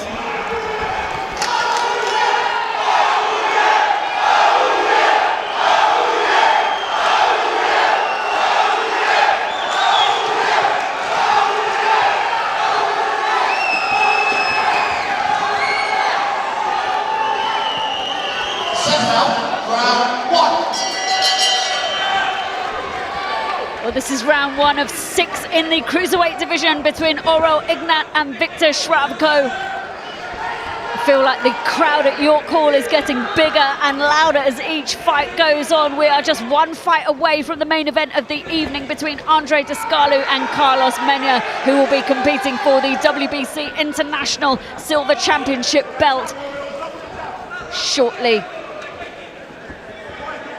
Yep, we've got a fantastic contest here in the Cruiserweight division. Aurel Ignat has packed this venue out tonight. Listen to the noise for him. Trying to continue that unbeaten run. 10-0 at the moment, 8 of those by the way of knockout. The Shrubnikov is a very tough opponent. Yes, he's got a losing record, but doesn't get stopped very often. And he's the guy on the front foot at the moment. Could that spells trouble for himself? Because as we've seen in recent times, if Ignat hits you and he lands clean, 9 times out of 10, they don't beat the count. Well, Viktar Chvarkou has had extensive experience in the amateurs. He represented Belarus in the European Championships in 2008, and to get selected for Belarus in the European Championships back then, that was no easy task. He's a seasoned fighter, you know, and his professional record might not show exactly what he's capable of, but Ignat is against a tough, experienced fighter in Viktar Chvarkou this evening, Denzel. Yeah, I mean, tough opponent. I think Ignat's been out for nearly a year. I think so. I should know that he's my stablemate, but, you know, yeah, but that's due to a hand injury, so, you know, I mean, he's easing his way back in. I haven't seen him throw that right hand heavy yet, but he has tried to throw a few left hooks. But this is a good fight for him to get back to, you know, a tough opponent, not someone he can bowl over. This is, you know, an opponent for him to get some rounds out of, and also find that confidence in, you know, that recovery in his hand. And that's exactly what it is, isn't it? It's rebuilding that confidence, because when you're in the gym, you've got your hands wrapped up, you're wearing 16 or 18 ounce gloves. It's totally different. They get in there with 10 ounce gloves, your hands are wrapped hard, and you feel them. When them shots land, you feel those shots as well. So it is the rebuild here, and, you know, reinstalling that confidence of letting that right hand go at full capacity. Well, we're already down to the final 30 seconds of the first round of this 6-round contest in the Cruiserweight division between Aurel, Ignat and Viktar Chvarkou. Both fighters have got power in their punches. Ignat has had an 80% knockout rate of over 10 fights in the professional boxing ranks. So far, we're down to the final 10 seconds, and he's landed a couple of nice clean left hooks onto the chin of Chvarkou as the bell is about to go for the end of the first round. Yeah, good confident start there for Aurel. Ignat, he done what he had to do. It was all about growing into it, working behind the jab, switching the attacks to the body, and just starting to let that right hand go. Maybe not full capacity, right at 70%, then 80%, then start sitting on it. But it's just about reinstalling that confidence. Chvarkou is that guy. He's very tough, much better than his record would suggest. Only 6 of his 47 fights coming by way of victory. But let's take a look at some of the action in that opening round. We see some good work from Ignat as he's holding centre of the ring, controlling the space, working well behind that jab. And Dens, you know him very well, like you say, the rebuild's been there, you've been in the gym with him, and that'll be a good confidence builder for him, that. Yeah, most definitely. I mean, you throw that right hand the first time and you feel no pain, it's like, oh, I'm back. But in the gym, he's looked good, but like you said, your hands are wrapped comfortably, bigger gloves, head guards, you know what I'm saying? But he's been sparring well, he's been in the gym. I saw the time he took up to not spar and all the rehab he's doing in his hand. He's done everything the right way to get his hand back. But just as we're discussing, he's just building that confidence in it now. Yeah, round 2 of this 6-round contest in the Cruiserweight division between Aurel, Ignat and Viktar Chvarkou. Ignat has made a fantastic start to the contest. He's almost clinical with the use of his jab and just trying to get his right hand in from behind the jab. He disguises it well, but a nice clean sort of long left hook to the chin of Viktar Chvarkou from the inside. Well, you can see that he's been working that left hand with the right hand with the damage. You know, the fighter then tends to work on the hand because it's the only hand that he can use in the gym, and then that sort of gets that hand up to speed as well. So he's probably as dangerous with his left hand now as he was with the right hand before the injury.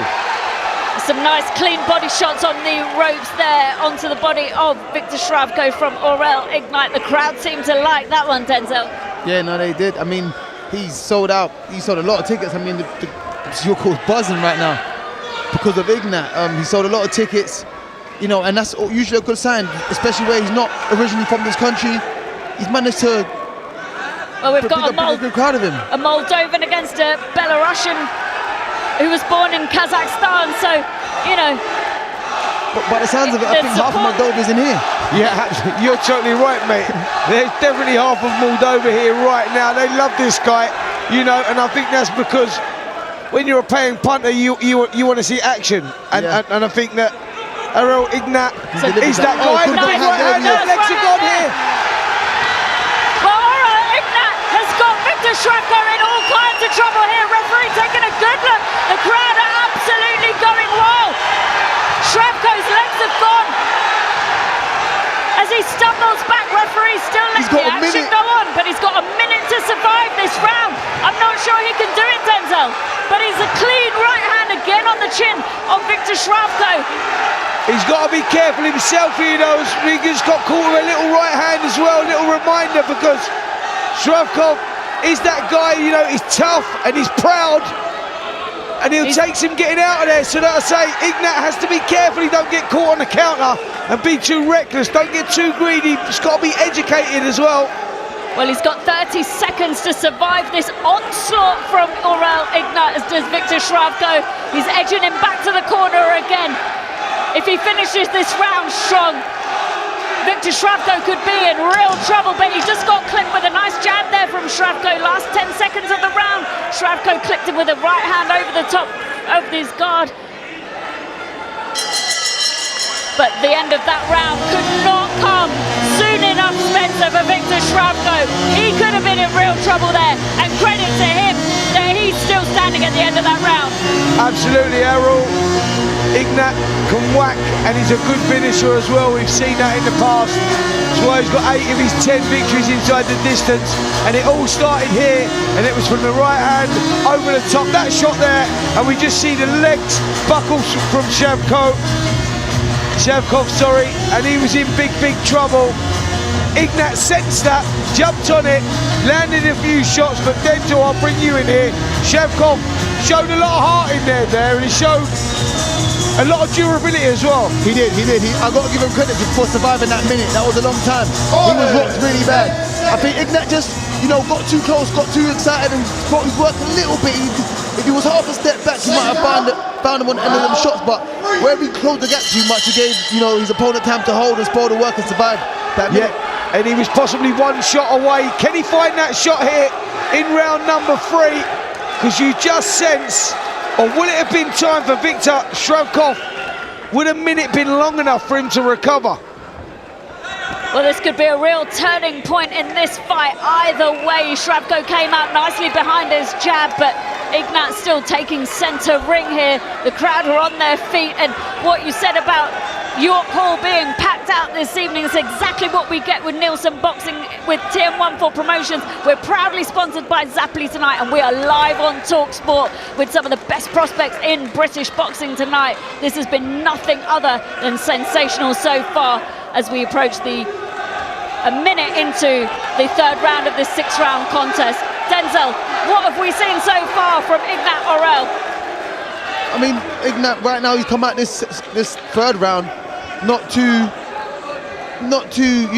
amped from the round before, which he had every right to be, but he's obviously been told in the corner to relax, find them shots again, don't rush it, look for the shots. That's how you got him hurt.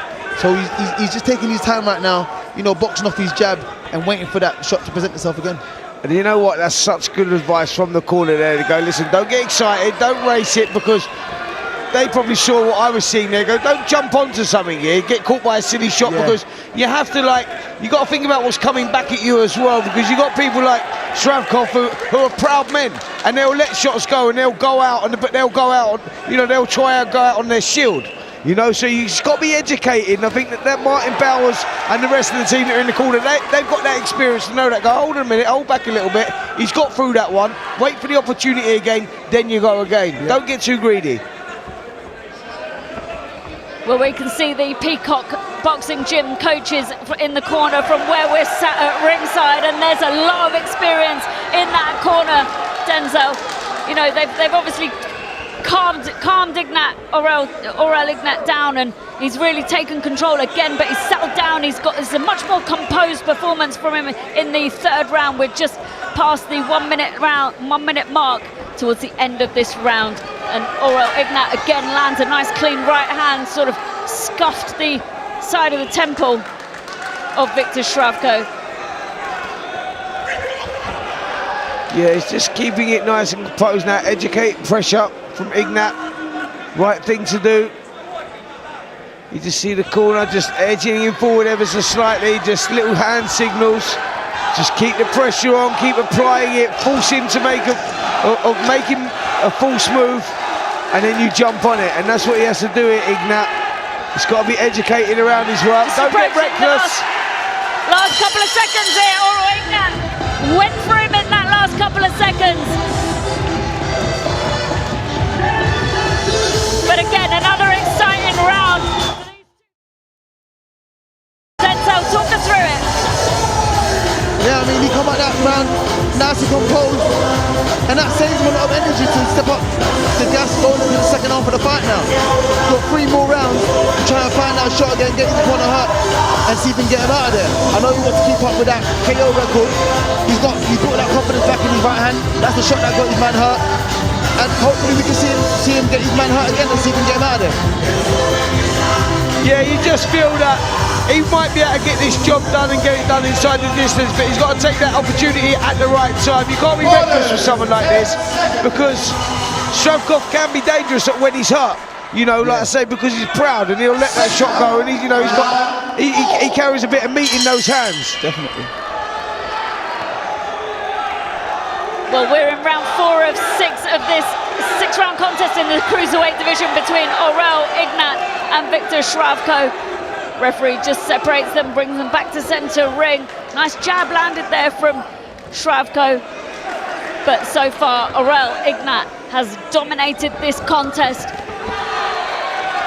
Yeah, he's got the confidence back in those hands now, because he's really sitting down on the shots, letting the hands go. He's throwing them at full capacity. No holding back with that now. And you can see from his movement with Aurel Ignat, you can see his kickboxing background. He's very fluid with his movement. He's very relaxed. You can see where that comes from. And he's definitely keeping Viktar Shravkou guessing with what's coming next. And he's throwing punches from absolutely every angle, Denzel. He is. He's throwing them, like you said, it's effortless. He's good with his movement because of that kickboxing background. And everything just flows so fluid. A lot of those shots that he's throwing, his opponent can't see because they're just so quick. Yeah, he throws shots from unusual angles, unpredictable, but they're the shots that I'm talking about, the counter punches there from Shravkou. They're the ones you've got to be careful of. Don't get too greedy, don't get too complacent, is probably the better word. Well, we're just approaching the halfway mark of round 4 of this 6-round contest in the Cruiserweight division between Aurel Ignat and Viktar Shravkou. Aurel Ignat has packed out York Hall this evening. The atmosphere is absolutely electric. And he has dominated this contest against an incredibly tough fighter in Viktar Shravkou.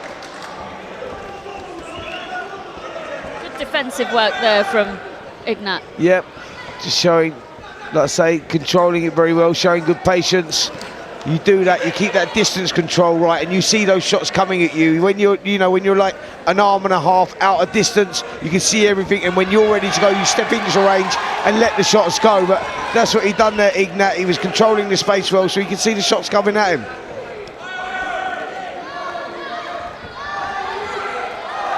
I think he's really demonstrated his boxing IQ and his intelligence in the past round. There's another right hand there from Ignat. Nice body shot. Oh, body shot. Yeah, it landed sort of under the arm there of Shravkou. I tell you what, he felt it. He felt it a lot. There again, same shot. Well, we're in the final 20 seconds of round 4 of 6.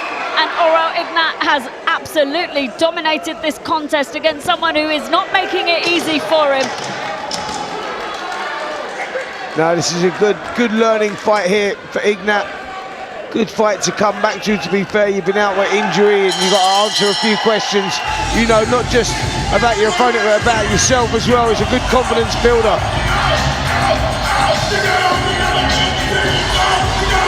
Well, let's have a look at the replay, Denzel. Talk us through it. You see, Ignat here, he's boxing off the jab. But like we said, his hand speed, he's got very good hand speed. You know, he doesn't twitch before he throws. It just all comes, bam, bam, bam, like quick shots, nice shots from that kickboxing background. He's good with his feet, got good movement, good lateral movement, and he's controlling his fights. He's controlling it. He's winning it comfortably for me. Listen, it's your gym. You know the corner well, Martin Bowers and all of the team. Will they be happy with the performance so far from Ignat? Yeah, most definitely, especially from the back with that hand injury. I mean, he was so far back. It was like, how long is this going to heal? Like, he didn't spar. He probably only started sparring right before the end of the year, where he'd been out for a whole year. So seeing that confidence in his hand and how he's come back from this injury and how he's treated it, and you know how he's I think they'll be happy with everything as a whole. Well, we're in the penultimate round of this 6-round contest in the Cruiserweight division between Aurel, Ignat and Viktar Chvarkou. It's been an absolutely sensational night so far of British boxing, and we are just at ringside here with Spencer Oliver and Denzel Bentley as Aurel Ignat has impressed us so far tonight, Spencer.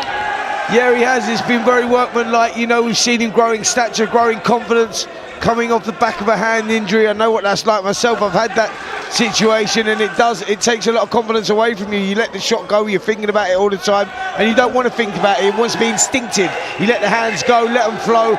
But that takes time, you know, that's a rebuilding process. And I think we've seen Ignat go through that in those first 4 rounds. Here we are, round number 5. I'm expecting a grandstand finish.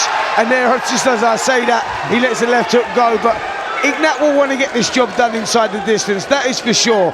And expect him, Denzel, you'll know him better than us, but I'll expect him to turn the screw a little bit more, maybe approaching the halfway mark of this round or the 6th round. Yeah, definitely.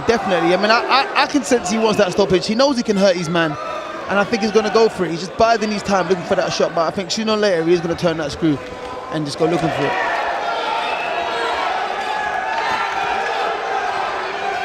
And Chvarkou also seems to think that that's exactly what he's looking for, because he ties him up at every given opportunity, but Ignat's got him on the ropes here. Yep, loading up with the left hooks there, really sitting down on his shots. Good work there, whipped the right hand in as well for good measure. But he's on the front foot now, he's on the hunt, he's looking for something big, loading up with those shots. Chvarkou doing a good job of avoiding the punches at the moment. Coming back with a couple of cheeky little shots of his own there, nod of appreciation from Ignat. But lands a clean right hand onto the chin of Chvarkou, slightly neutralised by Chvarkou moving back, but they've got to watch their heads coming in. They've touched a few times, but they've just missed their heads. They've got to be careful with them with that coming in. Yeah, absolutely. You just got to stay switched on, keep the chin tucked down. I mean, absolute credit to Chvarkou. Ignat had him in real trouble earlier on, had his legs buckled, but you know, he's managed to keep his composure and he's fighting back. He's on the ropes again, and Ignat just ties him up yet again. He knows that's what he's got to do, because that's the only thing that's going to keep him out of trouble, Spencer. Yeah, absolutely. Look, he's doing a good job himself at the moment. Chvarkou is keeping out of distance. He's firing back. He's not gone into survival mode. He sees it's an opportunity still. That's why Aurel Ignat has to stay switched on, can't take any chances. But I'm expecting some sort of onslaught here going into this 6th round from Ignat, because you just sense that's the type of guy he is. You can see it when he comes, he throws everything and the kitchen sink at you when he's letting the hands go. You know, that's the sort of fighter. He fights with his heart on his sleeve. So expect something big from him in that round, but I think he's boxed well to instructions so far in those first 5 rounds. We saw him hurt his opponent early on, then he regrouped, took his foot off the gas, educated pressure again, and it's been very workmanlike, and he'll be pleased to get those 5 rounds under his belt so far, having the break that he's had from the game. So the confidence rebuild will be very much there right now.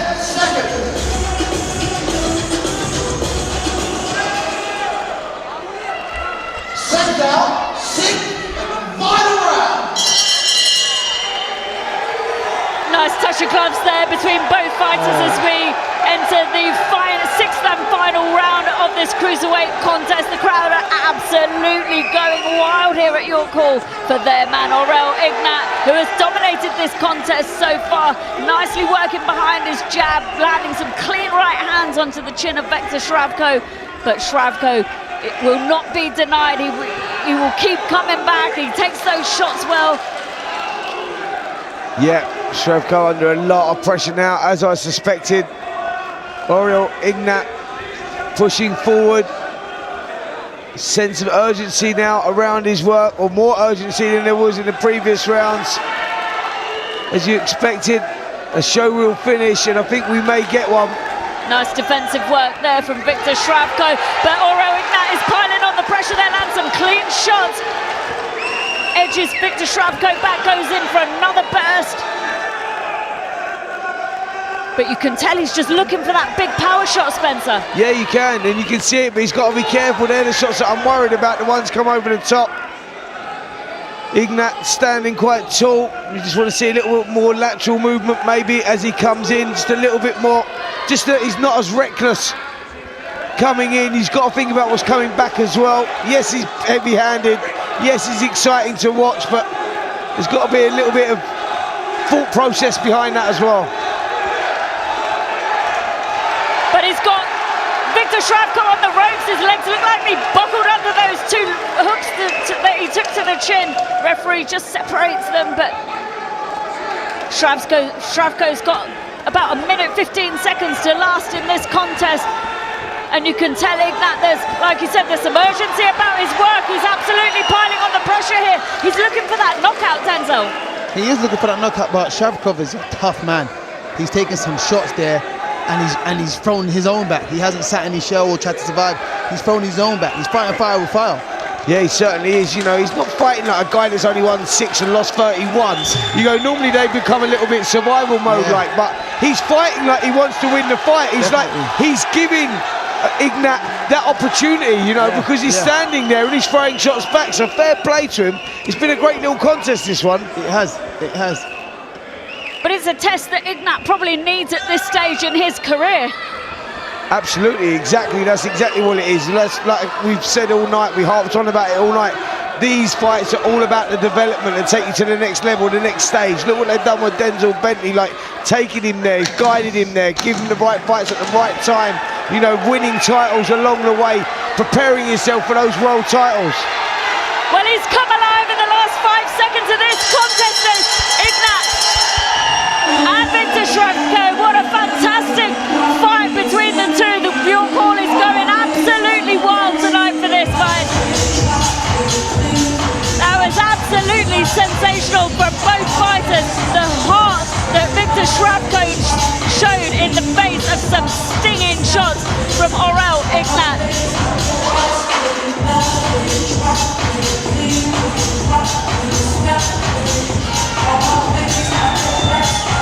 Aurel Ignat just soaking up the atmosphere and the cheers from his fans. And it won't be long before we get to the final main event of the evening between Andre Descalo and Carlos Mena, who will be fighting for the Super Middleweight WBC International Silver Championship belt. Stay right where you are. We are live on TalkSport with Neilson Boxing in association with TM14 Promotions and our proud sponsors, Zapply.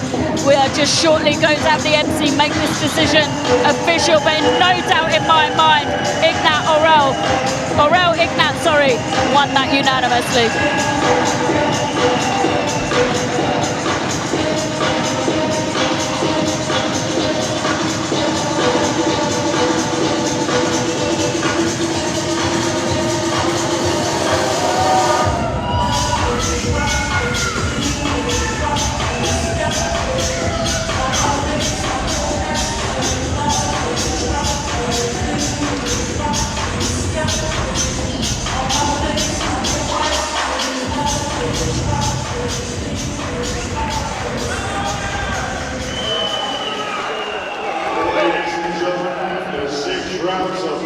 We go to the referee scorecard.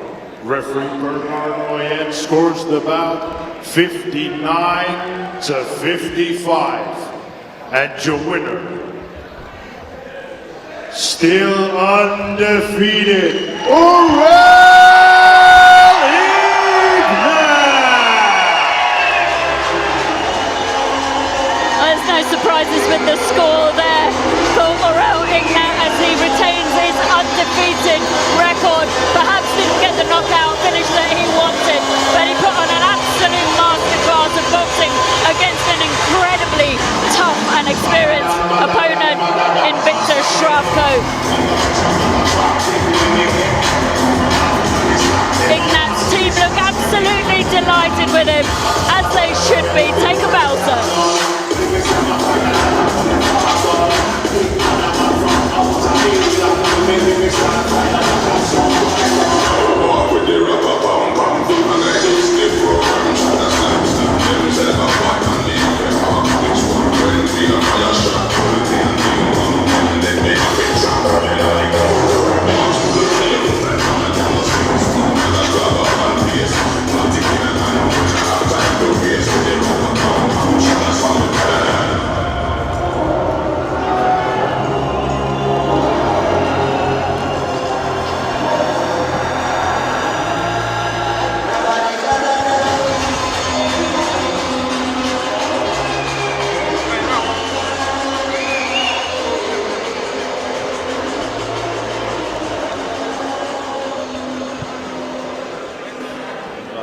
Yeah. Aurel, congratulations on your win. How are you feeling? Thank you very much. I feel very good. Iceman is back. It looked like you were going. It looked like he was going for the stoppage victory over his opponent. Did he find his opponent to be quite difficult?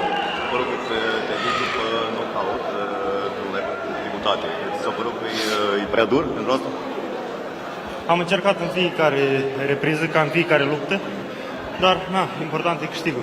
He said he tried in every round to knock him out, but his opponent was very tough, and this is his style. He's going to try every round.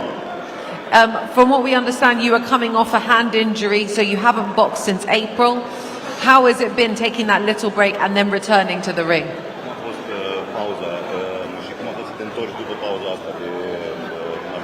Da, s-a meritat această pauză, nu m-a făcut decât să-mi fac avânt și îi destul de mai tare mâna. So this break was a welcome break. He's only got back better. He needed these rounds.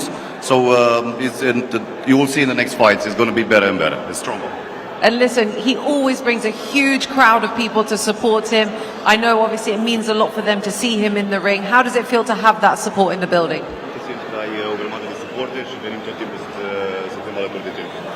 Ca de fiecare dată știu că am cei mai buni prieteni care mereu sunt aproape de mine și le mulțumesc foarte mult.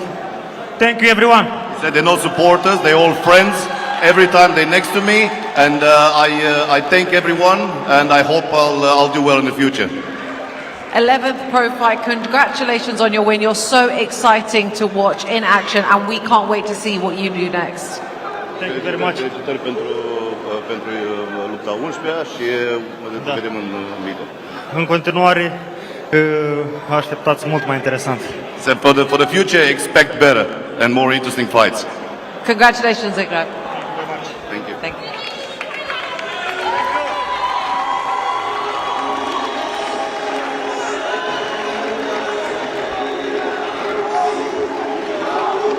Wow, Aurel is such an exciting fighter to watch.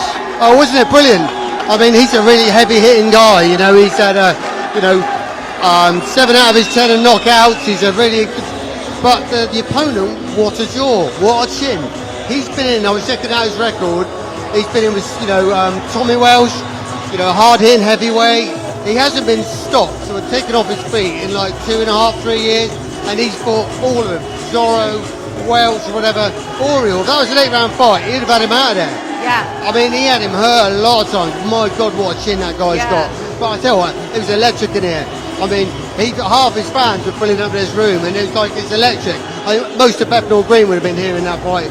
I was sat at ringside, and some of them shots landed. It was making me shake to my boots. What a fight.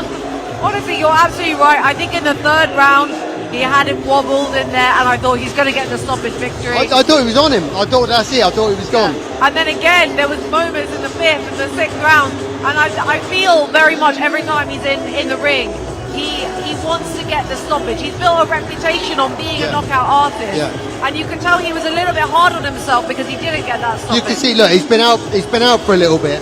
It was a little bit rusty in there, and he was keen to get. He knew he could hurt him, so he was keen to get in there and get a job done.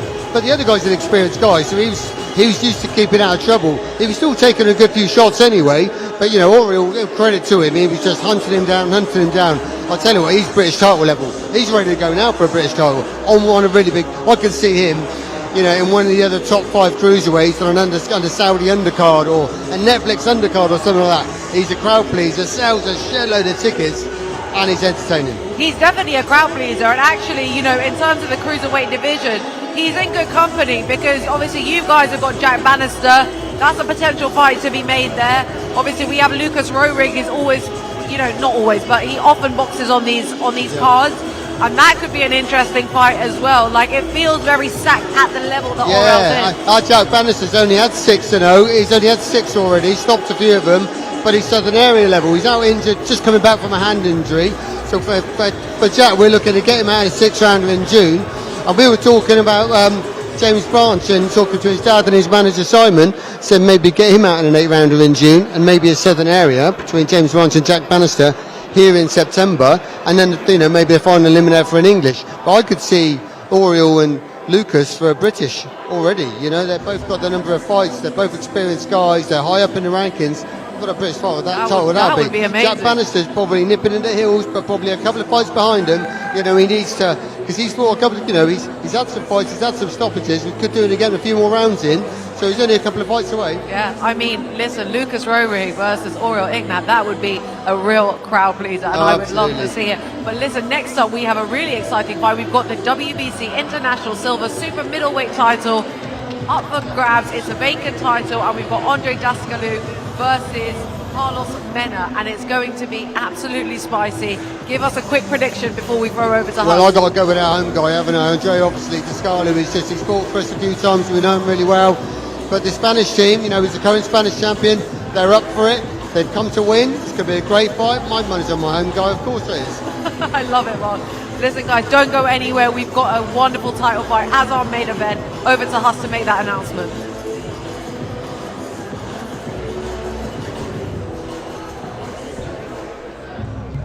Ladies and gentlemen, now it's time for our main event of the evening. Scheduled 10 3-minute rounds for the vacant WBC Super Middleweight International Silver Championship. And now please welcome to the ring, Carlos Mena.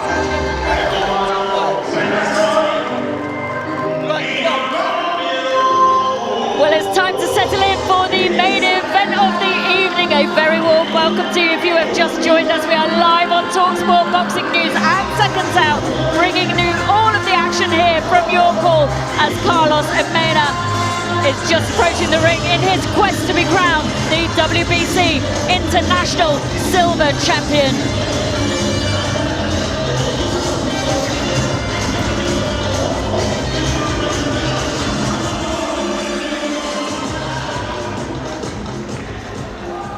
And now please welcome his opponent to the ring, Andre Daskalou.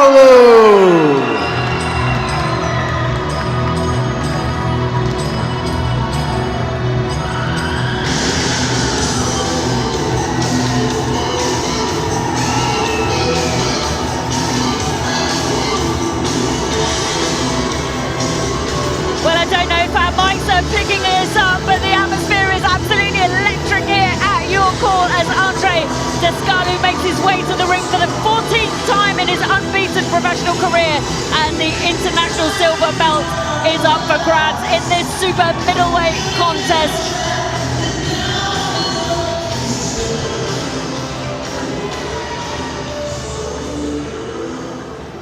Ladies and gentlemen, this bout scheduled for 10 3-minute rounds for the vacant WBC Super Middleweight International Silver Championship.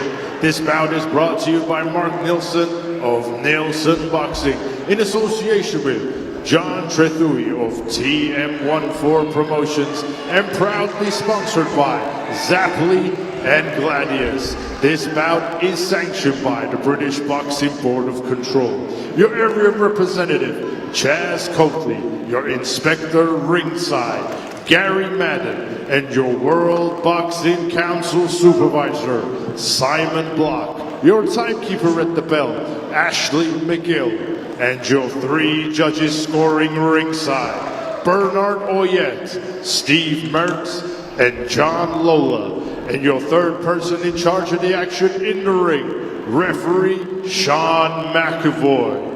And now, ladies and gentlemen, to all here in your call, are you ready? Introducing to you first, fighting out of the red corner, he's wearing the blue with yellow trim. His official weight of 168 pounds, bang on. He has a record of 19 fights, 8 losses, 1 draw, 10 wins, and 3 of those wins come in by way of knockout. Hailing from Malaga, Spain, introducing Carlos Mena!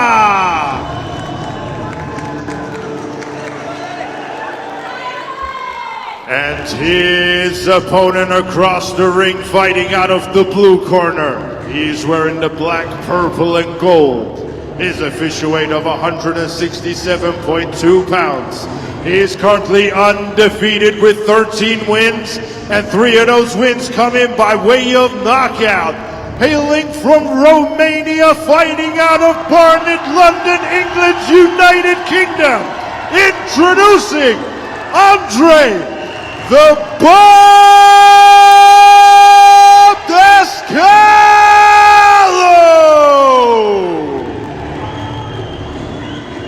Okay, lads, 10-round contest. Keep it clean at all times. Keep yourself connected at all times. Touch gloves. Here we go. Good luck, guys.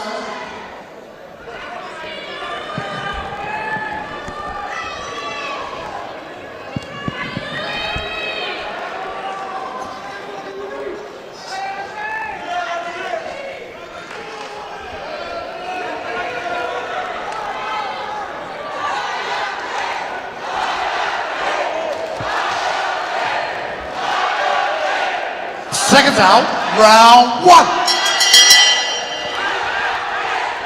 Well, this is round 1 of a 10-round contest in the Super Middleweight division between Andre Descalo and Carlos Mena for the WBC International Silver Championship belt.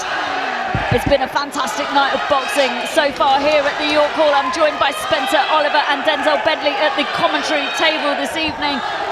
I think you can agree it's probably been one of the best nights this year so far, Spencer. Yeah, atmosphere's been absolutely electric. We've had some great fights on the undercard of this one as well. Really looking forward to this WBC International Silver Super Middleweight title.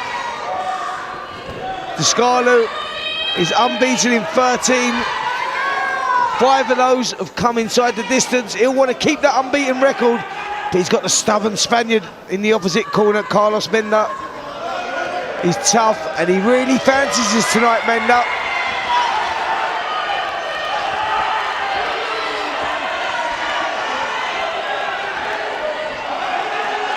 Mena's the one on that front foot. He's looking to force the pace here, but takes a massive right hand there. Fudge off the side of the head, but comes back with a good shot of his own. Nice movement there from Descalo. He got himself out of trouble quickly, but both fighters landed clean just a few seconds ago, and Mena's got a bit of a spring in his step now. Yeah, that right hand woke him up, and Descalo probably wanted to put him to sleep. Do you know what that does that sometimes though, doesn't it? It's the right hand you need at the beginning of a fight. Shot there from Carlos Mena to the body and head of Descalo. Mena is a very capable guy. Don't read too much into the record with 10 victories and 8 losses. This guy is heavy-handed. He can certainly fight, and I think we've got an absolute barn burner on tonight. Yep, he looks heavy-handed. He looks very heavy-handed. Descalo looks to clean the fight out. That was a great combination there from Descalo. He's throwing absolutely everything with venomous intention. He moved off nicely there at an angle, and I think he's going to need to use his angles a lot this evening if he's going to avoid those heavy hands of Carlos Mena as we approach the final 45 seconds of the first round in this super middleweight division fight for the International Silver Championship belt. Descalo, that's what he needs to do here. Just control the outside of the ring, work everything behind the jab. Use those attributes to your advantage. Find the range with a jab, let the right hand go, because he's got some real sting in that shot as well. But Mena has already proven that he's dangerous and very capable himself.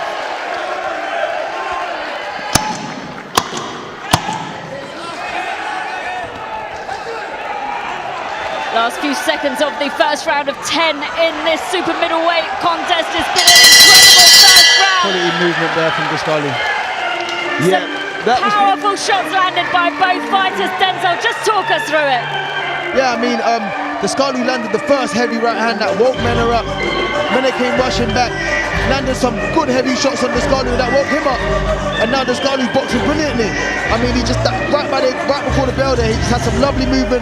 Ducking the hooks, coming up, good on his jab. He puts 3s and 4s together and moves off. So I think he's got his rhythm now, Descalo. Yeah, no feeling out process there. between both of these guys. Let's take a look at some of the action in that first round. That was Mena really loading up towards the end there, but there was great head movement from Descalu to make him miss the way that he made him miss. But both guys showing that they're dangerous and capable. 10 seconds. Referee just tells him to wipe a bit of grease off his face there.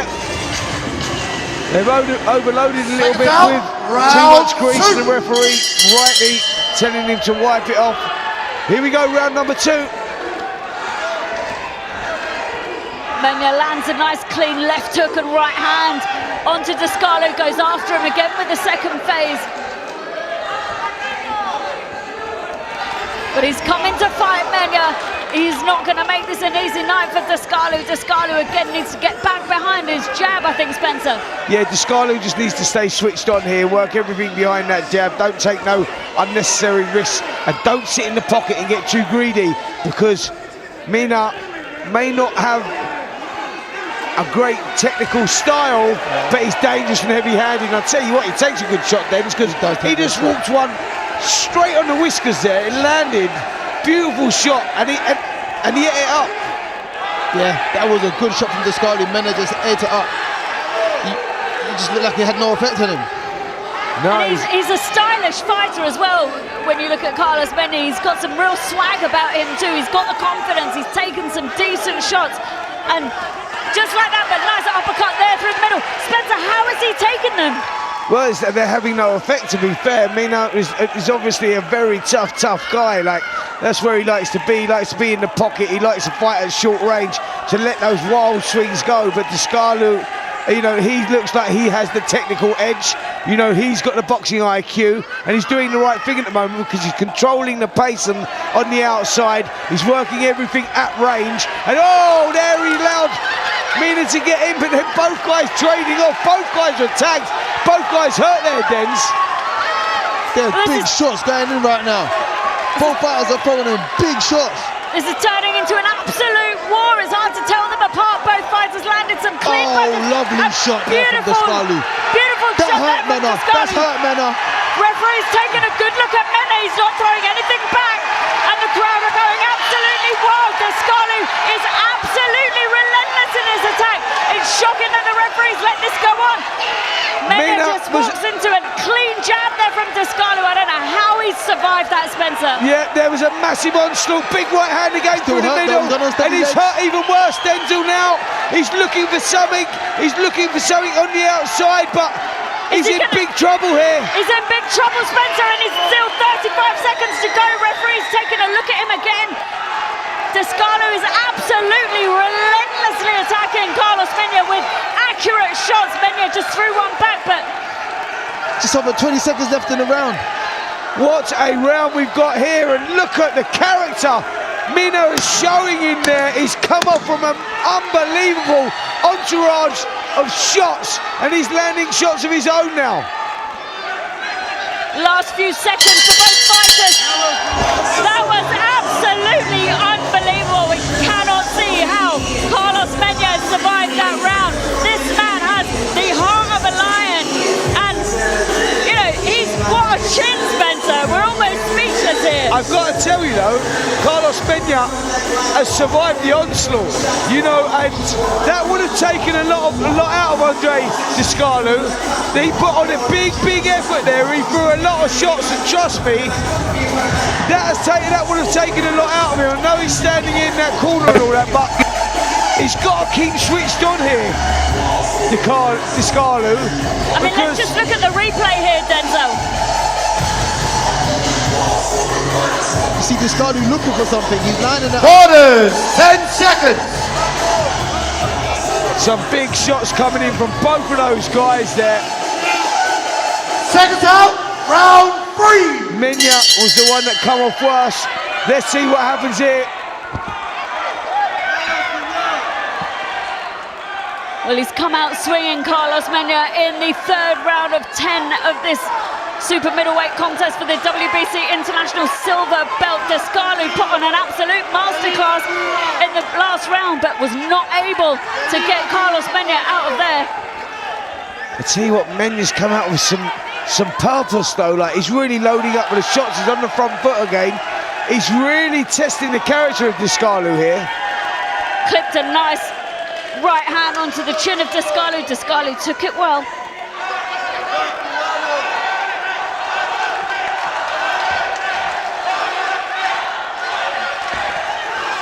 Massive right hand through the middle, and Descalu dropping.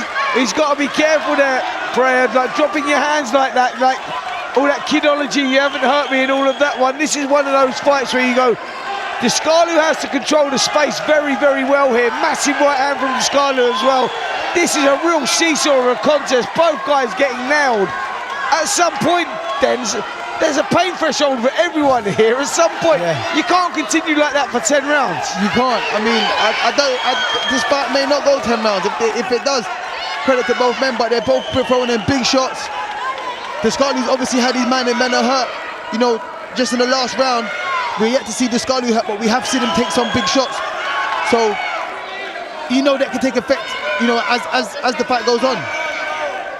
I'm just sensing Descalu slightly slowing down in this round. He's landed a nice couple of shots there, but Carlos Mena is definitely the more aggressive come-forward fighter in this round. I think he's picked up the pace, and Descalu slightly slowed down for me, Spence. He sort of had to, didn't he? Like it was the pace was too much. You'd be superhuman to be able to keep that pace up. It was not like there was a massive output of punches, but they were loading up with them as well. That takes a lot of energy. As the both guys trading blows above us here. Poor old Davids-Bennett just got splattered with spray. Luckily, it weren't blood too early on in the contest. That's happened before, by the way, as well. Yeah, great action here in this third round. 40 seconds to go. It's been a round where neither guy's really stamped their authority, but they're both loading up still. Descalu relying on his footwork to get him out of trouble. It seems to be working, but he's finding himself on the ropes a bit too often for my liking here, Spencer. Yeah, he's just like Denzel said there, he would have put a lot of effort into those first couple of rounds there, and Descalu will have to recharge the batteries a little bit, you know. He's got to be careful he doesn't blow a gasket too early, because... Well, I'm seeing blood from someone coming out there. I think that's from the nose of Mena. Yep, that is from the nose of Mena. And you would suspect that. But that was a tough fight. So far, 3 rounds gone, 3 entertaining rounds. Descalu probably won the rounds, but I've got to say, Carlos Mena has surprised me. I wasn't expecting him to be as rough, rugged, tough, you know, as he is. It's been a great fight so far, and we just don't know what's going to happen in this one. What twists and turns are left?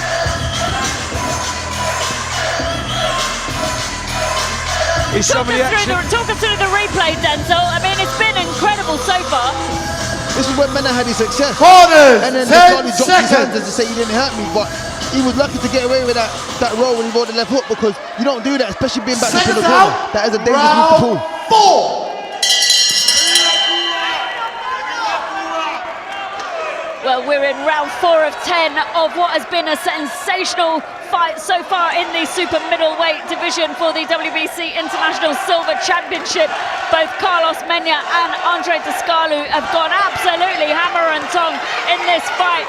Both fighters landing clean, heavy shots so far.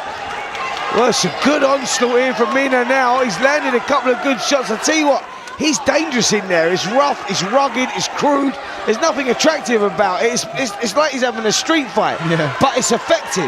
Yeah, it is effective, and he's spiteful. That's exactly it, Denzel. He's got so much spite in those punches. Absolutely everything he's throwing is with venomous intent. Yep. But this is where Descalu doesn't want to be. He's in the pocket a little bit here. It's a bit too close for me, and he's allowing his opponent to get off with the shots. He's got the reach, the height and reach advantage. Use those attributes to your advantage, because this is where Mena wants to be. He wants to be in the centre of the ring, locking horns. Good right hand there from Mena. Well, he's chased it. Under pressure. He's chased Descalu down from rope to rope here as Menya. Descalu's got to be careful. He's keep pulling back with his head high. But that's exactly what we need to see from Descalu. He just landed some 4 nice clean shots there from behind his jab. Oh, lovely uppercut from Descalu as well. Showing a lot of character in there, isn't he? He hasn't been tested like this before. 13-0 before this one, but this is turning out to be his toughest fight for the WBC International Super Middleweight title. Both guys putting it all on the line here in round number 4. Oh, that's a beautiful right hand there from He's got his man hurt He's in again. big trouble. Big trouble. The legs are gone. Oh, man is in trouble. Oh, big right hand from Descalu. Well, referee's taking a look at him, taking a good look at Menya here. The referee needs to jump in here. He's in desperate trouble. How has he got through this? You're under a minute left in this round. Descalu's been absolutely sensational in this round. I don't know how Carlos Menya is still standing, but he's taken some clean shots. His legs have buckled. Can he survive the next 35 seconds of this round? I think he's going to weather the storm. I'm going to be honest. This guy is as tough as they come. What a fight we have here. Where is Mena finding it from? He has taken some serious punishment in this round, and he's still on his feet. Well, that's the 10-second clock. Can Menya survive this? This is absolutely unbelievable. And he's still fighting back, and he's still landing his heavy shots. What a round. Wow. What a round. Carlos Mena walks back to the corner, the red corner, which is directly above us. His legs were like he was walking on stilts, and the corner have got some serious work to do there. Let's take a look at some of the action in that 4th round. This is where it all started. A short shot there, big shot from Carlos Mena. He was having a lot of success in the round. Well, I think Descalu felt the pace of that one. He sat down on his stool for this round, Spence. Yeah, and so he should. That has been 4 grueling rounds. Action-packed rounds, that really has.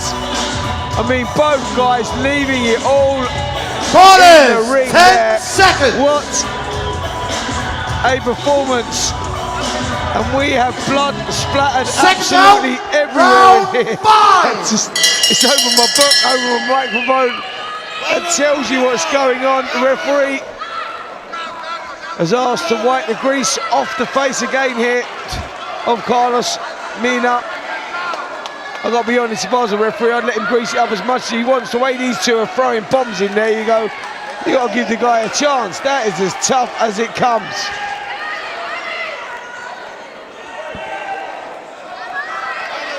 Well, we're in for a real treat in round 5 of this 10-round contest in the super middleweight division. It's been a sensational night of boxing so far here at the York Hall. We are live on TalkSport with Neilson Boxing in association with TM14 Promotions, with our proud sponsors, Zapply.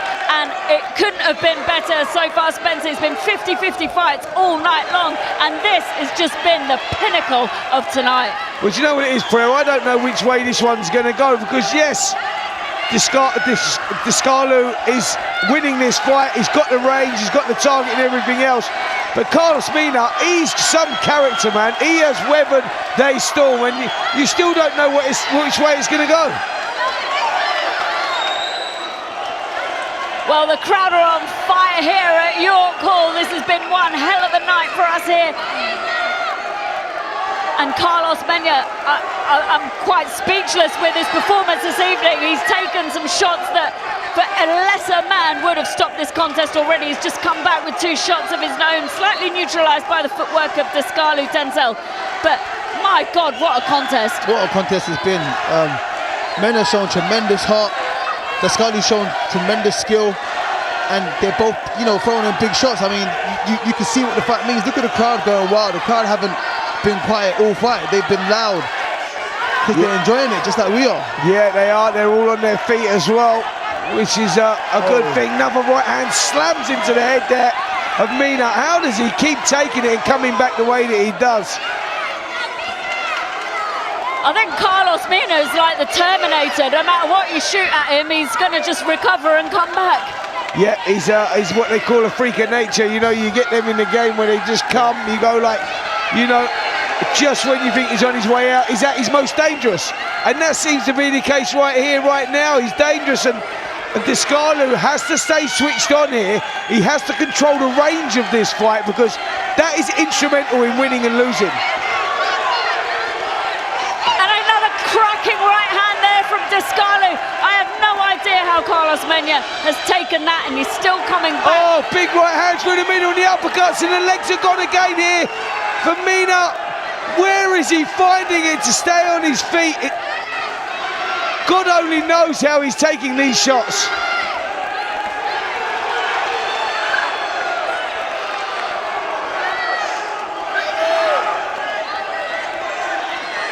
Nice uppercut there from Descalu. Yeah, punishing round again here for Carlos Mena. He's been on the end of a lot of punishment, and you just sense, Denzel, that he may have just got a foothold of this now, Descalu.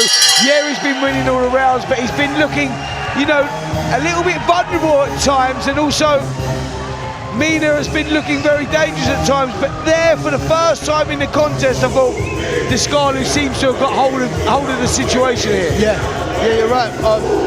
Mena's he's not dangerous throughout the fight up until this point, and Descalu right now found that, seems like he's found, not his rhythm, but he seems like he's found a way to tame Mena. He's hurt him a couple times, he's in the lead. Mena's obviously tired, he's shattered, he's been hurt, he's not the same fight he was 4 rounds ago, but Descalu's still picking up the pace, he's still throwing combinations, and he's got hold of this fight, like you said.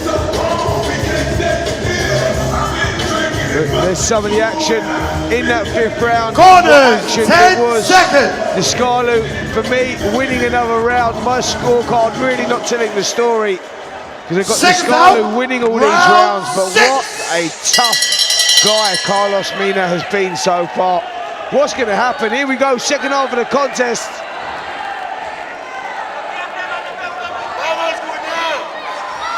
Well, this is round 6 of a 10-round contest in the super middleweight division between Andre Descalu and Carlos Mena, and what an absolute war it has been so far.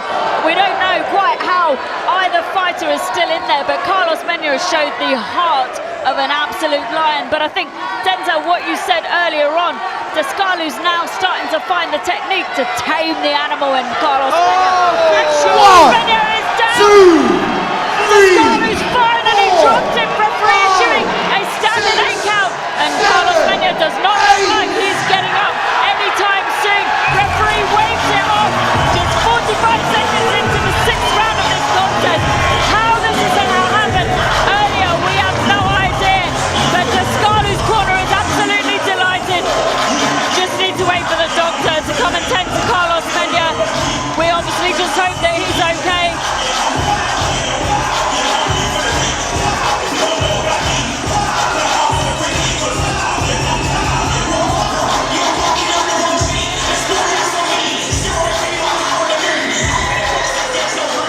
Well, just doing a good job of attending to Carlos Mena there. What an effort that guy put up. I don't know where he was finding the resilience to be taking those shots, because they were heavy shots right from the opening bell, and he had a lot of success himself as well.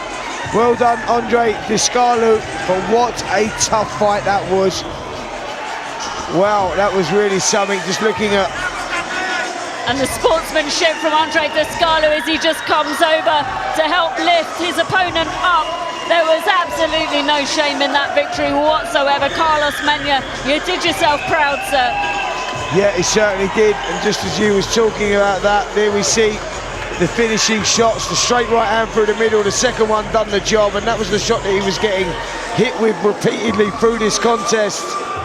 And they finally broke him in round number 6. What a contest we had there between two guys that left it all in the ring for our entertainment. Great stuff, great effort by the Spaniard Carlos Mena. It weren't his night tonight, but boy, he can go home proud.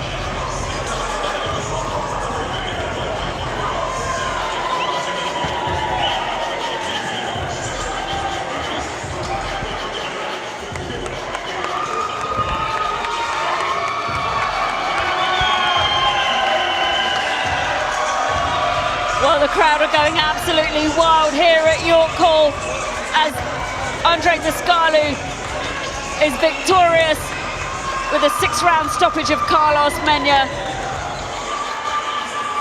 We'll just wait for the MC to make the decision official. Carlos Mena just being tended to by the doctor.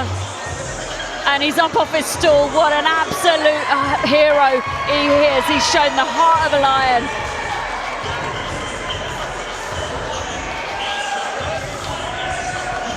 Yes, he has, and what entertainment we've had here tonight at the historic York Hall in Bethnal Green. Another amazing night of boxing, and what a finish that was for the WBC International Silver Super Middleweight title. Both guys leaving it all in the ring. Credit to both of them. Ladies and gentlemen, the official time. 47 seconds of round number 6. Your winner by knockout and your new WBC Super Middleweight International Silver Champion, Andrei "The Bull" Descalu!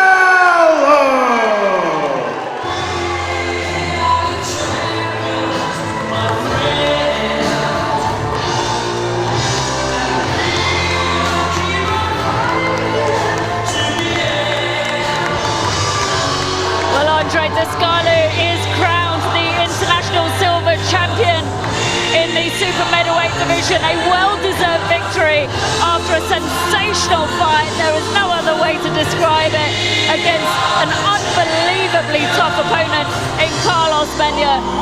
His team are absolutely delighted. It's smiles all round.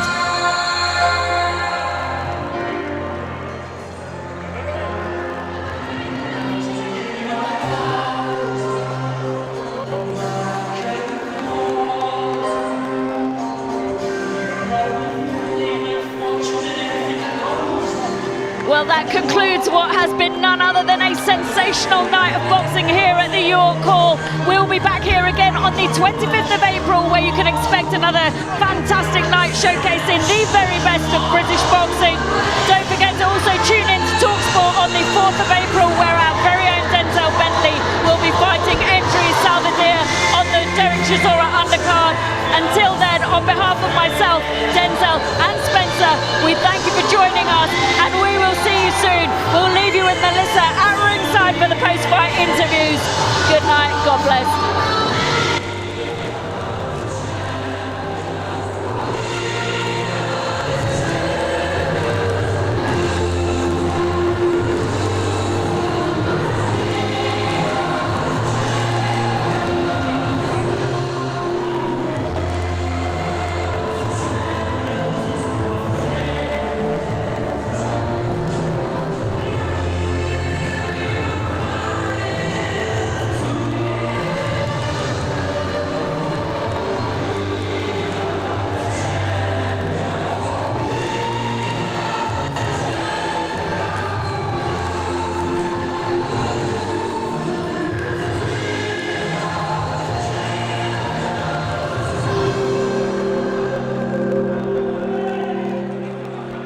And the new WBC International Silver Super Middleweight Champion. How does that sound?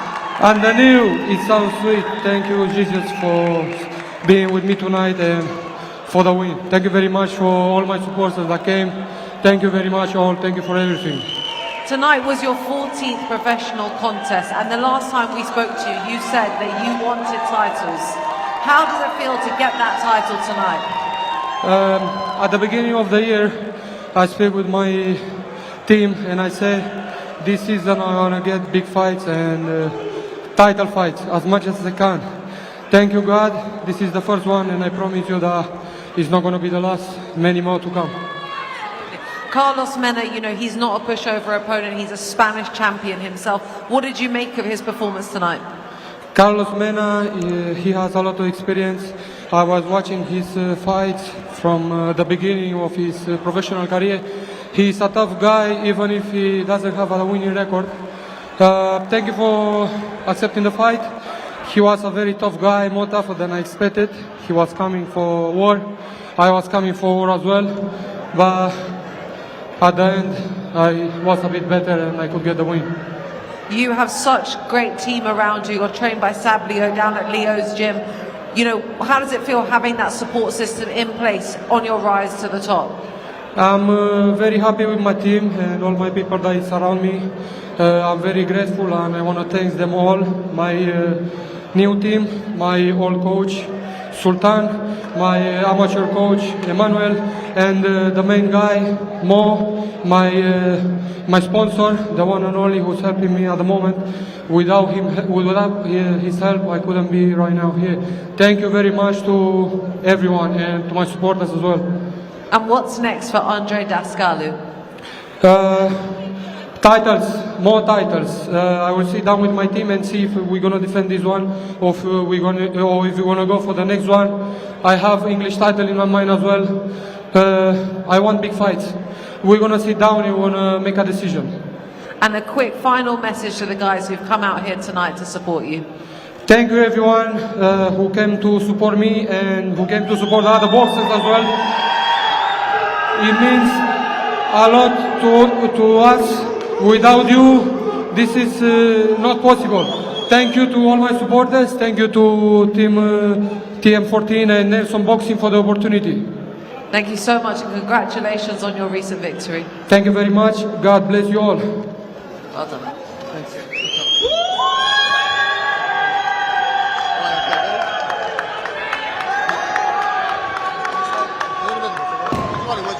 This way. Yeah. Do you want to stand on the other side? Wow, what a night of boxing that was, Mark. That was incredible. But before we break it down, we have obviously a very exciting announcement, a new signing. Introduce your new champion. Well, Peter Merger, one of the top bantamweights in the country, is going to go on to do big things with us. He's agreed to sign with us. We're delighted we've been able to announce that tonight. We've agreed terms, we've shaken on it, deal is done, and he's here with us watching what we do at the York Hall, putting on some fantastic shows like this. We've got some big plans for Peter in the bantamweight division. We look after some of the others already in that. We've got Lou Mirror, there's I think number 6 at the moment, Ashley Lane's coming back, you know, plus some others that we actually look after. So there's some really interesting fights. Peter's just sort of fallen a little bit short in the English, in challenging for the English, but still the current Southern Area champion. So we're going to look at perhaps getting him out first fight in June for maybe something like a Commonwealth silver, and then push on for English and maybe British honours at some stage. So it's a really big signing for us and we're over the moon. Peter, how does it feel to sign with Neilson Boxing? Yeah, lovely. I was glad to get the deal done here today. Great show by the way as well. Yeah, I believe this is my next move now. To go on, push on, and hopefully get the English by the end of the year. But yes, one fight at a time, and hopefully get out in June, get a win, and we'll push on from there.